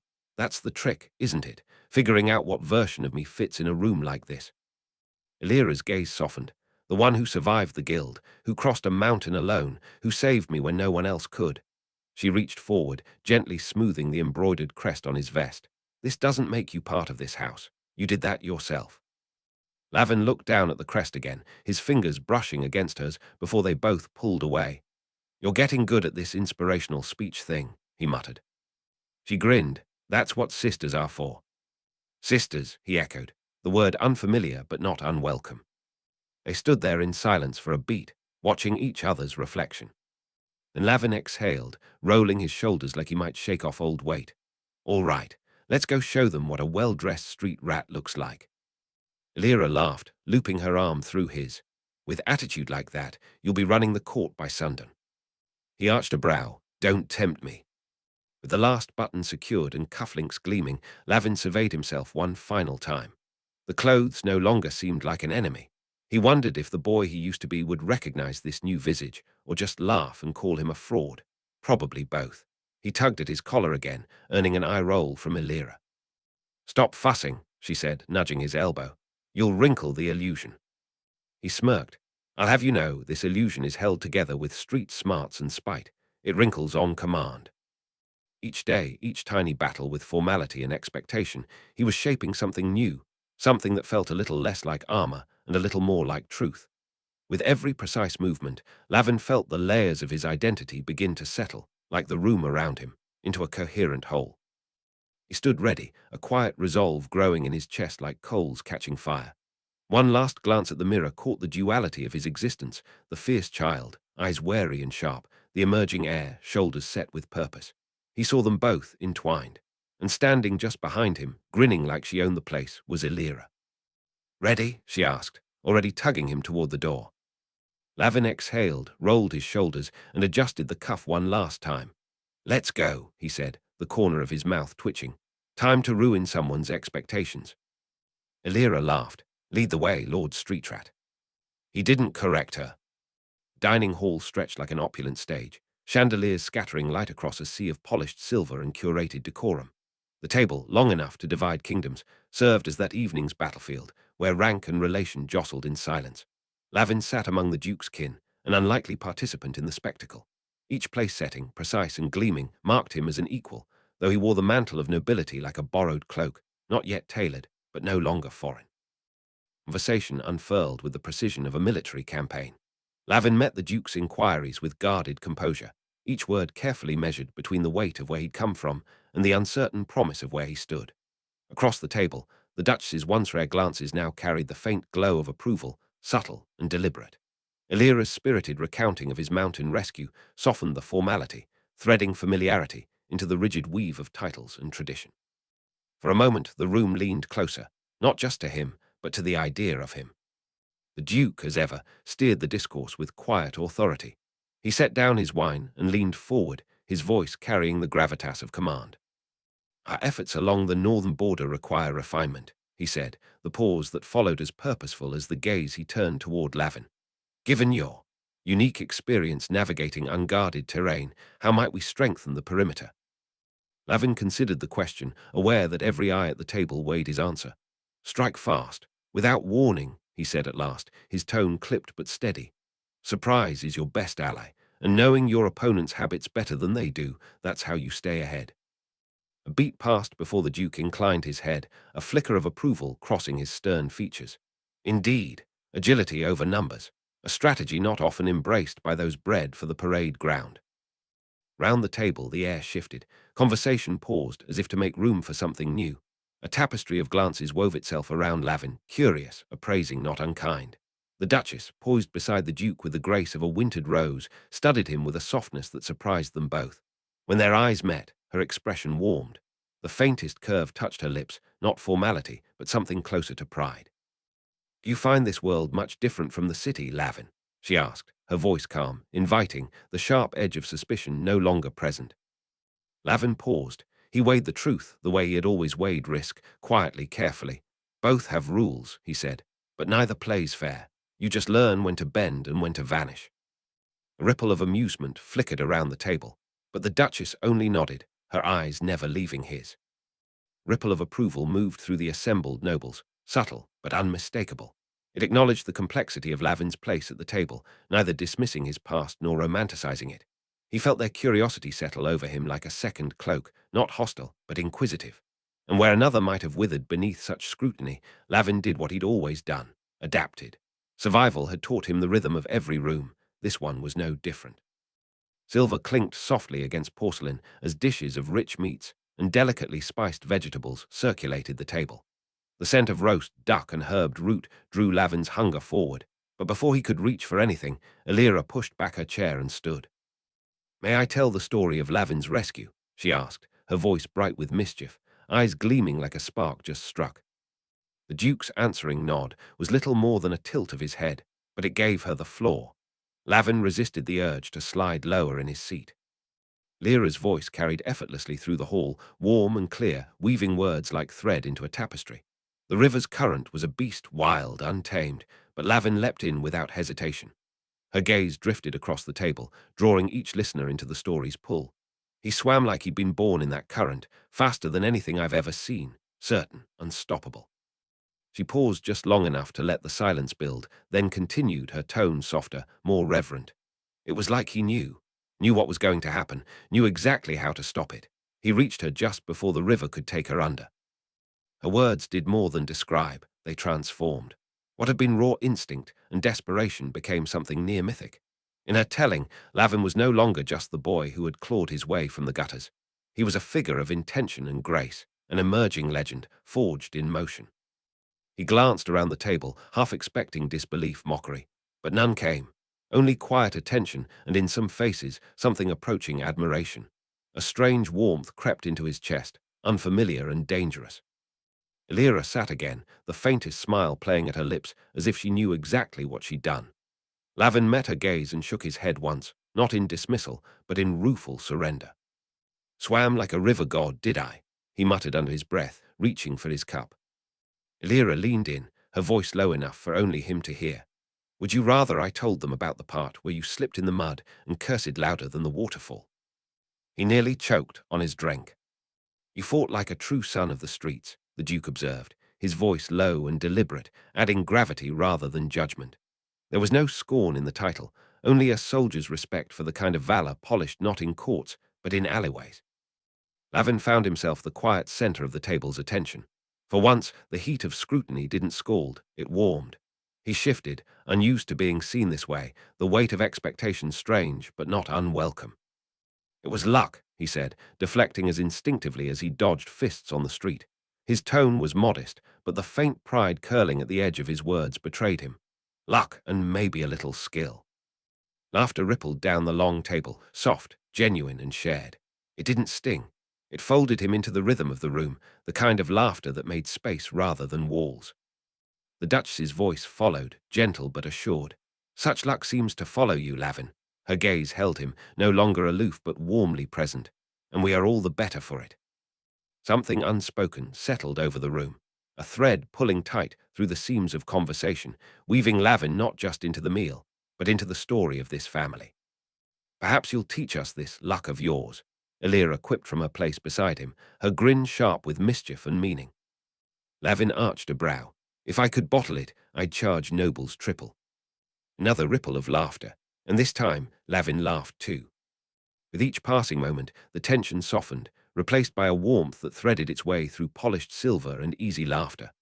What had once felt like a chasm, between Lavin's past and the life unfolding before him, narrowed steadily, like the stretch of table that no longer seemed so vast. As the final course was served, he tasted more than sugared spice or rich cream. The dessert marked something subtler, the sweetness of belonging, the quiet satisfaction of being seen and accepted not in spite of who he was, but because of it. When the meal ended, it did so not with finality, but with a promise, a sense that his presence was no longer novel, but necessary, that this new role, once foreign and ill-fitting, was becoming something real. Lavin rose from the table not as an outsider wearing borrowed cloth, but as a boy who had begun to thread the needle between the world he came from and the one he now helped shape. And though the path ahead remained uncertain, one thing was clear: the adventure wasn't over. It was just beginning. The sitting room exuded a gentle warmth, its cozy confines a welcome reprieve from the formality of the dining hall. Firelight danced across the walls, casting soft shadows over worn books and velvet chairs, wrapping the space in intimacy. It was a room built not for ceremony, but for family. Lavin sat quietly among them, the flicker of the hearth catching in his dark hair, his posture somewhere between stillness and awe. He felt the glow of the fire soak into the long cold places within him, places once held together only by necessity and grit. Here, for the first time, there was no fight, only breath and quiet, and the strange comfort of being wanted. The Duke's voice, firm as stone yet threaded with something gentler, broke the silence. Your actions speak louder than any lineage, Lavin.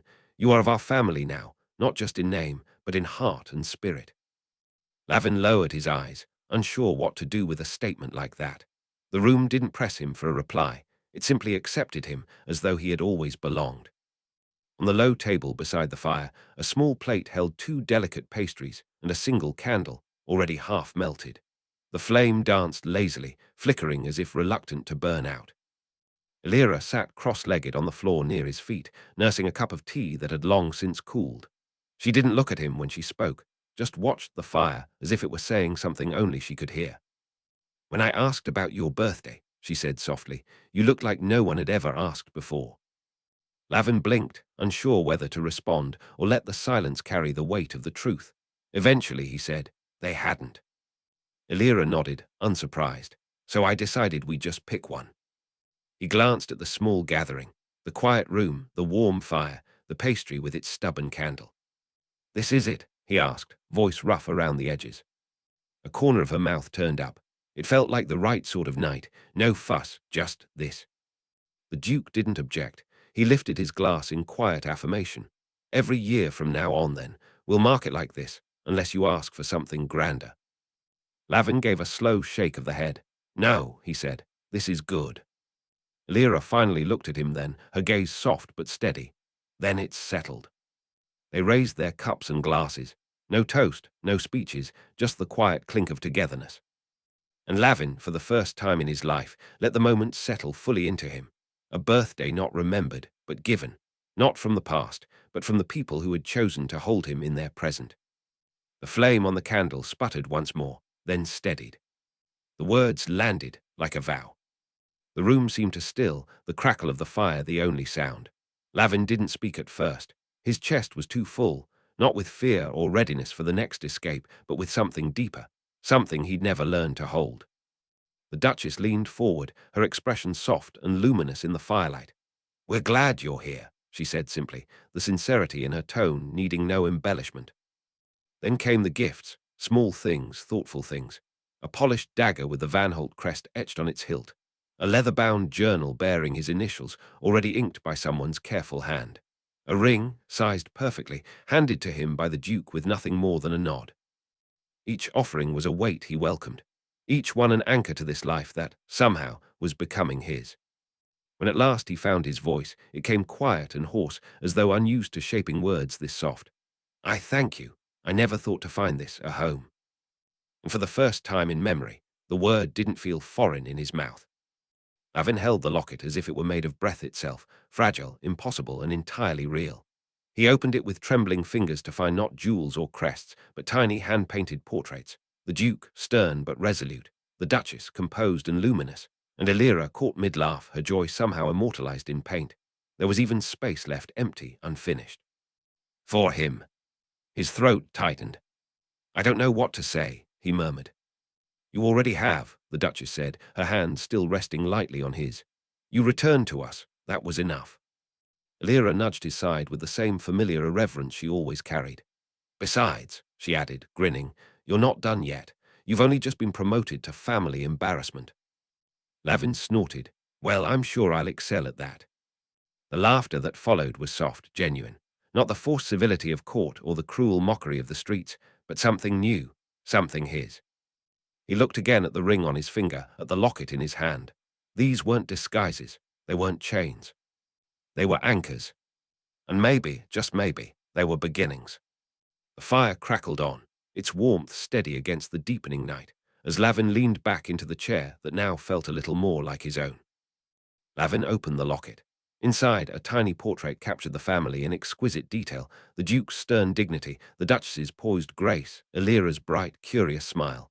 The brushstrokes shimmered as if alive, as if the painting expanded to include him the moment he looked upon it. For a heartbeat, he couldn't breathe.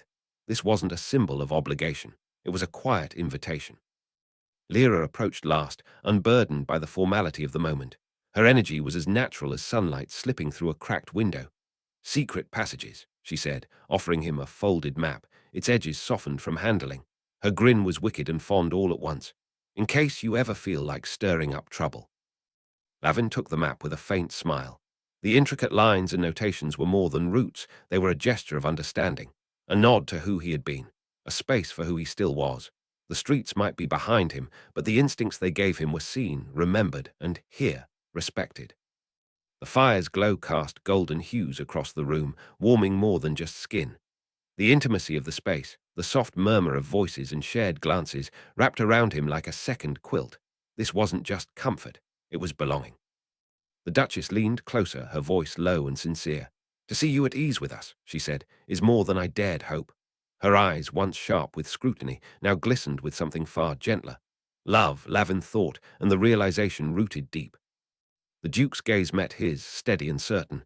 "You belong here, Lavin," he said. "Not for what you've done, but for who you are." The words struck deeper than praise, deeper than title. Lavin lowered his eyes to the locket still resting in his palm. The weight of it had changed, not heavier, truer. He closed it gently. Mine, he thought, not stolen, not borrowed, chosen. Lavin took in their words, each one an anchor to this newfound life, a tie that bound him securely to this family that had opened its arms and its hearts.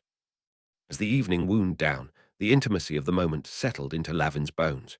He felt the profound change within him, the seismic shift from uncertainty to belonging, from orphan to son. The flickering firelight danced across the faces of those he now called family, casting a golden warmth over a chapter he never thought he'd live to see. With a final glance at the hearth and a quiet murmur of thanks, Lavin stepped through the velvet-curtained doorway and onto a secluded balcony. The night air greeted him with a coolness that cut through the haze of emotion, refreshing and clear. Below, the city stretched out in quiet brilliance, its rooftops like brushstrokes of memory, its lanterns flickering like stars, scattered across a canvas of past and possibility. In his hands, he held the ring and the locket, tokens of his place in this world, heavy with meaning. But his thoughts drifted to an older token, one worn and long gone now. A carved coin passed between two street boys in a forgotten alley, a vow whispered in shadows. One day we get out. He could almost hear Rel's voice again, low and rough with promise. One day we walk free. Lavin closed his fingers around the locket. Rel hadn't made it, not through the guild's maze, not through the fire and the darkness that had claimed so many of them. But Lavin had. Somehow, through sheer defiance and impossible luck, he had walked out of that life. And now he stood on stone cut by legacy, wearing a name that carried weight. But he had not forgotten. "I got out, Rel," he whispered to the wind, "and I didn't forget you." The breeze stirred his hair, gentle and knowing, like the city sighing in reply. He turned his gaze toward the horizon, toward mountains and courts and enemies yet unmet. But for once, Lavin felt ready, not just armed, but anchored. Because the guild hadn't broken him, the streets hadn't claimed him. He had survived them all, and now he would do more than survive. He would live. A quiet smile curved his lips, the kind born not from triumph, but from the peace of belonging. His greatest journey was only just beginning. And this time, he wasn't walking it alone. Thanks for watching Echo Forge. If this story resonated with you, leave a comment, hit like, and subscribe so the next tale finds you. Share this with someone who loves dark fantasy or twisted sci-fi, and I'll see you in the next world.